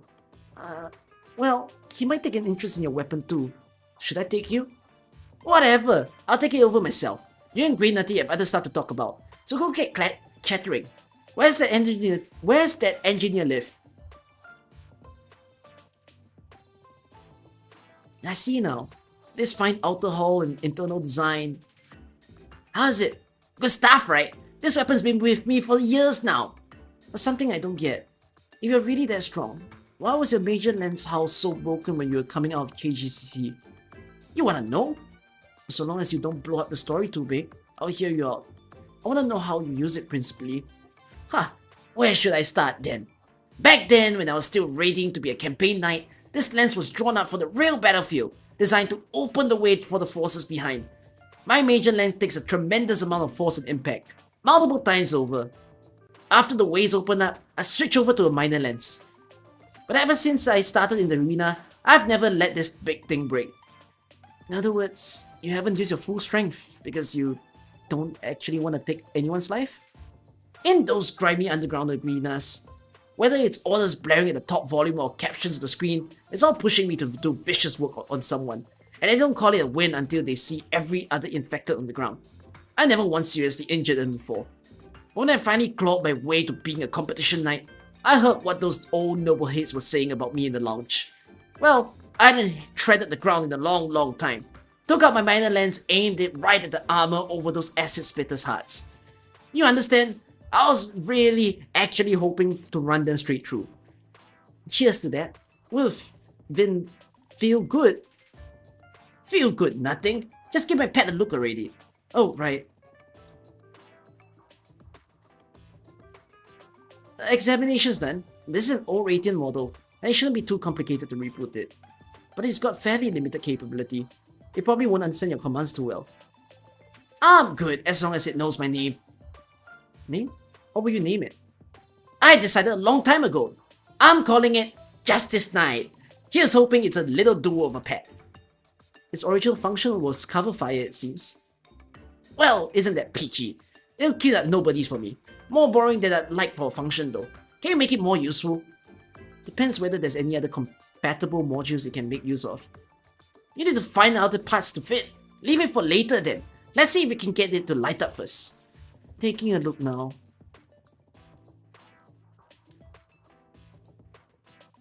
Oh, there it goes!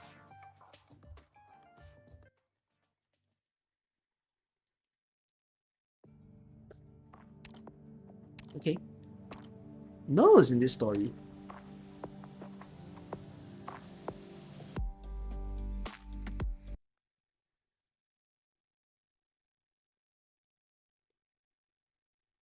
Okay, I have to skip past a bunch.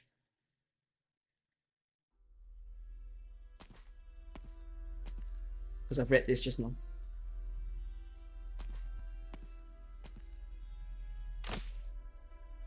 Wait, if you guys are wondering why am I skipping it if you just came in, it's because I read this by accident just now.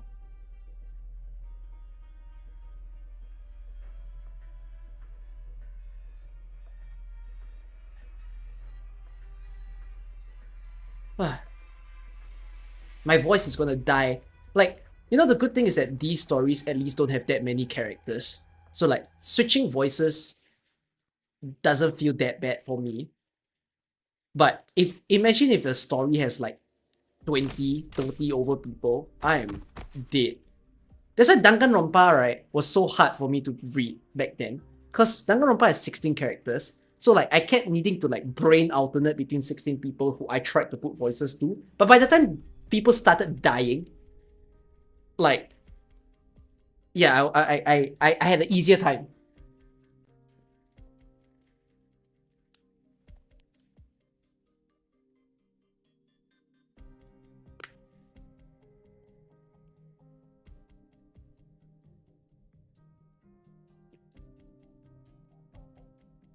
Hiding in the crowd, are you? Don't think I won't.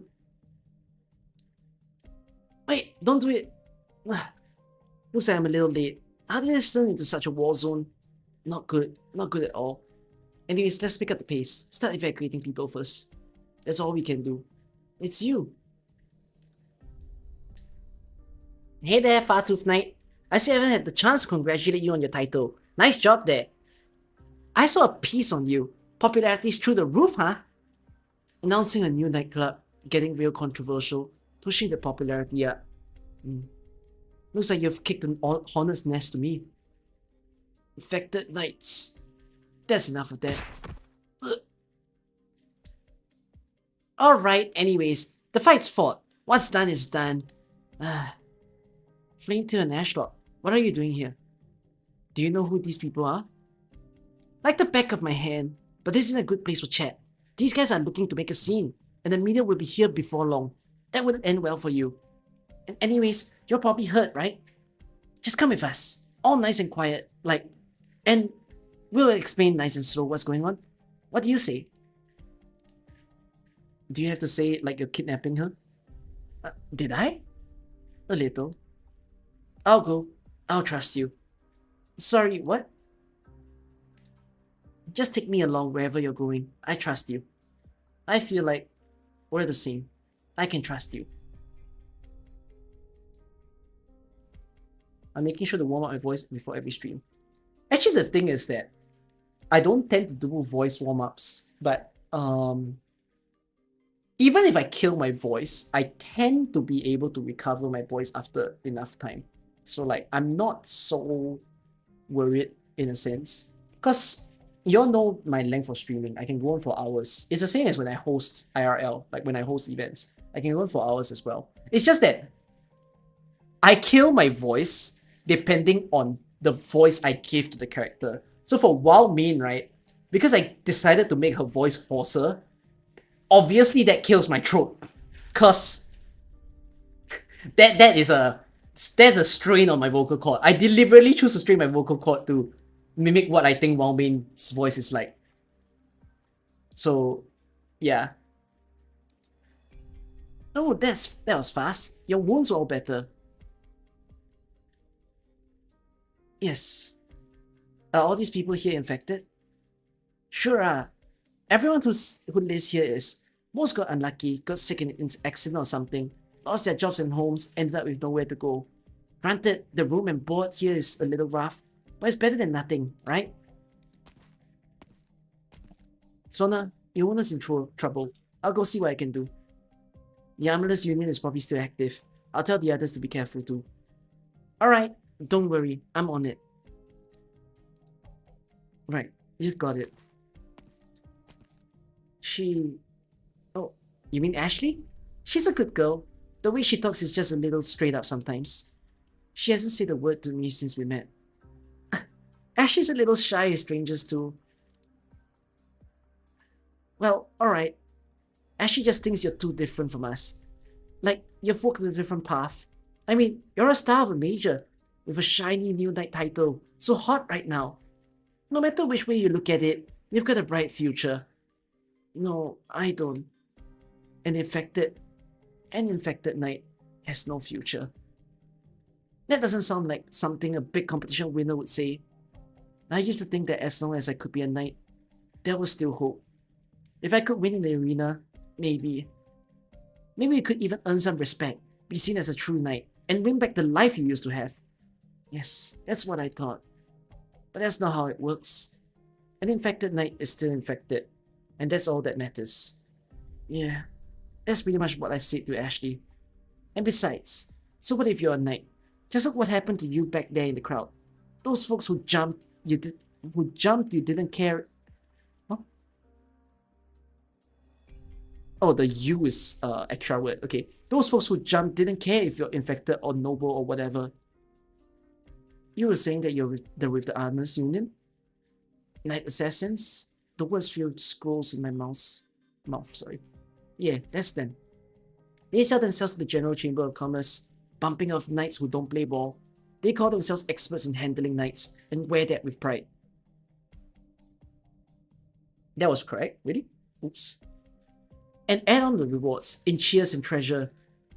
And that the audience heaps upon the knights, proper or not. How much dignity is left in that title?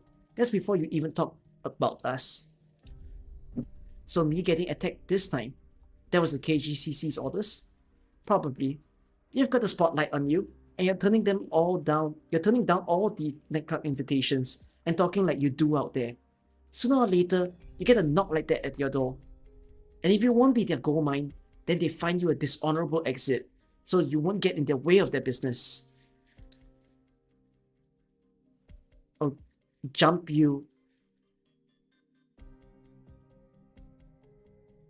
Oh, I see. I have to read that phrase better. Okay. It's a what do you call those terms when you put two words together? It's an English term for that. I can't remember. Anyways, so not that crazy you get attacked. 2-3 week periods. Huh? On my way to the Grand Knight territory, I got infected. And since I was infected, they wouldn't let me register as a knight. So I wandered around for 3 weeks with nowhere to stay. It was during the 3rd week that the Blood Knight won the major. Then 3 weeks later, they opened the registration window for infected knights. I didn't have any money left on me, so I went to the black market ring, working up enough money to pay the registration fees. That couldn't have been easy. Underground night sports for infected knights is pretty much the same as the black market. From the underground competitions to the major, I've seen too many ridiculous things to be surprised anymore. Fair enough. There's definitely stuff going on in the underground fights that tops whatever Armillers Union can come up with. We've all been through stuff like that, more or less, and that's how we end up here. There sure are a lot of infected here. Right, how can I put it? You can make a lot in the night competitions, at least enough to buy a place for these people who have nowhere to go. So that means the money's still worth something, right? Right. Nice. You're easier to get along with than we might have thought. When I first bumped into you, I was worried that you were all icy cold. Oh, you got all quiet? I don't know. I just don't know.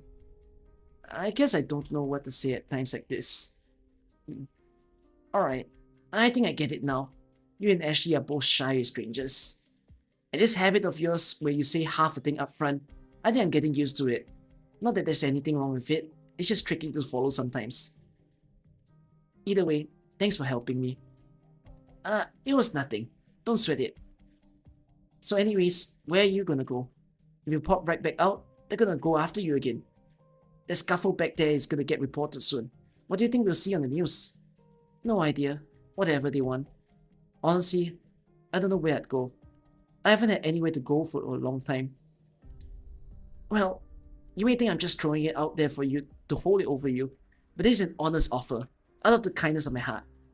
There's me and Ashley and Iwona. You've seen her, with that big, loud mouth. Yes, I know her. The truth is, we've had the same idea as you, in your little statement about setting up an independent nightclub. I came up with the name already. Pinus Sylvestris. The Pinus Sylvestris nightclub. A club of our very own. And since you've got nowhere to go, Justina, wouldn't you consider maybe joining us? You're inviting me. Are you sure? Sure as sure can be. Can I spell it out any clearer for you?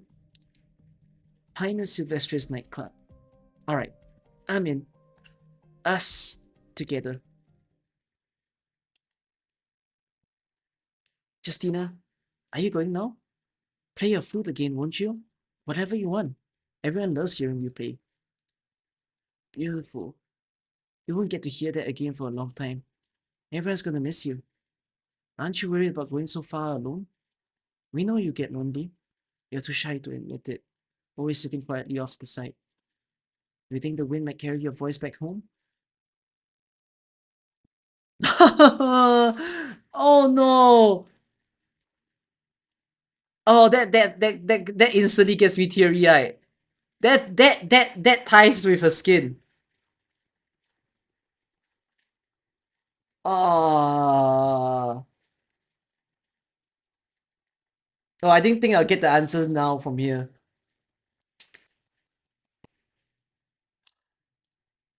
Go on. You're going to be a knight. We all believe that you're going to be an amazing one. Like that radiant knight you're so fond of. Good luck, Justina.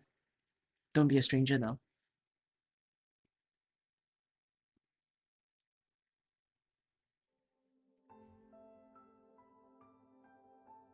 Now that we're here, we're safe. Someone will meet us up front. How are your wounds? Fine. Just a scratch. Barely worth mentioning. But you infected knights, you base yourself here in the city, not out in the village somewhere.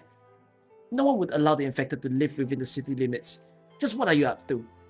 Nothing? When you've got money, you can do anything. Money. True enough. So long as you have money, you can do anything here. But if word gets out, you'll be arrested. Anyone eager to open their mouth gets a word with my arrows first. I won't allow anyone to harm the Pinus Sylvestris nightclub. Then lead the way. I can't stand the thought of the armorless union scum on the loose out there. I'm working against the General Chamber of Commerce now, so I need to move fast. Show me to your infected knight leader, who forced one of your strength to drag me out of hospital against your will. Not against my will. What? It wasn't Sona who sent me to rescue you. It was my own choice. Not at all against my will. But how? I understand we have a mutual distaste for each other. Or is it some kind of big picture play? No. It's just, you have a family. What are you talking about? Those insects, they dare move against my boys? Don't worry, Sona has eyes on him. The armless backed off. They didn't touch his son. Then I must offer my thanks. You owe them to Sona. It was all her idea. As for me, my personal feelings towards you have nothing to do with whether or not I'll let you get hurt. Your son. Without you, he'd have nowhere to go.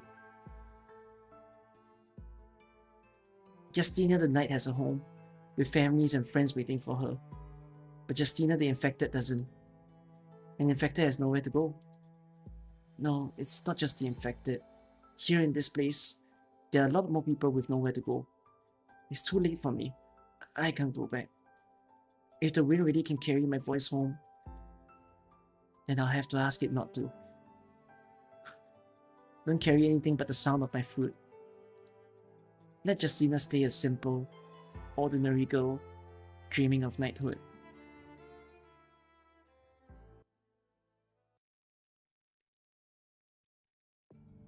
That's very emotional. It's tying to this skin. It's what it says in the description. It's a concept about wind.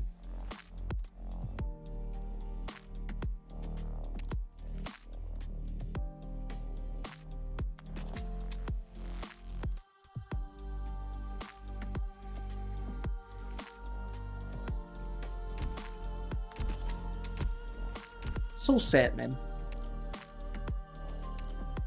What's the first AK story that will make me cry? I sense it already. We're getting there already. I'm about to hit. It's bound to happen soon. I'm gonna get a story that will make me cry. Honestly, most people say it's Frost Nova. And I've not even read that one properly to know. But because I know Frost Nova is gone, would it still affect it? Maybe. I think it would. I think it would. Depending on how I narrate it. Like... Me voicing it will probably make my own self cry.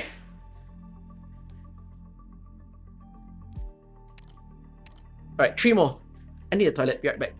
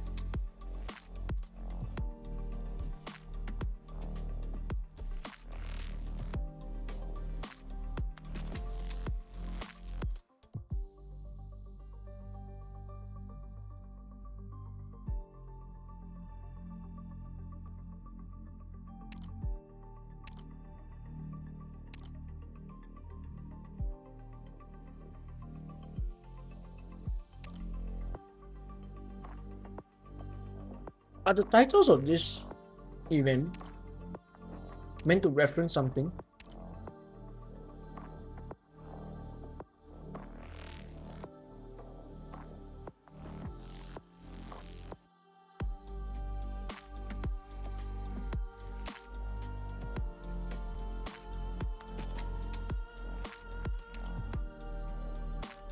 I don't know if they're meant to reference something, but I like the art style that they did for this.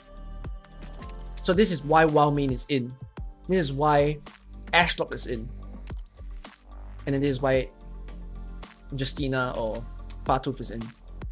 Wait, I have so much appreciation towards the Sylvestris crew now. That like...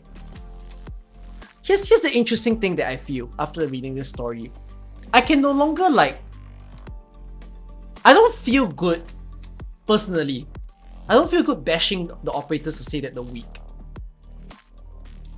Like, as much as Fartooth might not be a stellar 6-star, but like, reading this whole thing just makes me go like, yeah, I should appreciate her and just go and learn to use her more.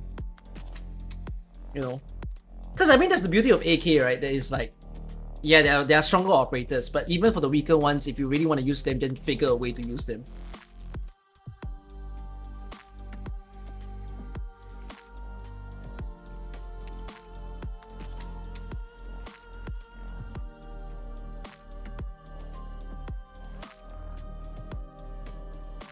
I get why people are so affectionate about characters sometimes, but only if they are story readers. If they're not story readers, then I wouldn't understand why they're affectionate about someone. Apart from like looks, that's the most obvious reason.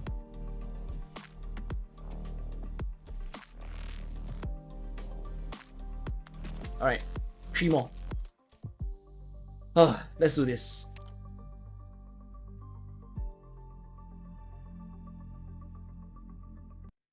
If I can finish the last 3 in 1 hour,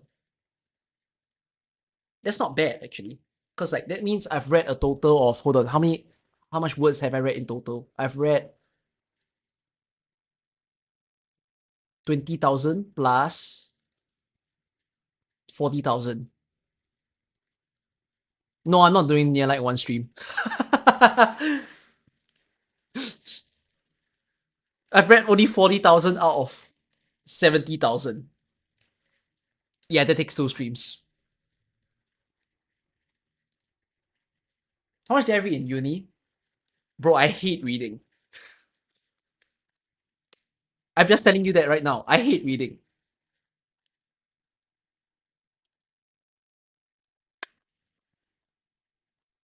The only benefit here is that me being able to stream and being able to voice it to you guys. Because I know you guys can't just sit here and just listen to a guy just read a bunch of words. Like, it's boring. Like, doing it here gives me the sort of like pressure to like at least make it entertaining as you sit here and watch the stream. So, yeah, it forces me to read as well, and it's a good thing. Like, if I'm reading on my own, I might not enjoy it as much. So, yeah, but it's good. I'm enjoying the experience thoroughly. I get to know so much more about the characters that I never knew. All right.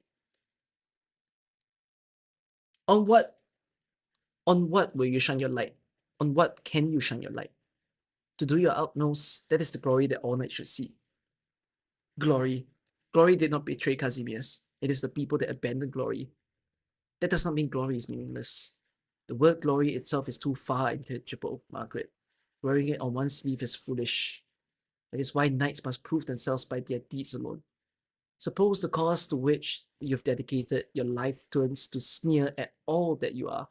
Do your deeds still hold meaning? Oh, this is no story now.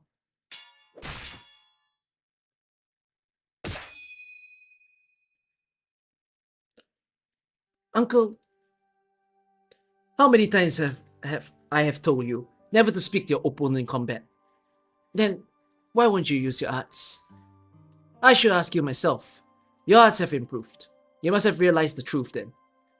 About that, yes. However, Uncle Moina, right now, I would prefer if you say no more. You sent my sword flying, and that means you've won, Margaret. even though you never used your arts at all? It was a match. Nothing more, nothing less. All other factors are mere excuses. When have I ever taught you to be so indecisive? If you come to understand the price your grandfather paid for your naivety, then you must understand the meaning of your return. Margaret, you are trampling my father's will. For us to become cowards. Fear neither hardships nor darkness. Right. Fear neither hardship nor darkness. You've won the battle. You won the chance to continue your mistakes. Do remember to say your prayers, and pray that your stubbornness won't drag too many souls into its wake. Uncle, do you still believe in those times? Do you still believe those times are forever behind us?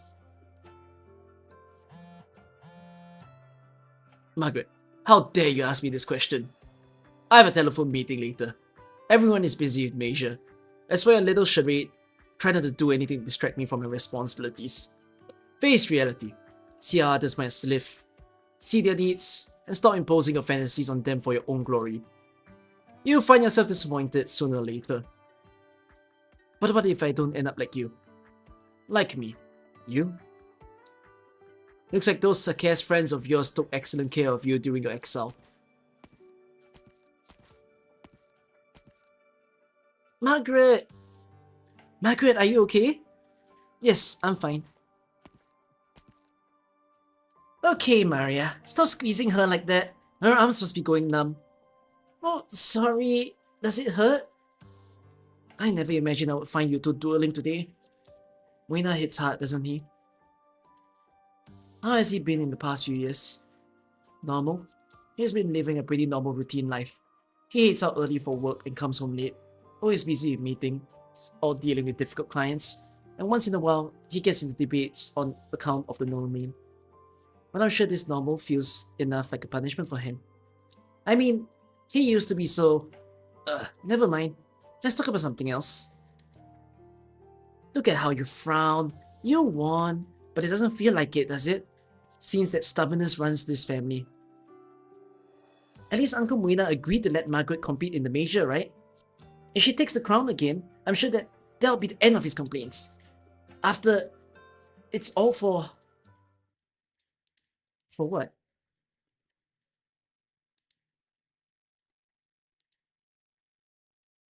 For family. For myself. For a knight's glory.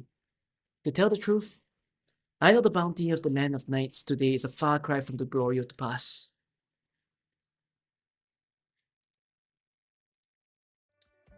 Maria, why so quiet all of a sudden? Are you hungry? Auntie, let's give Margaret some time to rest.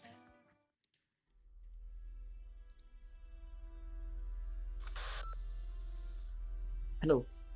My apologies, I got home, and I had some family matters to deal with. Not a problem, the documents have been annotated. Sponsoring the major? Me? No, please, stop pulling my leg. You know I'm not suited for something like that. Right. Of course, it's work.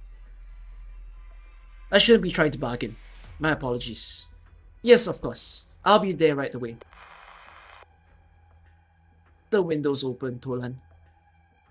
You're getting rusty. I could sense your presence. But please, come in through the front door next time. Okay, doesn't look like you're hurt. He held back. Yeah, he didn't use his arts after all. And actually, it's been a long time since he had that look on his face. Alright, get up.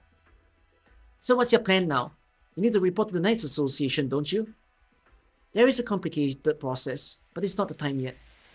Margaret, we barged into the unfinished match. Is it really going to be alright? Alright? You're looking at an exile-infected Maria. She smashed through the arena walls and wards onto the field, remember? With all that she has done, what's interrupting a match or two? Alright, you have a point. Trouble is an old friend, be it then or now. So long as Casimir's remains as it is, we will face all manner of obstacles in our path. So, are you going to compete in the major, Margaret? I am. Is that something that you absolutely have to do? Maria, it's just... you finally got to hump home. I don't think the association would make things difficult for Uncle and the family.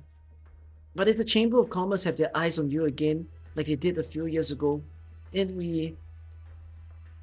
Maria has a point, Margaret. It doesn't matter how the Knights Association deals with this, or what the Adeptus Sprout... I swear, that scrambles my brain so hard. What's the... I need to write like the easiest way to say this. Spratly. Wait. Let me come up with the easiest English-looking word to read this. Spra...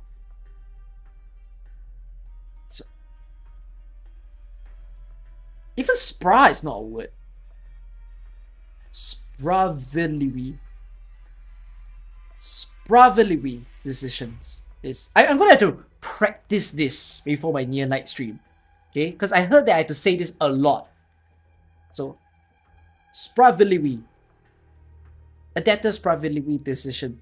To the masses and the knights, you are still the Radiant Knight. I have to admit, I don't get it either. I don't understand why you insist on competing again. I don't understand what you're thinking. But I'm sure you have it figured out. Stubbornness may run in the family, but that's not the same as recklessness. This is just the beginning. Whether I take the crown or not, it's just the beginning. Maria, Auntie Sophia, if all we do is cower at the sidelines and look on at society with indifference, if we only comfort ourselves, insisting that nothing can be done, then when will we truly regain our glory? Are the Knights of Casimirs destined to wallow forever in times long past? So you want to... Shining light on the tragedies of the world is not a permanent commitment to dispelling the darkness. Sometimes it's just to illuminate the path forward, to help those who are lost see things in a new perspective. Even in today's Casimirs, there is still meaning to keeping our faith. Margaret... Alright, sounds like you've made up your mind. But you put on such a show as soon as you got back to Casimirs.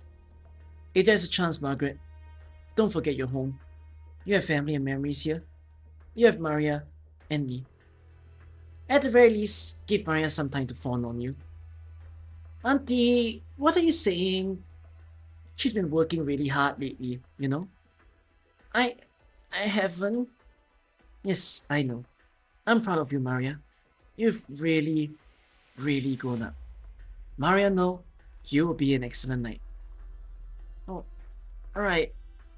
About that, Margaret, if you're thinking of joining the major, you probably won't have time to rack up the points you need, right?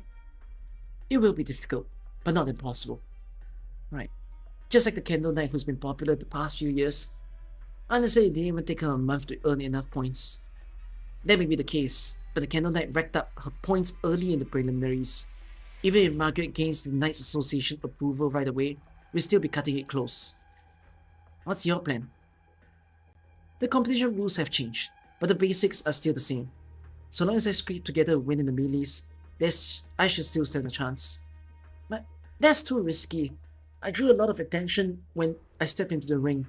If you take to the arena yourself, you're bound to attract even greater opponents. Right. We can't say for sure that the corporations won't pull dirty tricks on you. Anyways, we need to come up with a plan as soon. I have an idea, Maria. Independent knights like me and Margaret, I'm part of a nightclub. So we could compete as a part of a knight family, right? That's true. You use the No Family coat of arms during your matches. And if I remember correctly, it's not just knights of the same nightclub who are allowed to transfer their points, right?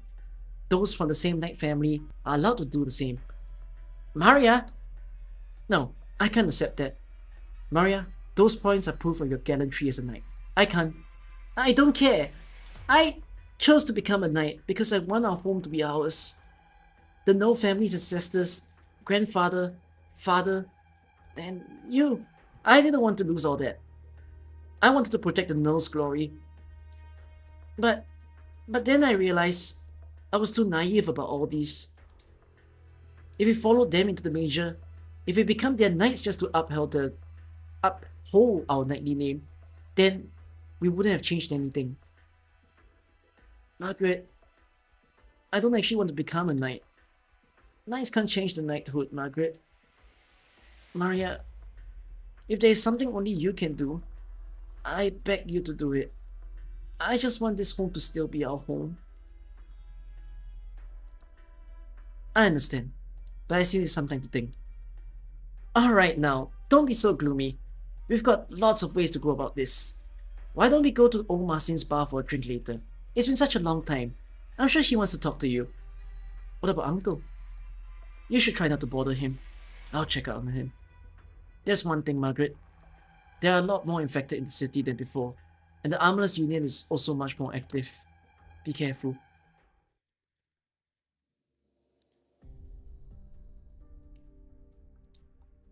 Report. What's the situation? The Radiant Knight and Moina No just fought each other in the duel. I read their lips. Neither looked very happy. I seriously hope she'll just stay home and spend some time with her family.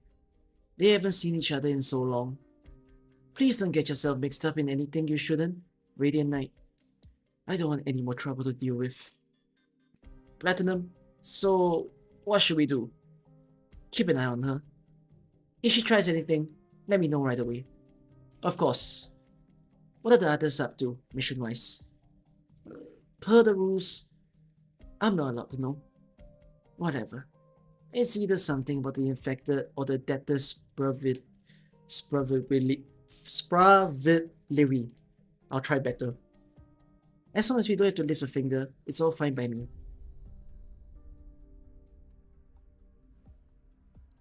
Moina.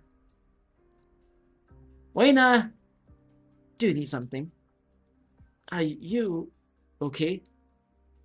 Margaret might have stopped herself in that last duel, but you weren't wearing your helmet. You needn't worry about me. She caught you by surprise, didn't she? She caught all of us by surprise. After all, she's become far stronger than any of us could have imagined. Is that all you have to say? I'm worried about you, Moina. I've fallen so far that it falls on you to worry about me. Right, I'm sure even you've realized. It's just a spring, nothing more. Her swordsmanship has come a long way, but she's not yet at the point where I can't handle her. But you're wondering what made Margaret like this.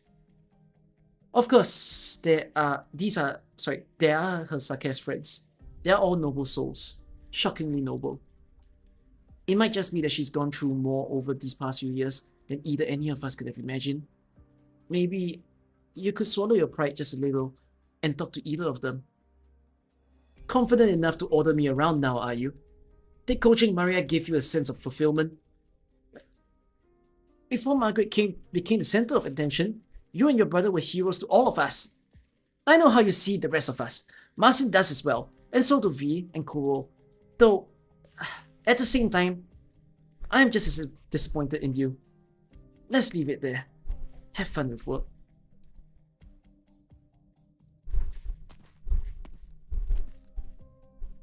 Looks like someone's used to living here. Right. There are still traces of their lives. But are they hiding? This is the third settlement we'll come across. In a glittering city, the infected always run to cramped corners like these. It's hard to believe. How could Kazimierz be this heartless? Are these the infected Amiya and the kind old knight talked about? Right. If even the knights know about this, then things can't be that simple. Do you still have any strength left, Nightingale? It's getting late. You can head back for some rest if you need. No, I can hang on for a little bit longer. Okay. In that case... What's that noise? The wrecking crew.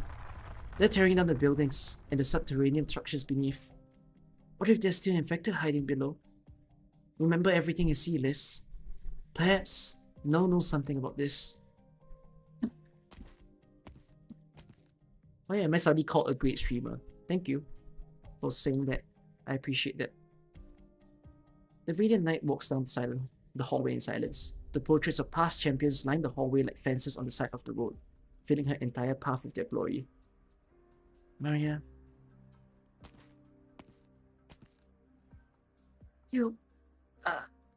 Are you the Radiant Knight? My apologies. Is this place not open yet? Thanks for even being familiar with the subscription sound. Insert here.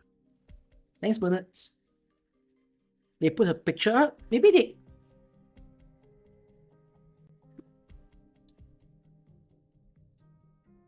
Maybe they put the picture up as a... Wait, what's the blank space then?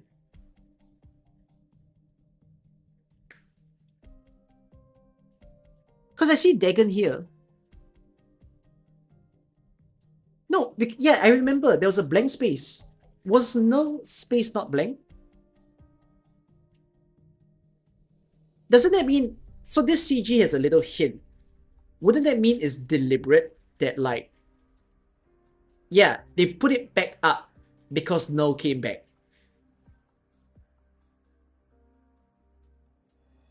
So is that to taunt her? Yes, this would be... But who's the ones at the back? Is this Blood Knight? Who's before Black Knight? It's to show that they respect her. That's funny. Just because she came back instantly. Guys, hurry, hurry, put her up a poster. We can't let her see that we took it down.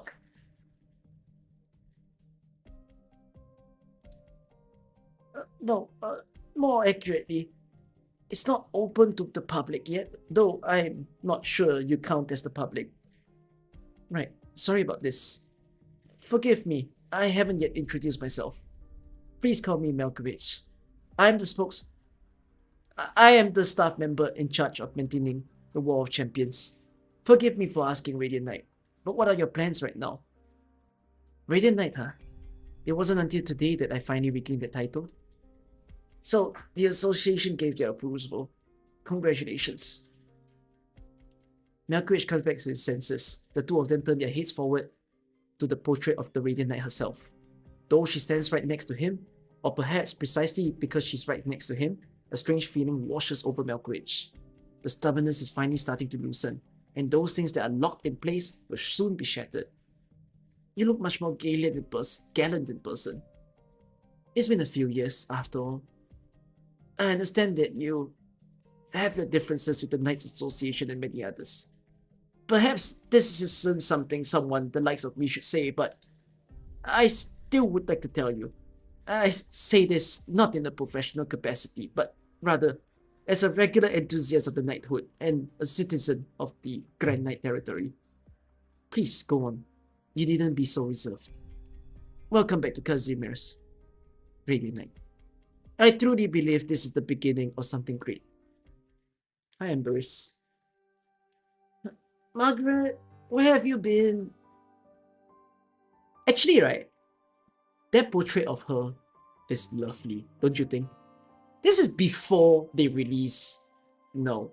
Well, Pinus Sylvestris was just one event before Near Light, I think. But the teasers were there. It's ringing. You know, you see a beautiful portrait of the shining knight. I took a walk around the Grand Knight territory. Where is Uncle Moina? He got summoned to a meeting just as I got home. I mean, before NTR was released. Yeah. As in, that portrait of her is already her in the outer form. At least the armor-wise. Maybe not the sword, but the armor, yes. Maria's current armor is NTR's old armor, shown in the portrait. Oh. It's a different armor? Oh, you guys are saying that portrait would be her in this armor. Like the armor on the left. Still pretty though.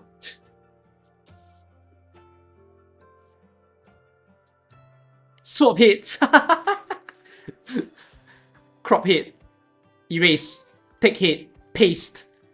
Anyways, good thinking. Taking a look around town since you just got back. What do you think? Not much seemed to have changed. Really? I can't remember there have been a bunch of new fast food joints opening up at the mall the last couple of years though. But it feels a lot emptier in here.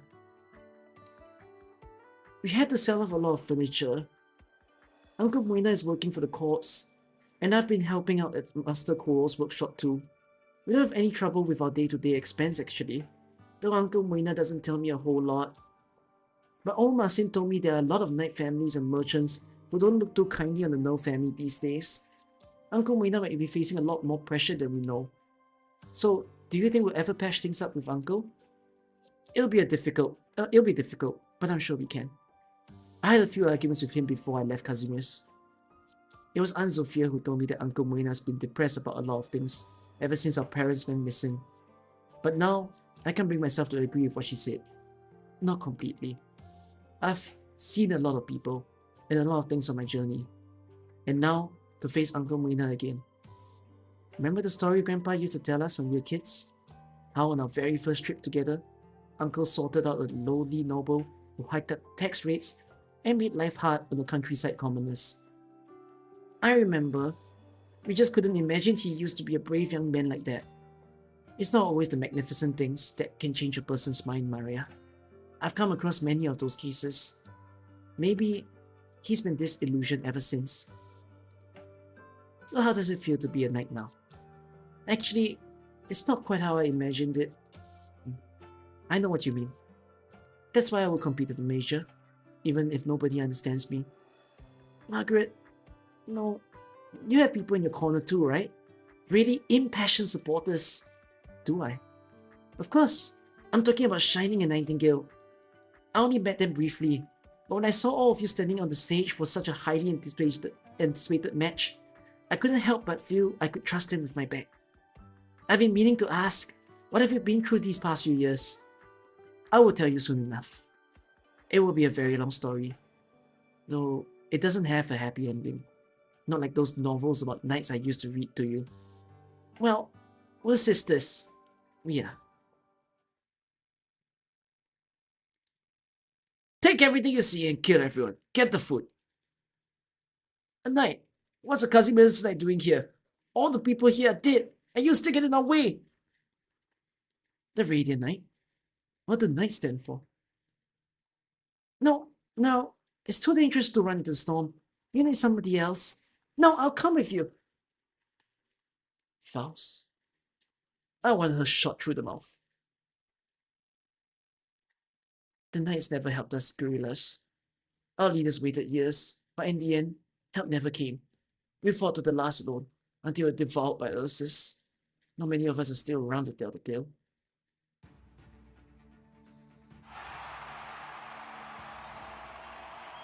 The Radiant Knight is back in the arena! What amazing spectacle does she have for us in store today? Will we bear witness to the once-in-decades legend? Is she an infected or a knight? Will she reign victorious or will her opponent best her? With all the dreams weighing on her blade, is she still sharp enough for the battle? Keep your eyes peeled. Please welcome the Radiant Knight, Margaret! No! It's nighttime. Let me be softer a little bit. After a long journey, the knight finally made it home. Just as always, the Radiant Knight steps forward. She's about to face her greatest challenge.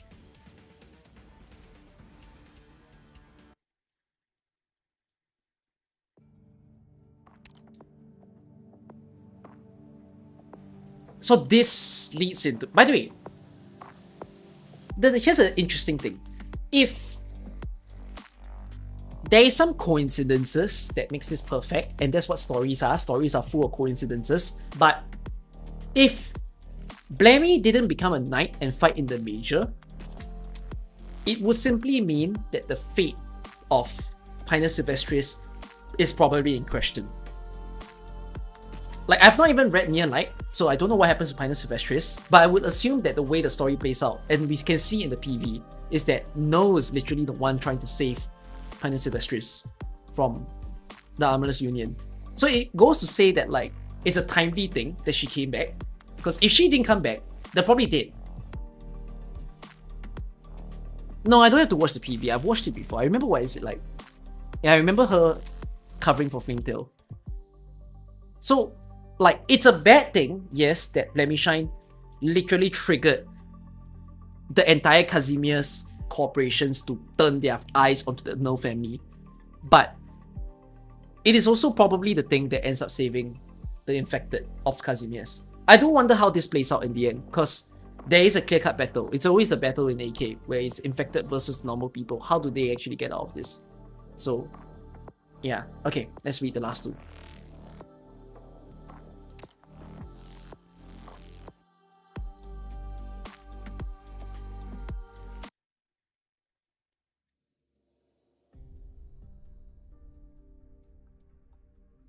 I am missing the trigger though, which is like I hope it explains itself later within the story, which is why did No come back? Was it really because of her sister? Or could she have came back irregardless of what happens to her sister? Is what I wonder. I think it'll be explained later, but I have a feeling that the answer is even if Blemish didn't trigger anything, No would eventually go back. It's a matter of what that reason is. Let's continue. Mr. Malkovich! Over here, please. This way. Mr. Malkovich! Oh, so this is the right place.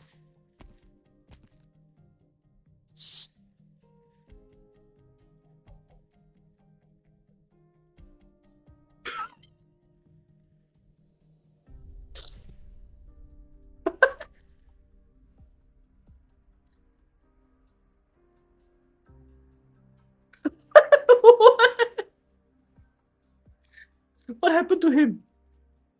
He suddenly got all the money and wealth and he did makeup and he did his hair and everything. All of a sudden he went from homeless looking fucking guy down the street to what the hell? So I kind of became a little bit more pompous now. Sorry, I'm not too familiar with the roads here. It took me a while. Sorry to keep you waiting. And thank you for agreeing to come pick me up. No need to thank me. It's the least I could do.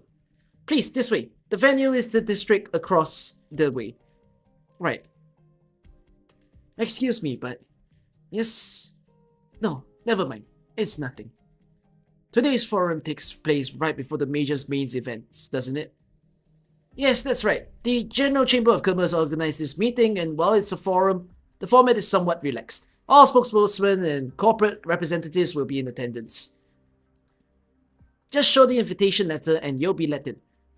Of course, of course. I have it right here. Excuse me. Yes, I'm here. Yes, please, go ahead. Pardon me for asking, but do you need any assistance?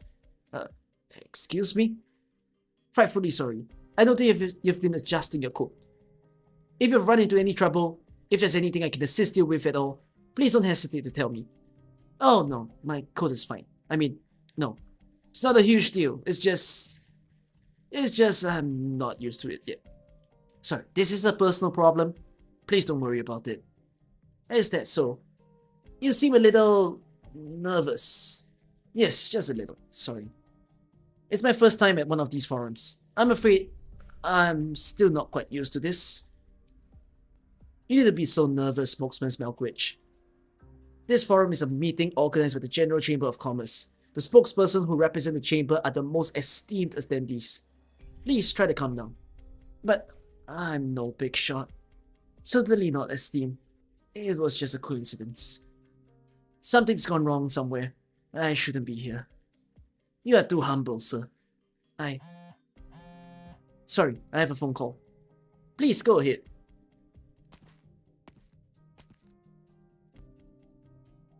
Hello, this is Malkovich. Please go ahead.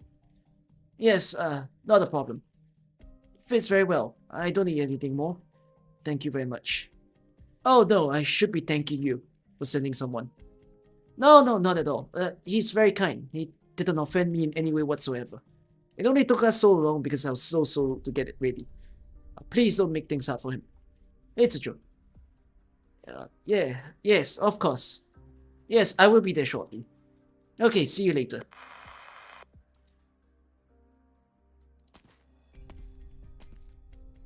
Sorry to keep you waiting. Not at all, sir. About what we just discussed. Please watch your step, Mr. Belkovich. We'll head upstairs via corridor 4. Please follow me. Yes, sorry.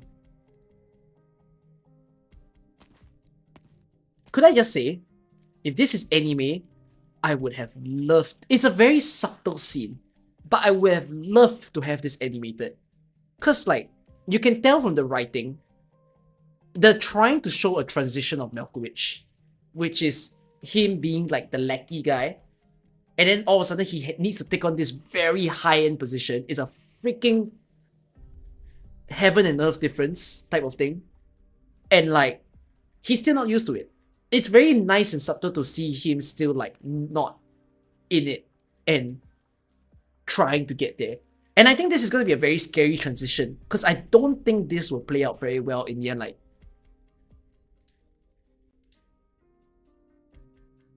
the venue is right ahead. Please make your way there and show the attendant at the door your invitation.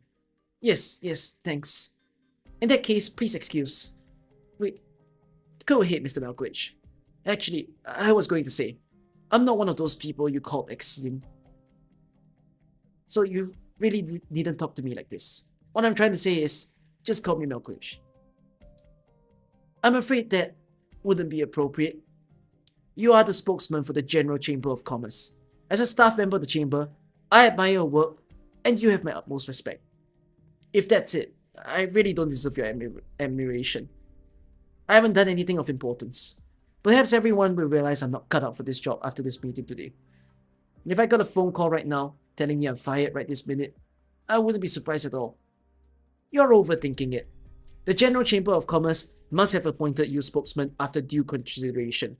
Your abilities will be recognized. What?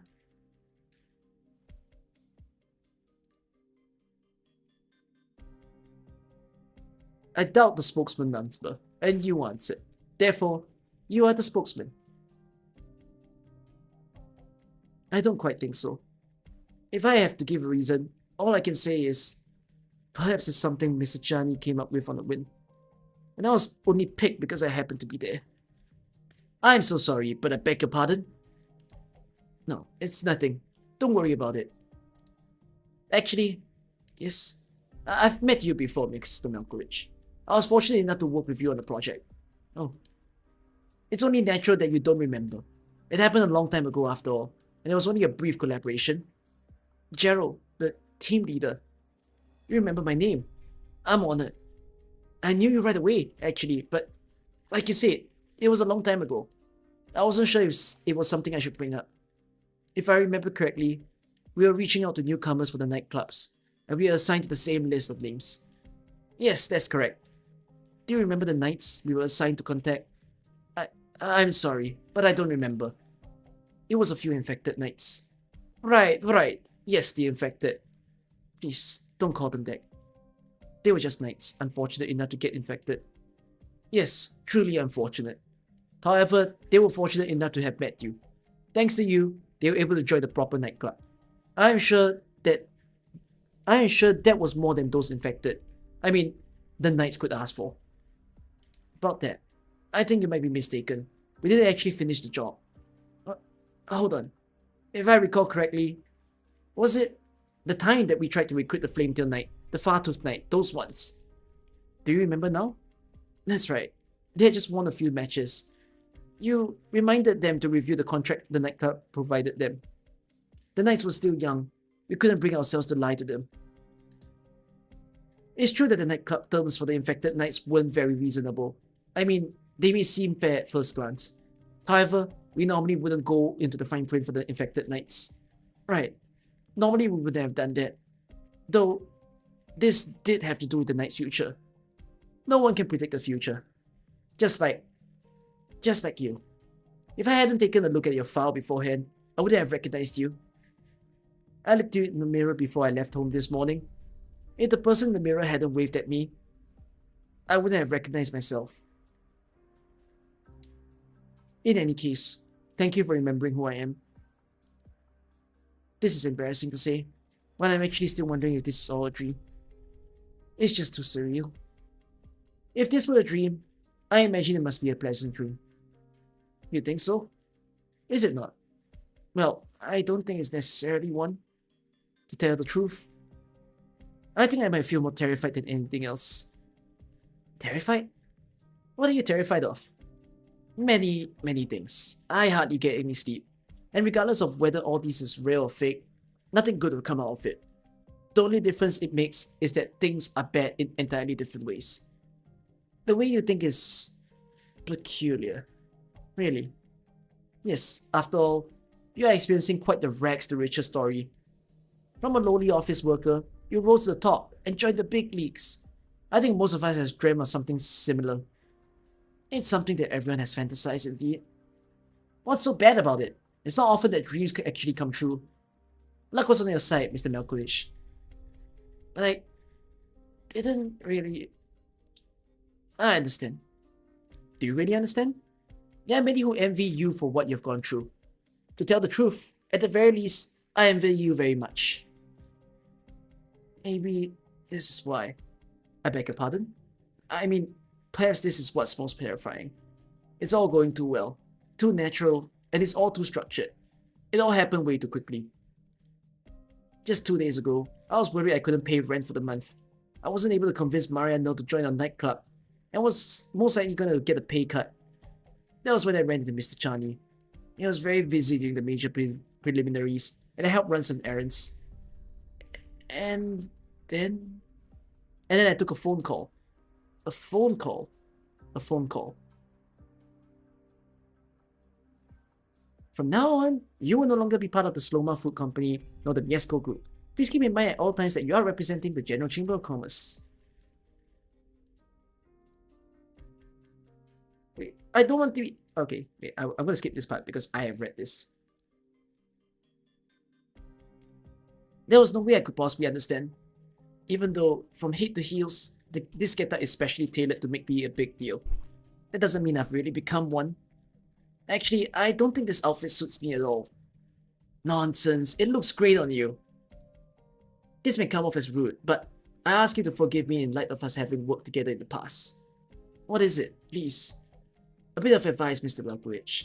As someone who fortune has smiled upon, you should try to refrain from sharing your feelings to those who, like me, are less fortunate. I really wish to empathize with the way you feel, but alas, I can't. There are many who wish to be in your position, myself included, but we aren't so fortunate. Do you understand? I do, but still, perhaps you do have your worries. You feel fear, anxiety, and hesitation, but no matter what you are feeling, you are well groomed and dressed to kill. You have the invitation in your hand, and you are walking inside this building as a spokesperson for the General Chamber of Commerce. Regardless of what you think yourself, in the eyes of everyone else, you are very much a big deal. The venue is straight ahead, Mr. Malkovich. Please excuse me. Wait. I wish you a pleasant day.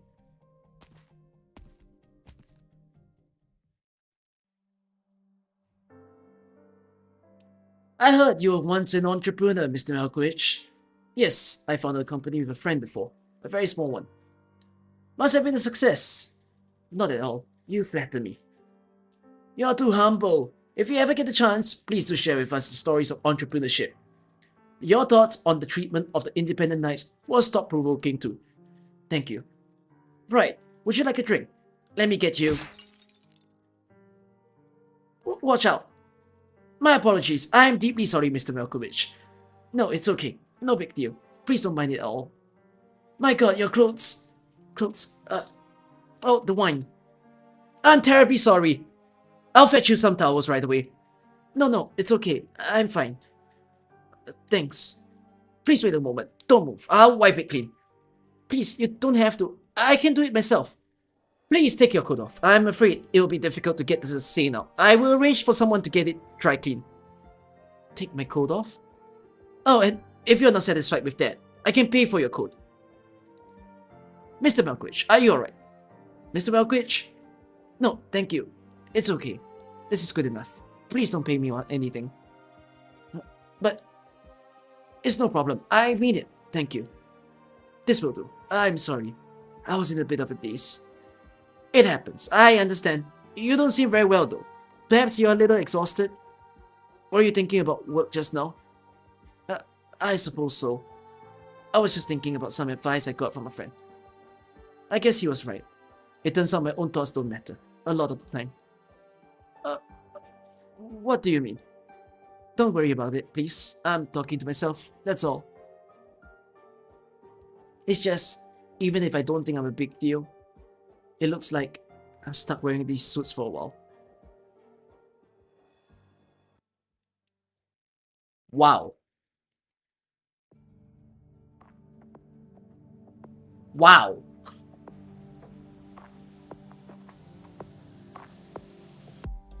That is so powerful. That is Oh, wow. Wow. What a setup.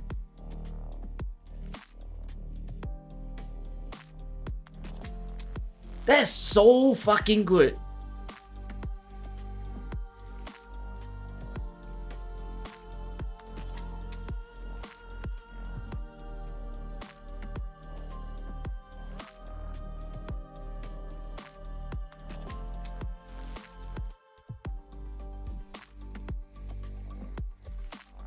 I didn't watch the whole of Breaking Bad, but there was a character that I really sympathized and loved so much in Breaking Bad. I didn't follow the whole thing, but if you guys want to follow the journey of this guy, it's this German contractor that was within the story. He appeared for a few episodes. And like, actually the vibe of that story arc of Breaking Bad is very similar. I feel the same vibes as this. I don't feel good for Malkovich, by the way. I think he might turn a little bad, but I fear for his life, actually. I feel like he might die by the end of this. Okay, no spoilers. That's just my random guess. It's just I don't think this story has a happy ending.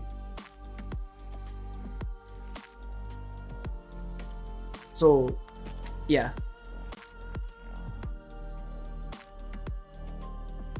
Okay, last one. Let's go.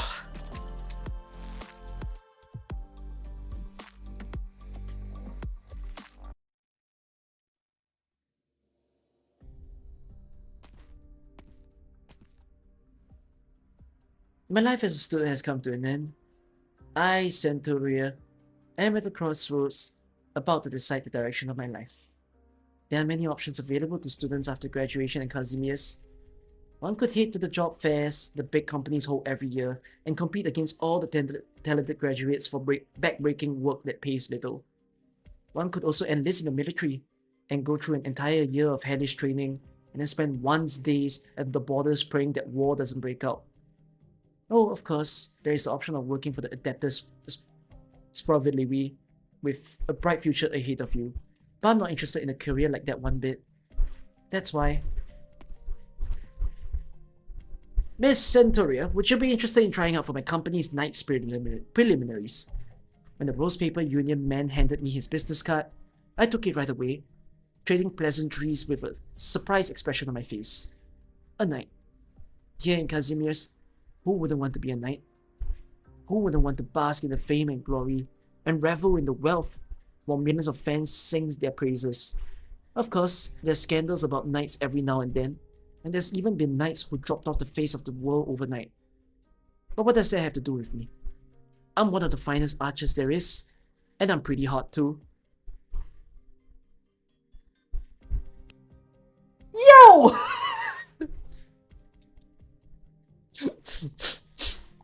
That's crazy! Why does Zafang like this girl?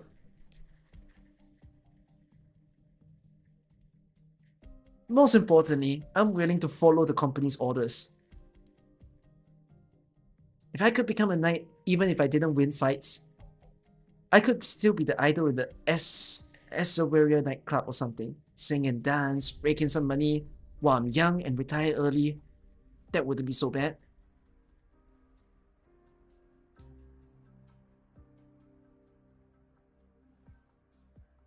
In the end, I got second place in the Rose Papers night prelims that year, and I landed myself the contract of my dreams. As for the one who got first place, it was a blonde man who stank of sunshine. How do I put it? He's the perfect Kazimierz ideal of the Kuranta. He comes from a pretty decent background too. Maybe Rose picked him up to be their champion up front. Even if not, it would have been tough to beat him in the large-scale prelims. At least, I didn't stand a chance in the polls. Oh well, no reason to complain about that. There's a long road ahead. Who knows? I might get my knight title before him.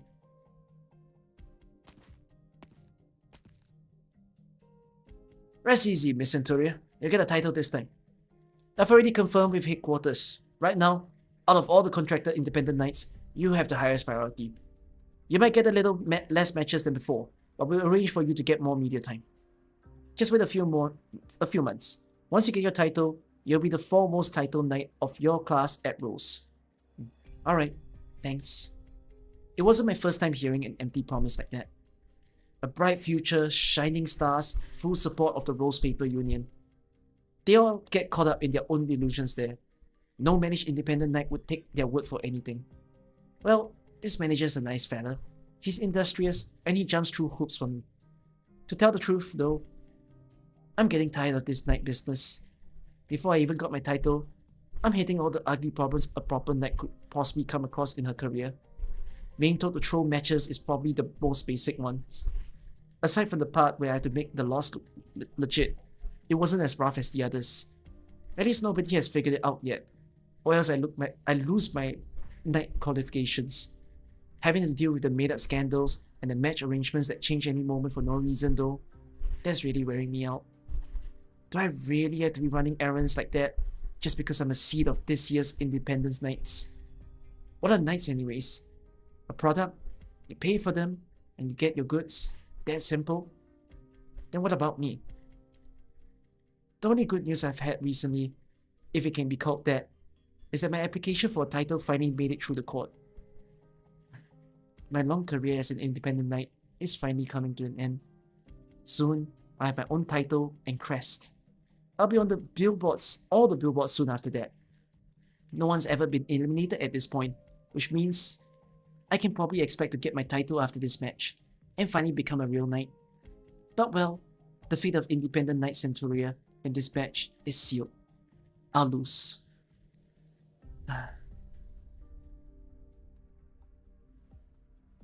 What's the deal with this Kuranta today? I was really pretending to be exhausted, even signaled to the referee that I was out, but he kept attacking. Some kind of victor spoils? He knew he was gonna win, and he still treated me like a pet foul beast, chasing me all over the arena just to humiliate me. If I didn't have to pretend I was hurt, then I'd have. I guess Dad was right. Getting humiliated in the arena is part of being a knight.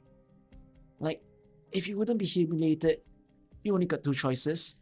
You beat everyone down, legit, under the rules, or you disappear without a trace after showing up on the news.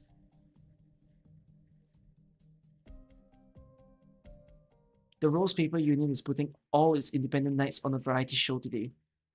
The union rented a whole competition arena to film the show, and even invited a few popular titled knights on as guests.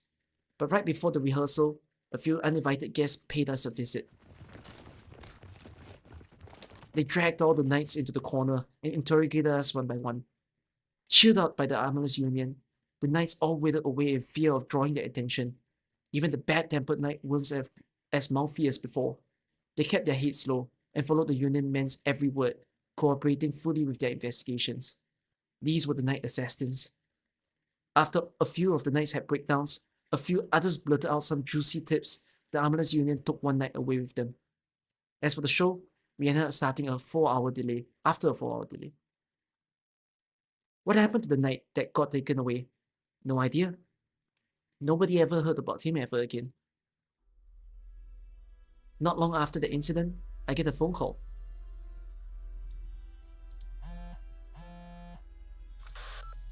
Here. Hello? Good afternoon, Independent Knight Centuria. Congratulations on your forthcoming title. I have no idea how you got my number, but if you're calling about business, talk to my manager, thanks. It doesn't sound like you are very fond of your job. I can hear the exhaustion. I can offer you a job that's far more suitable. You only need to pass a simple test, and the job will be yours. While I'm still being confused and hesitant, the men on the other end of the terminal keep going. The arena's too small for you, isn't it? By the time you release your bowstring, the arrow has already made it to the other end of the arena. With the job I'm offering, you'll find the salary as satisfactory as that received of a knight, and you will also receive much more freedom. If you like, Miss Centuria, your arrows could pierce through even the night skies of the Grand Knight territory. I'll await your reply. As soon as it's hung up, I receive an address on my terminal. I don't know what to expect, or what they are going to test, but if you like, Miss Centuria, your arrows could pierce through even the night skies of Grand Knight territory. Sounds better than shooting commercials. That's another powerful line. This is like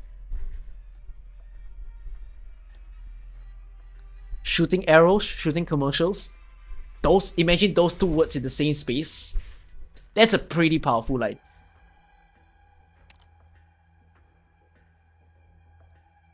I made my way to the address, a flower shop. When the owner noticed me, he hands me a banquet. The bouquet has a note, another address along with some information and a name. It's the name of my last opponent, the bad-mannered Kuranta. There's also an arrow hidden inside the bouquet, a military-grade, rhombus-shaped arrow. No manufacturer or serial number listed. If I'm allowed to see all this, I must already have this organization's trust, if only a little bit. But it also means I have no actual choice. Could I go back and be a regular knight after getting their invitation? It's either completing their test or showing up in the next day's newspapers. I can already imagine the headlines. Independent Knight Centurion dies at home in a freak accident. No real choice at all.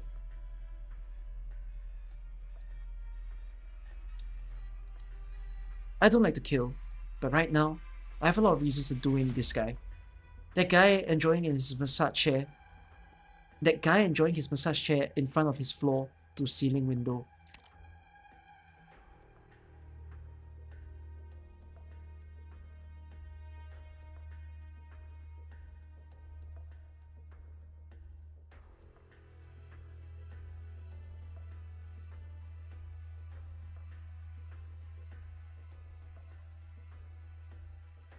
Wow.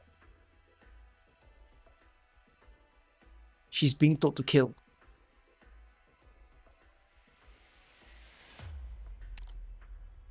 Wow. Maybe it's to calm me down, but the data lists every last detail about this independent knight. He was paid to pull out of the fight, but he wasn't happy with his company's arrangement, so he beat down the opponent in the arena and humiliated the company director. Normally, one of those transgressions would have been enough for a court to sentence him, but because of his name, no one dares. No one wants to get on the bad side of an old, prestigious family. I guess that's why Casimir needs knight assassins. I think to myself, hold my breath and concentrate, putting back my bowstring. The arrow draws an arc in the air and bores through the window, his forehead, and his massage chair, before burying itself in the expensive hardwood floor. If we face each other in the arena, I'm sure a knight like him would have taken a long time to bring down.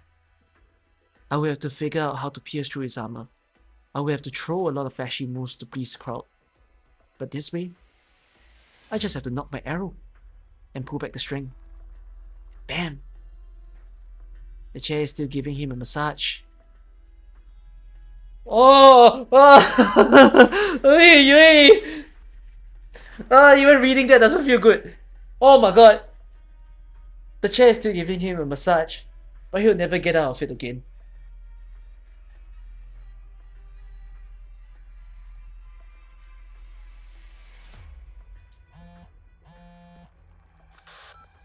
Oh. Wonderful work, Miss Centuria. You masterfully gathered your intel and picked the finest vantage point from which to carry out your mission. Superb execution, considering your age and talents. From here on out, you're part of the Armorless Union. We've concluded our negotiations with the Rose Paper Union too. They've agreed to terminate your contract, and you'll receive mental health compensation payout. Please come to the General Chamber of Commerce headquarters tomorrow morning. Someone will meet you there for the follow-up arrangements. Alright. So what should I call you? You may call me Platinum.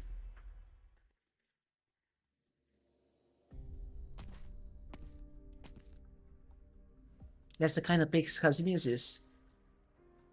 So is his body just vibrating there? Yeah, his body is just there. Oh my god. That's so like, wow.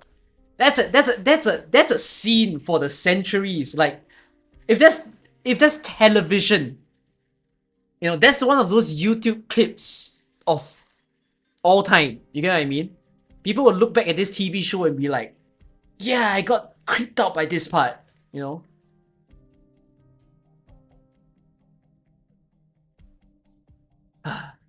Though she had a bright future ahead of her, Independent Knight Centurion ended up serving under Platinum or Armor's Union after taking a phone call and passing a test.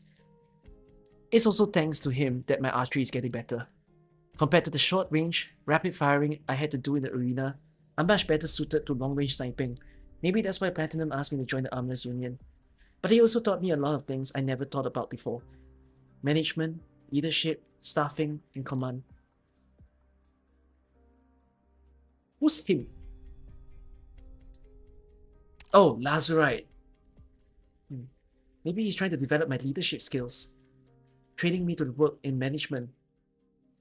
I guess it wouldn't be so bad to sit in an office and boss people around without dirtying my own hands. Oh, the previous Platinum. Oh! Oh, Platinum is a transferred name. After 3 months, the people have long forgotten there was ever an independent knight called Centuria. Her manager has already been reassigned to other knights who made it through the preliminaries. Her fans turned their eyes to the luster of other knights. Even the girl who was once her greatest fan, the girl who camped outside her door every single day just to catch a glimpse of her, already joined another knight's fan club. Even when they walked past each other, it seemed like the girl didn't recognize the woman who had once been her idol. It was as though she never existed, forgotten so soon after shining so brightly. Maybe that's the fate of all knights. But being in the Armless Union is different. They hold a knight's life and death in their hands. Even the most prideful knights are afraid to speak up before them. That is, as long as we don't mess up the jobs the bosses hand us down to us. After all, KGCC directors don't like seeing the words missions failed on their reports. And if we do screw it up, even Platinum himself gets an earful.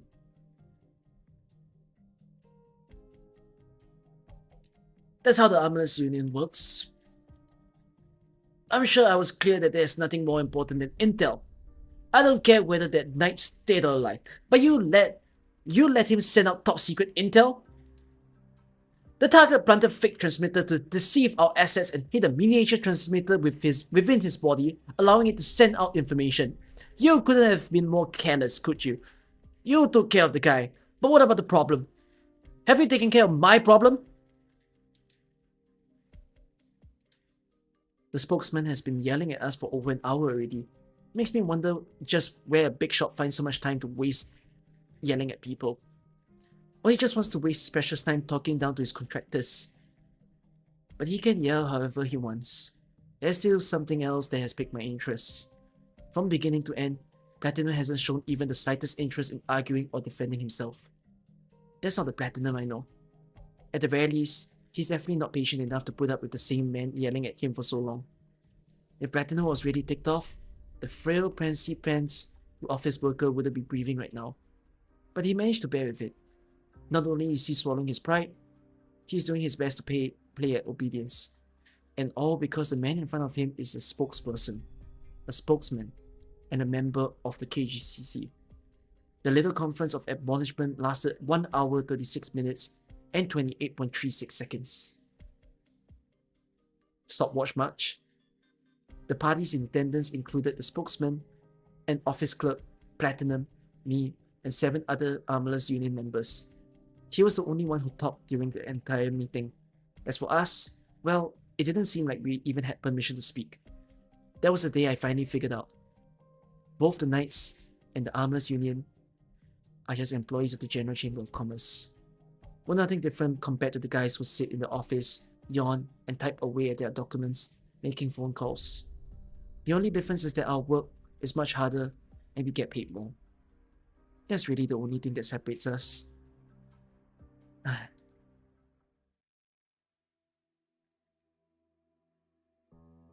It was a regular rainy night when the Lazarate paid me a visit after I had taken care of the night. My little Pegasus, I'm looking for Platinum. Have you seen him? My master's on a mission right now, Lazarate. Haha, it's he now. What sort of mission? He didn't tell me. Then did he tell you he had doubts about this mission? No, he didn't, but I kinda sense it. You're an honest one, little Pegasus. Well, since you share with me what you know about Platinum with me, let me tell you what I know as well. Platinum is dead. On the path of betrayal, even. I knew that he felt something for his target, but I never expected him to give his life for hers. You see, it would be very inconvenient for this position to go unfilled, both for me, the Dark Steels, and the General Chamber of Commerce directors. How about this, little Pegasus? Why don't you be the next Platinum? Put on the spot like that, I can't knee-jerk an answer. If I say yes, is Lazarette gonna spare my life? If I say no, am I going to die? All I can do is stand there and mutter incoherent words. I'm just not brave enough to answer him. Even though I'm Platinum's student, and I might succeed him just fine, I'm not his only student. Besides, if Platinum just betrayed them, how does it make sense to have his student become the new Platinum? Not to mention the more senior Armorless Union members, technical skill or command, they're way more capable than me. Why me? Why me of all people? Seeing me standing here like an idiot, Lazarette chuckles a little and shoves a badge into my hand, the symbol of Platinum. Silence means yes. Do your new job well, Platinum. And then he leaves. And there's Centuria, who is now Platinum, with a knight lying there on the ground.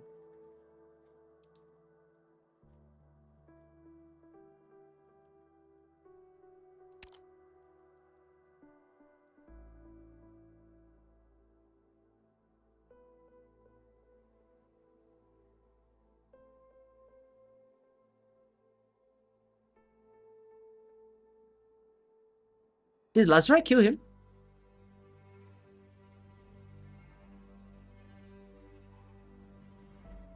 No. It was a regular day Lazarette paid me after I'd taken care of a knight. So the knight lying on the ground is her own. Darksteel killed him. Previous Platinum died in the mission. No, but like, am I supposed to know the context of why he died now? Didn't want him anymore? Got killed by other Armorless, don't know who. Wait, so it's more like in Mariano they mentioned it. He had to target a woman, didn't go through the killing, so he's deemed unreliable.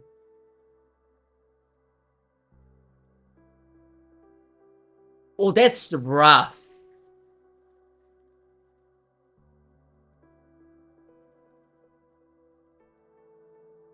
Wait, but this was mentioned in Mariano. Who mentioned it? I can't remember that detail. Was it like a chatter that happened?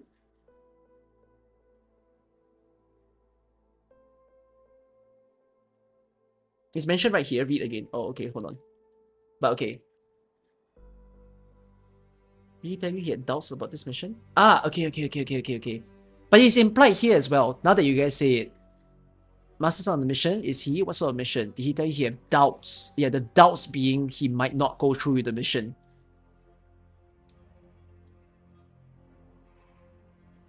Half of betrayal. He felt something for his target. He gave his life for her.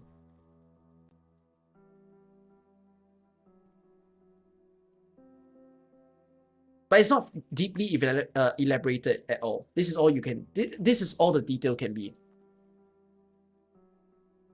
So then, Armorless Union came in and executed him for not completing the mission. What happens to her then? Do they still go on to kill her? Oh man, rough. Oh, what a world.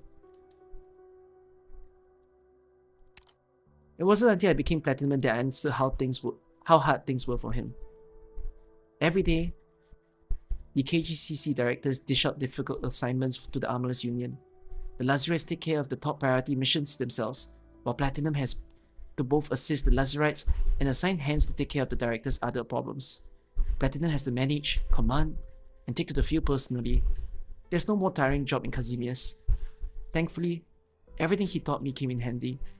After I made a few mistakes and got yelled at by the spokespeople a few times, I started to get the hang of things.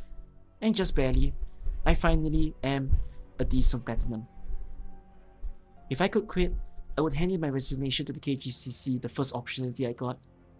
With so much responsibility and risk, plus how exhausting it is, who'd want a job like this? But you know, I don't have a choice here.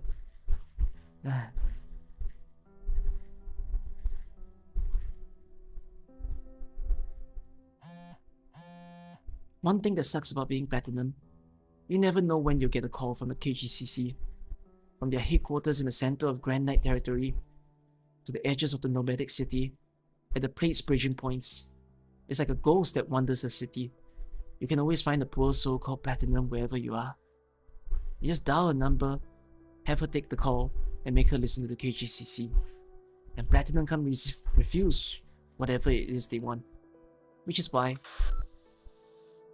Go ahead. Hello, Platinum. We have a secret mission for you. Please see to it immediately. Go ahead. We want you to make sure that the Glorious Shield Industries chairman doesn't attend the General Chamber of Commerce board meeting tomorrow. You mean... Right. And we would prefer that he has no more involvement in the Glorious Shield Industry affairs in the future. I don't think I'm allowed to go after someone that high up. This mission was originally meant for the Lazarettes, but they recommended you for the job. That's why your phone rang. Here is the mission authorization passport. Please confirm. Confirm. It's a match. Very good. Do not disappoint us. It is easy to make a regular Joe disappear, but it's no simple task to have a KGCC director die under mysterious circumstances. To make sure, I gave Lazarite a call. He told me I just had to pay a visit to the chairman's lounge at Glorious Shield Industries headquarters. Apparently, this isn't going to be very difficult. Everything is already in order, and no one will be there to stop me. After he hung up, I breathed a long sigh. If that's what Lazarite says, what else am I supposed to do? There are only 4 hours until daybreak. To make sure the chairman has no way out, I stationed an armorless union squad around his children before heading to the company. Then I walked through in front of the door. Just as Lazarite said, Glorious Shield HQ is all prepped and ready. The lobby doors are wide open, the security guards are away, all the detectors are undergoing maintenance, and there's a temporary keycard in the most conspicuous spot on the front desk counter. And that card key, it has access to the top floor, where the chairman's lounge is.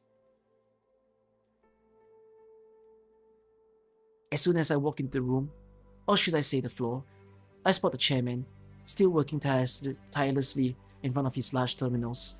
Before he notices me, I have already broken his neck. After I check his vitals and make sure he's gone, I report to Lazarite. Per the usual procedures, I will get a phone call from the KGCC right away, so I'm not in a hurry to get up. It's a phone call. Why does it matter where I take it? I pull the curtains open. Through the giant floor to the ceiling windows, I gaze out at the brilliant lights illuminating the Grand Knight territory's night sky. When I was still a student, I admired the knights. After I became a knight, I learned the secret of the Night Assassins. These days, as one of the Armorless Union's leaders, I still have to listen to every word the KGCC director says. And now, by pure coincidence, I've offed one of their directors. My parents once said, my sharp eyes will bring honor and glory to my family. But what am I seeing with these eyes now? Wow.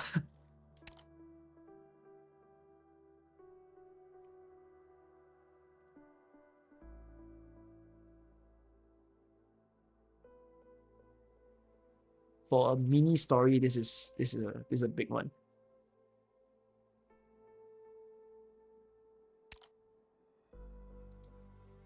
I see the vast, dark wilderness beyond the borders of the Grand Knight territory. I see the colorful neon lights emblazoning the whole territory. I also see the General Chamber of Commerce headquarters in the dead center, towering above everything, and the radiant night sky above it. As long as I can see, I can understand. Still, above these pillars of capitalism and beneath the earth that the city drives over, there are a pair of invisible hands puppeteering the directors, compelling them to stack bricks, tiles, and steels to the tops of those buildings, adding ever more to the tower called Casimir's. But like the puppets they are, if they don't keep their masters happy, they get replaced. He's not the first, And he's definitely not the last. Through the General Chamber of Commerce, this pair of hands can reach anywhere in Kazimias.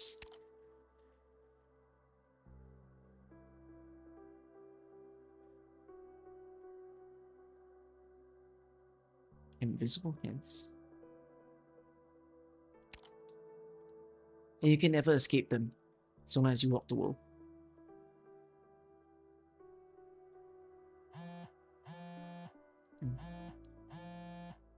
Can I get a little time to veg out? I'm so tired. I want a vacation. No wonder she wants a vacation that much.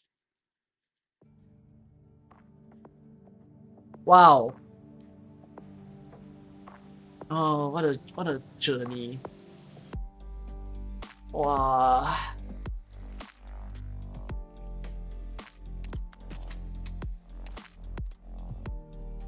This was alright. These stories are not connected. This sets up for Near Light. This is their backstory. This sets up for Near Light. This sets up for Near Light. This sets up for Near Light. Done. Oh my god. Crazy, man.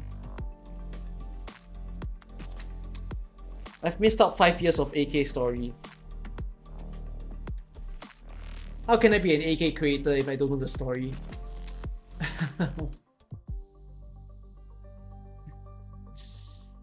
My god. Well, my heart is very like filled. This god. I get why people say that Enfield doesn't match up to AK now. If this is the story that it goes for, but I'm not complaining though, because to me it's like, I think Enfield having a weaker story start is, I get that it's a missed opportunity, but there's also a little bit of like a, it doesn't have to go particularly insane from the beginning. If it could, it would be nice, but it must start going insane from the start. I understand the whole thing where, yeah, the world building. Yes, I need to. It is not wrong. I don't know what I'm supposed to look forward to when I'm reading Enfield's story. That is like, I got a glimpse of Hongshan from Tapan and Chen, but that's about it. Like, I don't really know where else there is. I see the issue now, which is like, AK does this very fantastic job where I get curious about a lot of things externally, right? Because the mention of Sargon, the mention of like the various factions, the various organizations, like, and you're giving me a glimpse of it each time. So as a reader, I end up getting more curious. I'm like, how bad are these guys? What do they actually do? Questions are raised as I'm reading. But now, that does come to the point of, can Enfield match that? Yeah. I think it's crazy. I think it's actually crazy that none of us EN creators, I feel, in truth, may have done a great job at depicting AK story. Is that a fair thing to say? I feel like they might have been in the past, but they're no longer in AK. I don't even know if Frostbite does a good job, because like, I don't watch his summaries.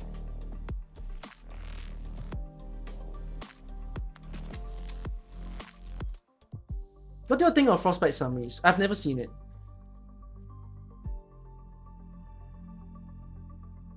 Enfield setting is so right for storytelling, yet they aim for a safe story. They good? Don't like it? What's the good and the bad? I mean, I need to understand now that I definitely do feel like there's a gap in the AK space where no one discusses the story enough. You've seen people voice these stories even, it just doesn't get as much traction. I think I'm fine that it doesn't get traction. I think it's for me to try to do a job for them.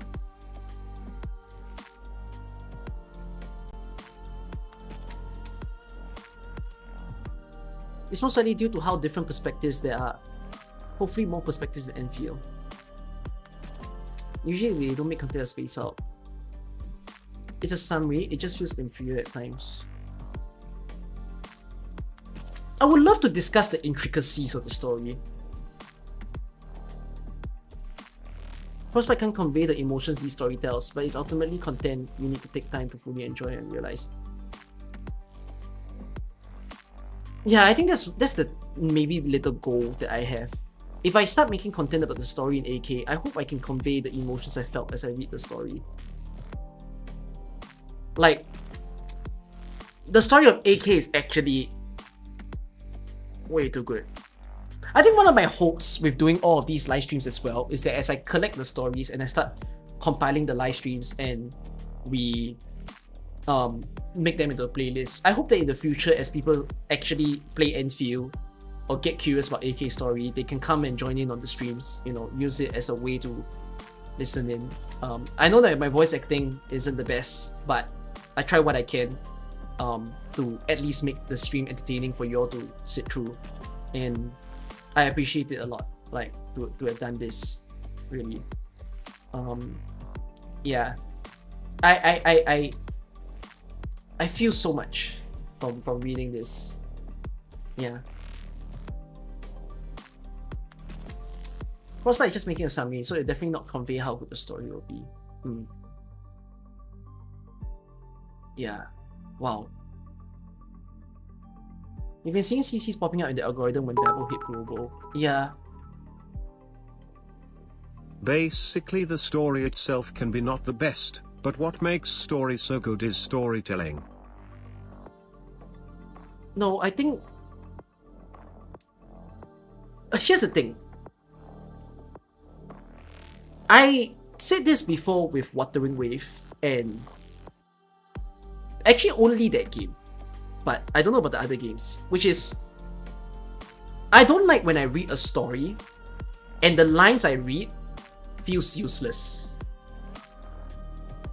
But I don't feel this way with AK. Like, despite the story being so long, I never felt like the statements I'm reading is exactly a waste. Like, I don't like pointless exposition, but I like the conversations that I'm having with the characters, like the banters between characters here. I actually really enjoy it. Like, I really start understanding who they are more. You know? No, I think I have the same complaint with Honkai. Honkai starts to have banter that I just sit there thinking, must I really listen to this? Yeah. Some of AK stories have pointless exposition. I think I will find some stories there later. Yeah. So far, I'm not at that point to say that I hit a line that just goes, why must I read that? But at least the ones I picked up thus far has been pretty freaking good. Yeah. So, yeah. Enfield has some pointless exposition. I think I did point them out. It's not as... It's still okay, but I hope the final product will be good.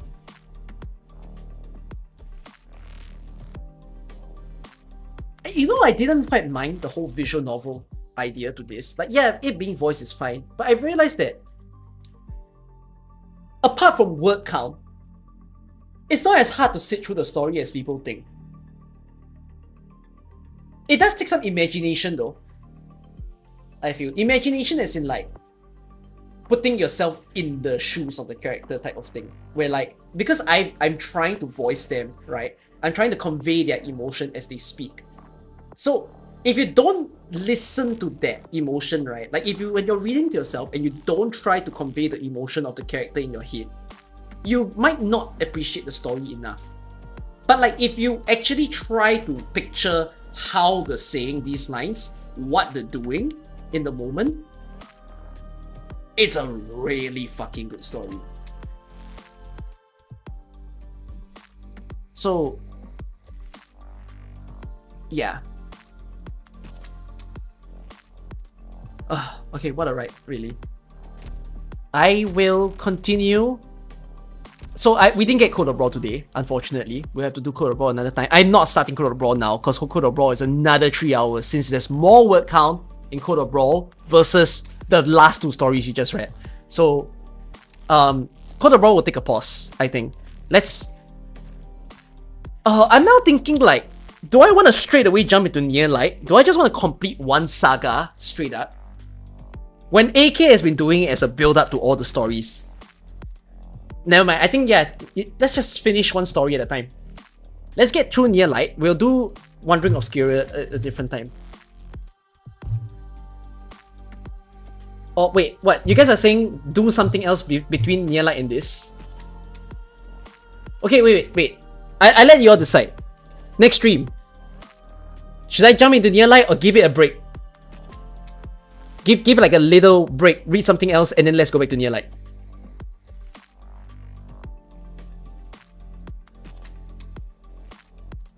You give it a break.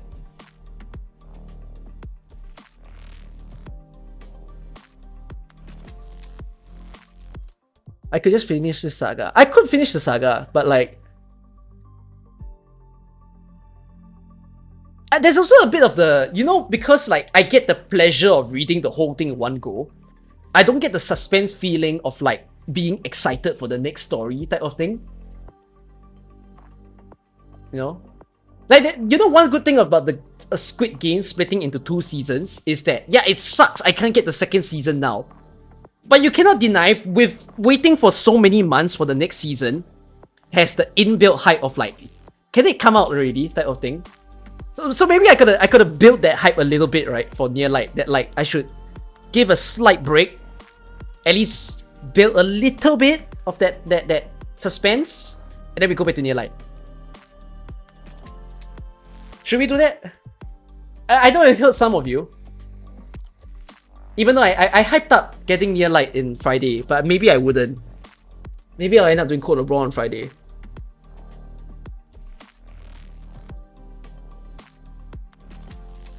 But I already passed the hype phase. It doesn't matter, I'm still hyped! I've read the story to the point that I'm hyped.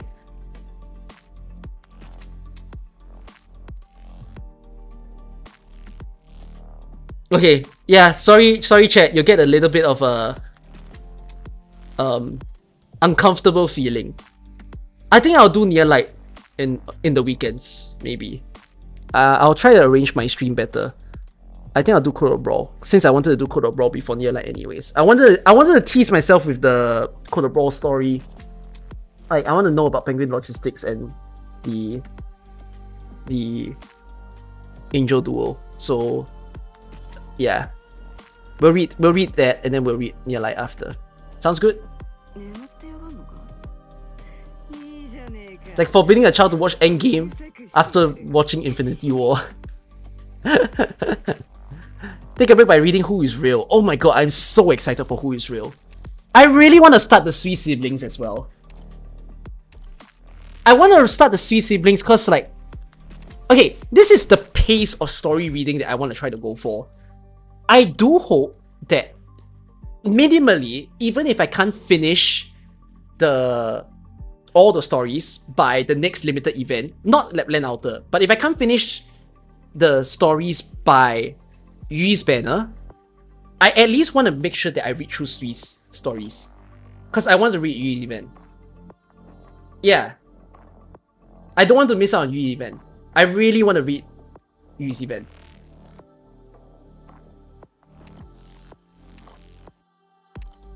Can I make a list of what I've read? I will make a list of what I've read. Yeah. Who Is Real is the best story. Everything just fell off after. I don't think the Yui event was considered a fall off, right? I think people enjoyed it, didn't they?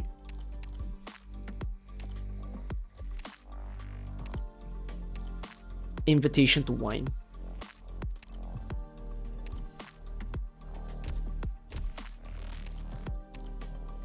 And Where Vernal Wind Never Blows. True Event is really good, but the ending felt rushed. If I want to shout, personally the True Fun one is nice and it's a close standalone story. If I read Code of Brawl very fast on Friday, then I will see what small story can I squeeze. Because even though there's more word count, I feel like I will get through Code of Brawl fast. Just something in me says that I'll get through it fast. Probably because the faster hyper speaking people. So that means I'll end up reading faster as well. But yeah. The words are shorter. Yeah, I feel like there'll be less exposition and more like bantery nonsense that will come from this crew of people. So yeah. Okay. Anyways, nearly 7 hour stream again, but 6 hours and a half today.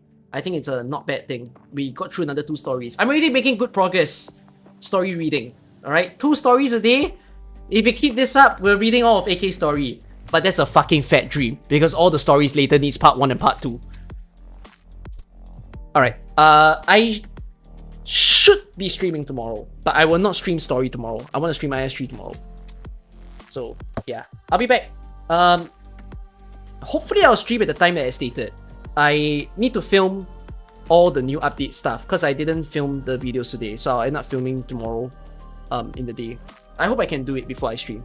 If I start a bit later, it's normal. You have seen it before, but I hope I don't start later. Alright, I'll see you guys. Goodbye to you all. Night night.